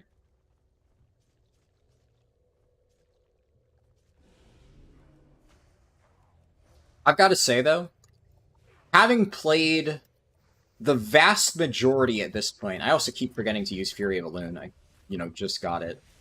But having played the vast majority of leveling specs at this point, like, we're getting very close to being done with, like, doing every single one, and then I'll be able to build my tier list, right? So, I'm almost there. And having played a bunch of them, I've got to say that just generally leveling different specs feels infinitely better in Dragonflight than I think it ever has. And that really does say a lot. Because, like, back in the day, certain specs, while leveling, just felt fundamentally broken, and it felt like their core identity just did not match like while leveling what they played at in Endgame. And you just really could never get there with, like, you were missing so much of the kit and stuff like that. But, I mean, at this point, like, this feels like Boomkin, what I would imagine Boomkin is supposed to feel like at max level.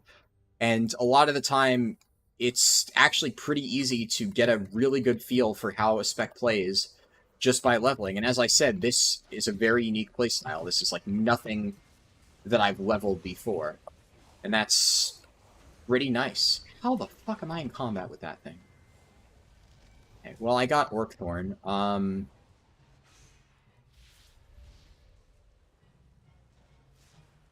We got infested orcs. Laser beam. There we go. Time stops. Alright, I made it sub 5 hours. I was hoping it would be a little bit faster. Admittedly, my RNG was, like, not the greatest. And, of course, like, I do think there's a certain element of, while Boomkin felt pretty good, it is definitely slower than, like, Guardian Druid in many areas. It is not unplayable by any stretch of the imagination, but in many of those cases, I had to work, like, twice as hard to kill things a little bit slower than Guardian Druid. And I would say overall, like, Feral felt faster. Feral felt a little bit squishier, at least until I got... I don't think it's called Omen of Clarity at this point anymore. Is it still? I don't know. What was the Feral talent? I guess at this point, since I won't be testing Resto Druid, because there's no point for leveling. You just do not play Resto Druid for leveling. But... Moment of Clarity, okay. Or is it called Omen of Clarity? Where's the one that does that? It is Omen of Clarity. But... where is the one that gives you free regrowths? There's one that gives you free regrowths, and it was, like, really good, and... fuck, I forget where this talent was located.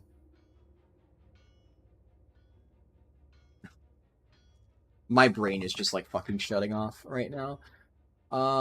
Anyways, I'm not gonna try and find it, because I'm just losing my mind. Like, I know it's here. This fucking thing. How did I? I literally hovered over it. Yeah, making your next regrowth free. This made Feral feel infinitely better, that and, like, once you get Brutal Slash. But I felt like Feral definitely had Guardian Druid levels of burst, where you would go in, press a bunch of buttons, and then everything would be dead. And once you had the free regrowths, you could kind of just chain pull without it really being an issue. And obviously, because you're in cat form, like, your mobility was much, much stronger. And you'd be able to, like, get around places a bit better. Being a caster, especially one that actually does, in many cases, need to sit down and cast to do your damage, is always going to be a bit of a sore spot for leveling. So Balance Druid is inherently limited by that, but I think for what it's worth, it definitely did a lot better. And I think this build was, with my last 2 points, obviously I didn't have time to pick this, I don't think it would have been worth it, but the final points, I would put an Improved Stamp Roar, and then I guess I would take Ursol's Vortex. Not that it matters, because I'm pretty sure this is the level 60 point anyways. But this is what I would take, and I think I stand by this build. I really wouldn't change anything. Yeah, because, like, Starfall did a pretty significant chunk of my damage, like, at all times, except maybe the end at certain points. But even then, like, this was so huge.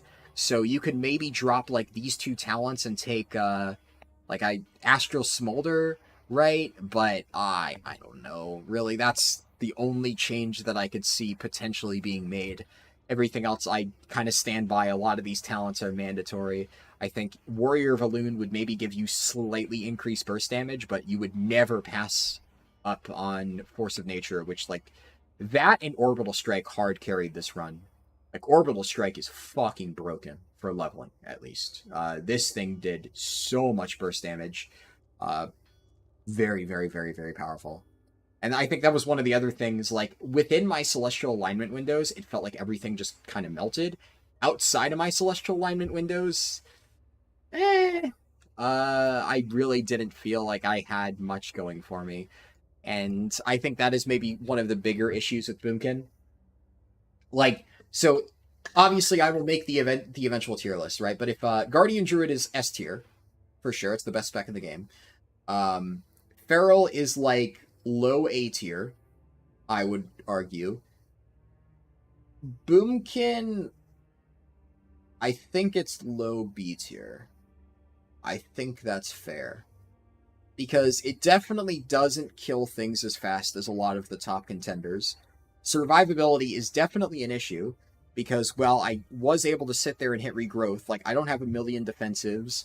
There were times where I either died or came very close to dying, and still having, I think, in any situation where you have to sit there and, like, spam cast a heal on yourself to stay alive, that's always bad, right? There are classes that don't need to do that at all, and that needs to be taken into account.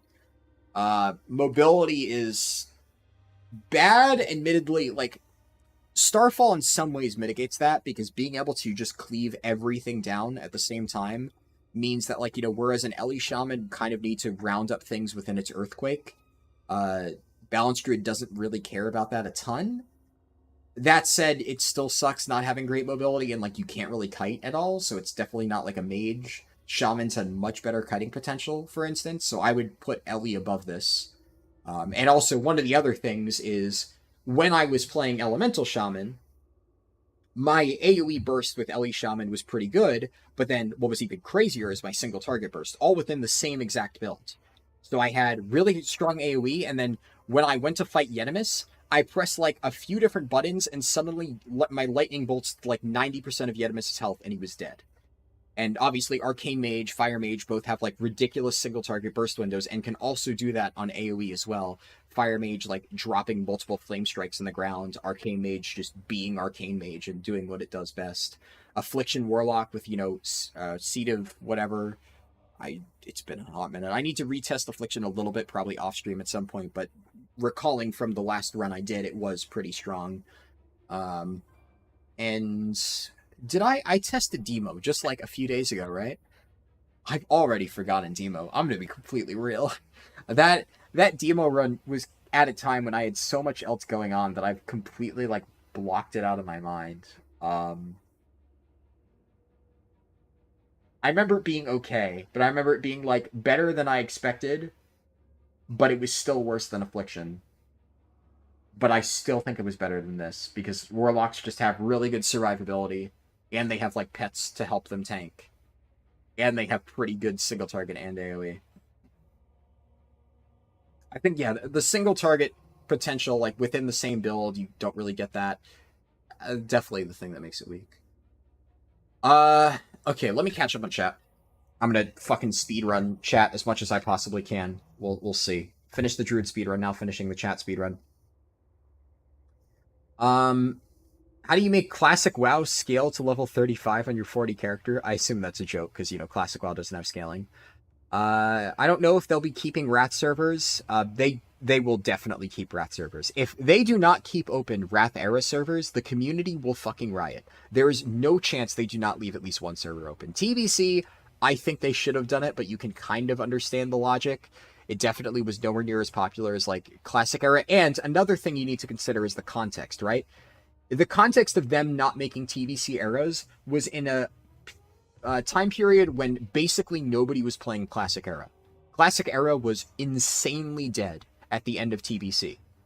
Like, there was one active server, and even then it was a low-pop active server. So, in Blizzard's mind, well, nobody even wants to play Classic era, so why would they make a TBC era? Now, obviously, we know that now Classic era has had a big resurgence, what with Classic Hardcore and stuff, and there's people even playing on non-hardcore servers, so it would be insane for Blizzard, seeing as how popular Classic Hardcore and just generally the era servers have become, to not do the same with Wrath, when there are a lot of people who play on, like, Wrath private servers. They will 100% make one of those. Hello, Joker Cold. Good to see you.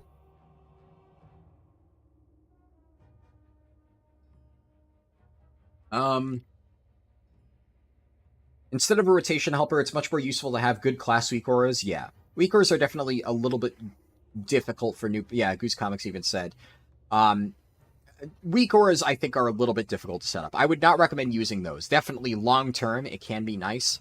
I don't think you should use any weak auras early on. I think you should just understand what your abilities do and just rip it with, like, no weak auras, no nothing. Just try to understand what you should press and why, and see how well you can do. I mean, fuck, that's what I do, right? So you definitely don't need weak auras.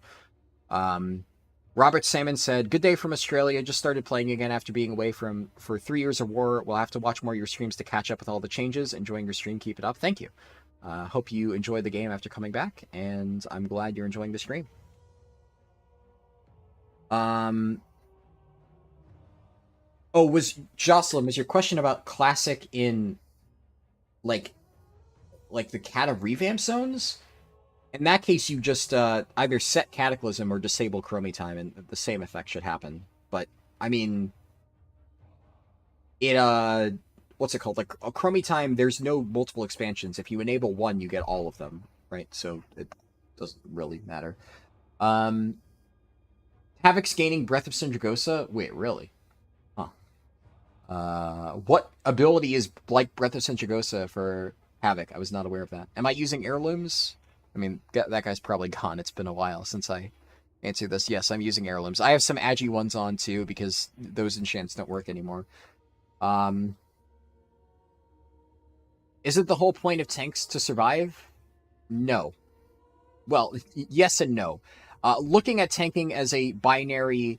a tank's only job is to survive is a very basic view of tanking. I can understand why you have that view, because unfortunately a lot of people mistakenly carry over that view for a long period of time when it is not entirely accurate. Obviously, yes, a tank needs to survive. If a tank is not surviving, they are doing a bad job. But a tank can very easily survive and then do additional stuff on top of that, such as bringing valuable utility that helps you deal with like important mechanics in the fight, or doing a lot of damage to help you meet DPS checks. A tank is much more than just surviving. And one of the key things that separates good tanks from bad tanks is bad tanks will focus only on surviving and not worry about threat or just damage or utility at all. And they will end up kind of wasting a lot of potential. And it's like at a certain point, if your health is above 0, you are doing your job as a tank, right? So in the vast majority of cases, the difference between a tank who is at 10 health and a tank who is at like 100 health, or 10% health and 100% health, like very minor. Obviously, this is being a little bit like... that it's not entirely accurate, because obviously if a tank's at 10% health right before a tank buster, obviously that's worse than being at 100% health. Point is, like, if you take a big hit and you live it at 10% health, and you take a big hit and you live at like 60% health, what is the difference? Functionally nothing, right? Obviously, in one case, you are slightly more vulnerable to follow-up hits, but if you are playing correctly as a tank, you should be able to plan around that and make sure you have things prepared, and you will not be in danger of dying, because damage intake is pretty consistent, and you can very easily plan accordingly. And that's why, if you're a good tank, what you'll see good tanks doing is planning their cooldowns before the fight. I know exactly when and where I'm going to use each one of my defensive cooldowns as a tank throughout the fight to mitigate like various tank busters, or when there's like a lot of damage going out through like multiple auto attacks or something like that. I know exactly what I'm going to press, and I know that if I press that, I will live. There really isn't much variance. If I need an external, I call for an external. And let's say we do like a minor strat change, and suddenly this one area where I was completely safe before, now because of this different thing we're doing, these ads are living longer and I'm taking a lot more damage. Well then, what a good tank does is they're not like, I'm going to change up my talent to be super duper tanky. They're like, okay, well, I just need a stronger defensive here. How can I rebalance my defensives throughout the fight and make sure that I stay alive here? And you should almost always be able to do that. And that means that you can then spend the rest of your time and, build and stuff focusing on bringing valuable utility or contributing damage. And tank damage does matter. It absolutely does. I mean, just look at my damage, right, as a tank. If you have not seen my damage, like, go look at any raid testing thing or whatever where I'm doing where I'm playing a tank and doing damage, and I am, like, almost beating some of the DPS, right? Tanks, when played well, can do ridiculous damage. So it is absolutely not to be neglected. It's not one of those things where, like, tanks contribute, like, a fraction of the DPS's damage, so it's not worth worrying about. No. A well-played tank can do, like, DPS levels of damage. Absolutely. You just need to know what you're doing, and you need to build accordingly.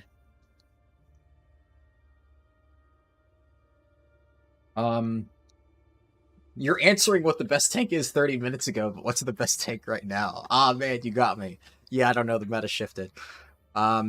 Warrior end of BFA was pretty broken. I mean, yeah, like, different tanks have been broken at different periods of time over the years, right?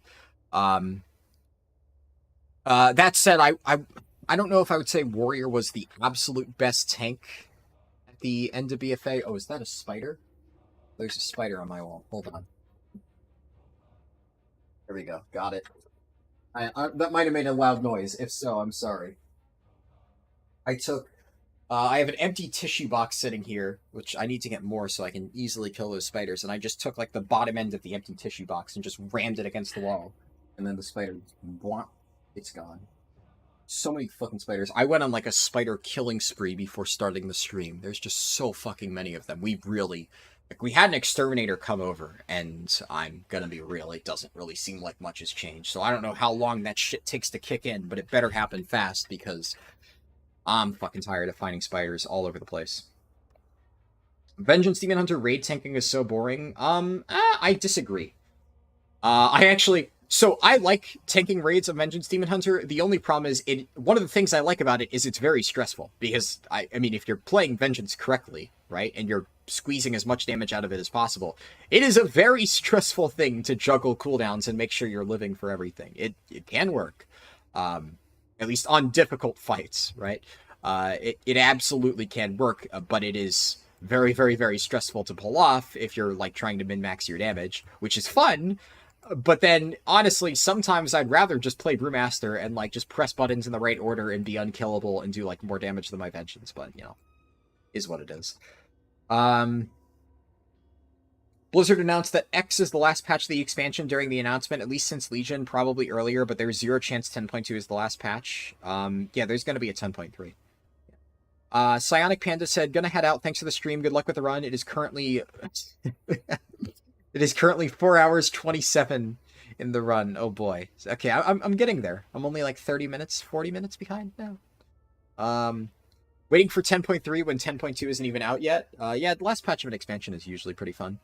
I do not use one of those MMO gaming mouses, no. I have a $10 Amazon Basic mouse that I bought, well, off Amazon, obviously, as the name implies. It's like a super duper cheap mouse with no special buttons on it, so yeah, I do not use any of that fancy stuff. What happens when Classic catches up? I don't know, they make seasons. Time says 4 hours, 41 minutes, 20 seconds. You're doing great. Oh, actually, I'm getting close. You're starting to like YouTube streaming more than Twitch? I use ASD as movement keys. I use both mouse and keyboard and ASD, right? I use ASD for, like, general movement and stuff, but I turn, like, with my mouse. So I use both. Generally speaking, I do most of my movement with my mouse, but, like, certain precise movements and stuff, ASD is much better than trying to, like, control, like, left click with mouse and stuff like that. So, definitely, I think the most important thing is, like, I will, like, when I was teaching my sister how to play this game, I told her to, like, literally take her hands off WASD, because it's better to, of course, learn how to do turning and movement, like, purely with the mouse than using WASD. But, like, WASD, I think, for, like, movement left, right, side to side is, like, or in forward, back, obviously not backwards, you don't want to, like, backpedal, but, like, this stuff, right? But then if I need to, like, back into a mechanic, like, if there, for instance, Sark Swirlies, if there is a Sark Swirly in a very precise position surrounded by black holes that will one-shot me, you bet your ass I am backpedaling into that just like this. Like, very, very tight, little tiptoe backpedal right into that thing, so it's uber precise and I don't risk, like, running too far and hitting the one-shot area. So there absolutely is a case for keyboard movement. One thing you should never do, though, this is, I literally will never do, and I always say that keyboard turning, right? This stuff, never do this. This is just bad, right? Always turn with your mouse. But movement with your keyboard, right? Like, that's fine. Obviously, everybody has their own method and stuff, but the only thing that is objectively worse is clicking is objectively worse. Keyboard turning is objectively worse. You cut those two behaviors out, the rest of your shit, whatever. It's kind of personal preference. Thank you for the grats, Sesemfro, Astral Fields, Buzz Juice. And I guess, what's a quick summary on 60 to 70? Good point. 60 to 70, you would, instead of taking 1 point at Umbral Intensity, you would go Denizen of the Dream, you would take Friend of the Fae, and then I'm pretty sure you would just go down for Incarn. So I think you'd probably go Balance in All Things. So Friend of the Fae, Balance in All Things, Incarn, and then you could pretty much either take Umbral Intensity or Star-Lord. Both of these are pretty good for different reasons. Honestly, even Wild Mushroom is pretty solid. Like, you have options. It's definitely Friend of the Fae and then Incarn, and then after that, it's like, there's a lot of decent options. Basically nothing else in the Druid tree matters. You would probably go Nature's Vigil for, like, additional healing, even though it's not really that impactful. And you would definitely take Verdant Heart, I guess. I don't know. What does this do? Casting Regrowth increases your movement speed and healing received. I don't know. Like, Druid Tree is really not that great. This is so fast, you could only do this in 6.5 hours. I mean, it just takes practice, right? And this isn't even with, like, Darkmoon Fair and stuff. So it really is just purely, this is the run. The only XP buff I had outside of, like, War Mode is the 10% potion. It's just practice and kind of like, I haven't played Boomkin really before, but it's kind of, when I said, like, when you're learning how to play a spec. So I haven't played Boomkin since, like, literally Emerald Nightmare before this stream, right? So before this stream, what did I do? Well, I looked up the talent calculator. I read through all the different talents. I looked at Warcraft logs. I looked at what are Boomkins running for, like, some of the harder fights, like Sarkrath. And then I looked at, like, a Boomkin guide, and I saw it was written by Teddles, so I closed that one. And then I messaged my friends on Discord who play Boomkin, and I was like, okay, so after doing some research and looking at different talents and stuff, this is kind of what I come up with. And I basically sent them this exact build. And then I said, what do you think about this? And I explained some of my logic. I'm like, the Orbital Strike one was one that I had to very much, like, make my case for, but in the end, I think, after doing research, I think I was correct on this. And this is also one of those where no Boomkin is running this in endgame content. So this was purely a case of me saying, this talent looks very good just by reading the tooltip, and I have played a lot of specs with abilities like this that for leveling are really fucking broken. So despite the fact that this is terrible in endgame compared to Arcanic Pulsar, I'm like, for leveling, my gut feeling is that this is better. And then after talking to different Boomkin players, they were like, yeah, actually, you know what? For leveling, that makes sense. I could definitely see that being good. And then, like, the other stuff, just, research and figuring it out. And then, like, I talked to them about the rotation, and they're like, oh yeah, Starfall and Moonfire are probably going to be, like, the two biggest sources of your damage. Just make sure, like, keep your dots up and stuff like that. Keep Starfall running, and you're just going to be generating Astral Power and feeding into Starfall. And I was like, okay. And just getting a general idea and then kind of figuring out, like, things that seem familiar to specs that I've played before. That's just kind of how I approached it. And despite having never played it, I'd like to think that this went pretty well overall. And that's just how you learn literally any spec in the game. And it's why if you look at all my leveling runs, I think honestly a good way to show, like, how to learn stuff, look at my Elemental Shaman leveling run if you're trying to learn something, and look at the way I approach it, because it took me like an hour sitting there reading the talents to figure out how Elemental Shaman worked, but I got there, right? And it has a lot of very complicated interactions that initially I was, like, really having trouble understanding. But after, like, digging through guides, looking at talent builds, talking to people in chat who were explaining things, I was like, okay, I think I got it. And then, I put it into practice. And throughout the leveling run, I would, like, practice the rotation. And if I would fuck it up, I'd be like, okay, I fucked that up. Let me try it again next time and do it right. Instead of just being like, fuck it, I'm just going to press whatever buttons I wanted. And in the end, I was, like, blasting Yetimus from, like, 90 to 0 in seconds. So practice makes perfect with that kind of stuff.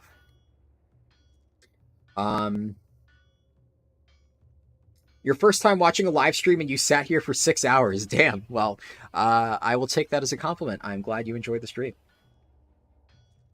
Well, you got a Tune 10 to 60 on retail. You got a Wrath of the Lich King Shadow Priest from 76 to 79. That's with full heirlooms and the 50% XP buff. I mean, hey, that's pretty good.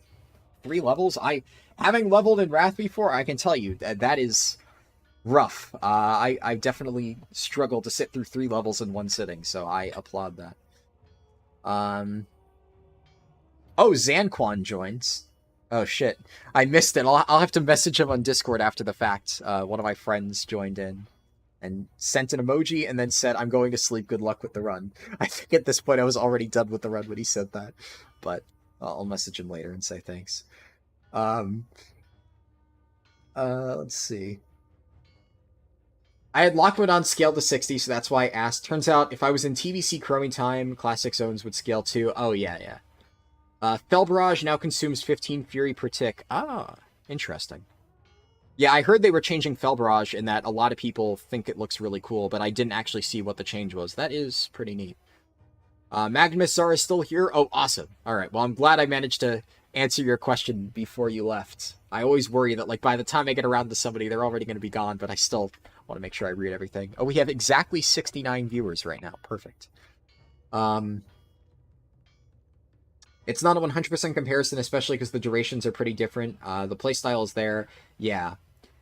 See, I feel like Bone Storm should work more like Breath of Sindragosa and stuff, because the way Bone Storm works now is it's literally just you click the button and it does damage based on the amount of runic power you spent when you had it. Like, you can't feed more RP into it to keep it going for longer. And, I mean, the animation is just super lame. For such an iconic ability, I still can't believe it's such a generic whatever animation. It's so tragic. I don't know. I loved Breath of Sindragosa playstyle on Blood DK back in, what's it called? Back in WoD.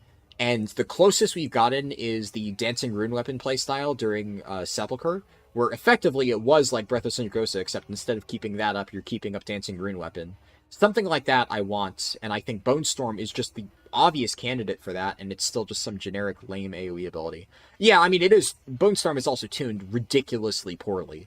That's kind of besides the point. Blizzard could fix that if they wanted to, they just don't, so I don't know. But I think design-wise, it also just leaves a lot to be desired. Goose Comics. I'm glad you like that. I saw a guide by Tettles, so I posed that one. Yeah, I mean, I just wanted to meme on Tettles, right? It's like, whenever you're talking about Boomkin, if you're not dunking on Tettles, you know, you're doing it wrong, right? But I will say, I am only partially joking for that. Where is the Tettles guide? So I remember looking at it and just being like, what the fuck? It very clearly was not, like, well thought out. And here's the thing, right? I don't fully blame Tettles for this, because a lot of the leveling guides on Wowhead are not well put together. It is probably one of those things where they require writers to fill in this section. In fact, I don't even think it probably is. I think it literally is, because I know people who write Wowhead guides, and that is how it works. So they have predetermined sections that you must fill out. So even if you don't know shit about leveling, and you don't really care, and, like, if you're playing Boomkin, right, like, Tettles literally put on that section, do not level as Boomkin, and, like, I would genuinely agree with him, and I think he would have fulfilled his quota for that section. But obviously they probably make him fill in something, so he did. But I do think he could have tried a little bit harder, because he doesn't even run, Nature's Balance, right? Like, this fucking thing. While out of combat, your astral power rebalances to 50. Like, this is insanely useful. This is huge for leveling, right? He actually did. He was the only place I saw that recommended Orbital Strike, though he didn't actually, in so many words, recommend it. It's just listed on his recommended talents. But there's a lot, like, he recommends Eclipse. What are you going to do with 15% haste after your buffs are over? The mobs are dead by that point, right? Obviously, he's not taking increased Starfall damage, which, like, people aren't running this in endgame content, but it is very good. You know, Fury of Elune, obviously you don't get this until later on, but Fury of Elune was doing a decent amount of damage, especially on a 45-second CD. That is 100% worth it. I could maybe see taking Incarn, which he recommends, but obviously this is going up to 60, so it's hard to say if he recommends doing that early. Star-Lord, I don't really think is worth taking early. Sundered Firmament, I mean, I don't know, maybe this could be okay, but the problem is, to access this, you need to go with Umbral Embrace, which I just don't really think it's, like, that great. There's a lot of, like, proc talents in the Boomkin tree where, like, proc effects that you have no real control over that only give you damage modifiers just really aren't that great. Because if you have a proc like this thing, every 30th shooting star calls down a full moon. Well, you have no control over this, but you're never going to be upset at getting like a big full moon dropped onto your target, right? That's still going to be free damage. But if you're like about to kill a mob, like let's say you have a mob at like 40% health and you proc this, the mob is now dead. You can move on to the next pull. But if you like proc this and it makes it so like your next ability deals 25% increased damage while the mob's like about to die, is that really going to make that much of an impact? Not really. Like it's just a lot of these proc effects, and even this like increases your critical strike chance and it decreases every 1 second. You're really not getting enough value out of this, right? So it's the classic thing of Boomkin definitely has like decent throughput, but throughput is not what you want for leveling. You need to go with like full AoE burst build. I press a bunch of buttons at once and like multiple mobs just get shredded in the course of a few seconds, right? And that is kind of exactly what my build is going for, right? The main thing is the fact that you're not taking Nature's Balance. I mean, starting every combat with like half of your astral power bar already filled that's just a no-brainer. Obviously, you picked this one.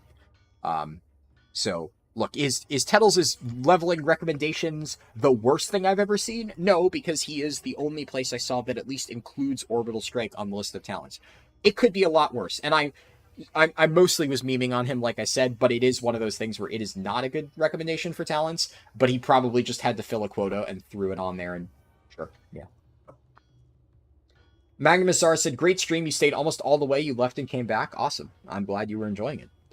Ronnie Tokazowski said, getting ready to level a Balance Druid and this came up. Great walkthrough. Awesome. I'm glad you found it helpful. When was the last time Tettles leveled fresh? Yeah, exactly. That's the thing. Like, I can't even blame the guy for it, right? You found Icy Veins to be better with leveling the way it organizes the pages. Yeah, I could see that being helpful. The problem is Icy Veins is also a little bit more hit or miss in the authors. I don't know, like, I think a lot of them maybe don't necessarily care too much about leveling regardless, even though I can see what you mean. And I think long-term, I am also going to try to make leveling pages like that, but obviously I'm not going to do an entire guide for every spec. It'll just be a quick leveling TLDR. Oh my god, I can't talk. Sorry guys, my brain is fried. So, quick leveling TLDR of like, what are the talents you want to pick? What are like the big ones? So, I would say the first thing you take would be like Shooting Stars, right? Then you grab Starfall. Then you go down here, take Nature's Balance. And then you grab Starfall, Twin Moons, then Nature's Balance. And then in the midsection here, I would say first thing you take is Celestial Alignment, Orbital Strike. Then you go Lunar Shrapnel. Then you go Soul of the Forest here. And then it's like you can pick between any of these other talents in this order. That's the kind of like explanation I would give for every single spec, that kind of thing. With like the full tree displayed PvP talents. And then general rotational advice, things like that. So long term, something like that is something I'm working on. But when I say long term, I do want to be clear. This is long term. Anomaly D25 said, did you come across a little gnome mage? If you did, I think that was you. I definitely did. I forget what your character name was, but yeah. There was a gnome mage at multiple points throughout Gorgrod while I was leveling. So, thank you for not killing me, because I'm pretty sure you could have if you really wanted to. And I was like trying to steer clear of you to make sure I didn't like get caught up in a frozen orb or something. Wowhead leveling guides being bad is also a thing for Wrath Classic. The Icy Vein guides are much better in general, but the endgame guides in Wowhead are great. Yeah. It also always depends on the author, you know. That was you? You were afraid that I would kill you. Well, if only you knew how much practice I had with Boomkin, you probably would not be super concerned about that. Like, I was managing to hold my own killing quest mobs, but I don't even know where I would start if I was trying to gank somebody out of the open world. Like, I do not have a build equipped for that, nor would I really want to, obviously. I'm just trying to get shit done and level.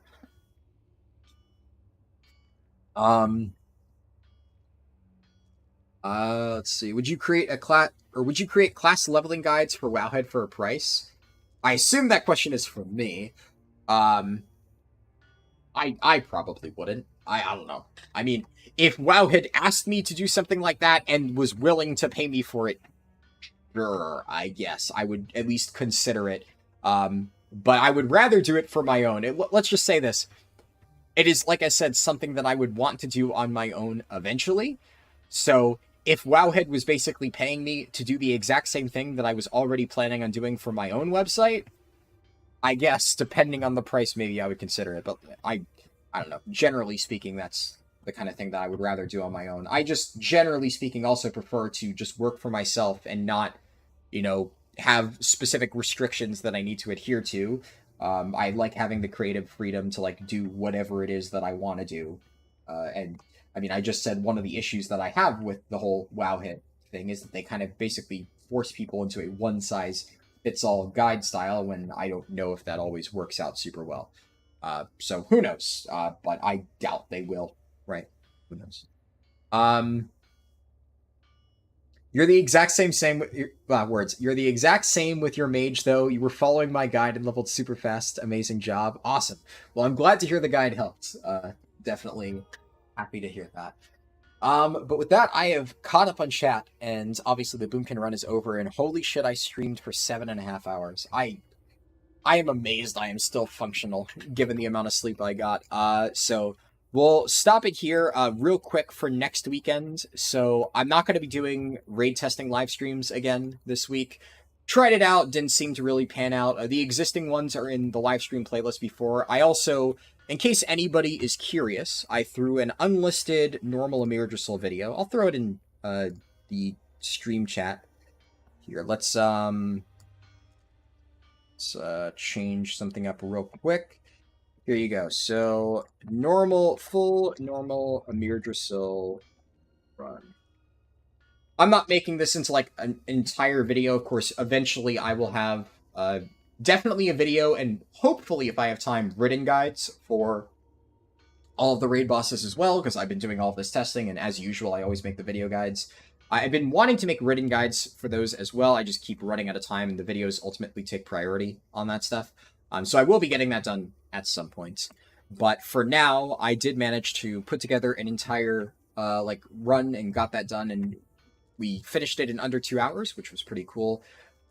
So if you're curious for a look at all of the upcoming bosses, at least on normal difficulty, minus Farak, who is not testable, you can check that out as a fun little bonus. And I even timestamped it. So midway through the run, Automatic Jack actually joined my group, and apparently he was criticizing the talents for one of our paladin healers. But I actually have a friend who knows Automatic Jack, so I told them about this, and then they teased him for it in his guild Discord, and then he was like, oh no, now I feel bad, I'm a bully. So, in the end, I mean, he actually did a good job. I liked having him in the raid, he was chill. But that whole situation I have documented and timestamped in the little unlisted normal Amir Drissel raid for anybody who's curious. I thought it was just amusing, right? But anyways, so that's it for today. Oh yeah, I forgot to also say I will be streaming again next weekend, but I will probably, at least for next weekend, only be doing one stream day. For like the next 2 weeks, I think I'm cutting down to just one day, just because I have a lot of videos I need to work on. Obviously, ICC is coming around very soon, and I have multiple guides that I need to have ready for that, for like the dungeons and stuff, Titan Rune Gamma, and then of course Forge of Souls, Pit of Sauron, Halls of Reflection, etc. I'm also planning on making a Wrath Classic alt catch-up guide for like gearing and stuff like that, so that's going to take effort. And then right after that, I need to begin working on all of the various different guides I have planned for 10.2. So, a lot of stuff. I want to give myself a bit more time during the week to do that, so cutting down one stream day every single week, I think will accomplish that. So from the next few weeks, I'll be doing one leveling run each week, and it will be a leveling run stream. It won't just be a random classic hardcore stream. So you'll get the usual pull, like on a Thursday or Friday before the stream goes up, and you get to pick what the remaining spec out of the ones that we haven't done, I'll be playing for that run. Next week will be on Sunday, 100%, because that's when Darkmoon Fair is. So there won't be a stream on Saturday the 30th, but there will be a stream on Sunday the 1st, and I will be doing some sort of leveling run with whatever spec ends up winning the poll that I post, and it'll be, of course, with Darkmoon Fair, so that will be nice. And other stuff after that is still TBD, though I do have a few videos planned for this week, which, you'll just have to wait and see. Anyways, that's it. I am tired. I'm probably going to collapse. Thank you all for watching. Happy with the turnout this stream. It went pretty well, and I'm happy with how the Boomkin run went. So, hope you have a nice day, and I hope to see you next weekend. Peace. Fuck, my little timer is blocking the end stream button. Okay.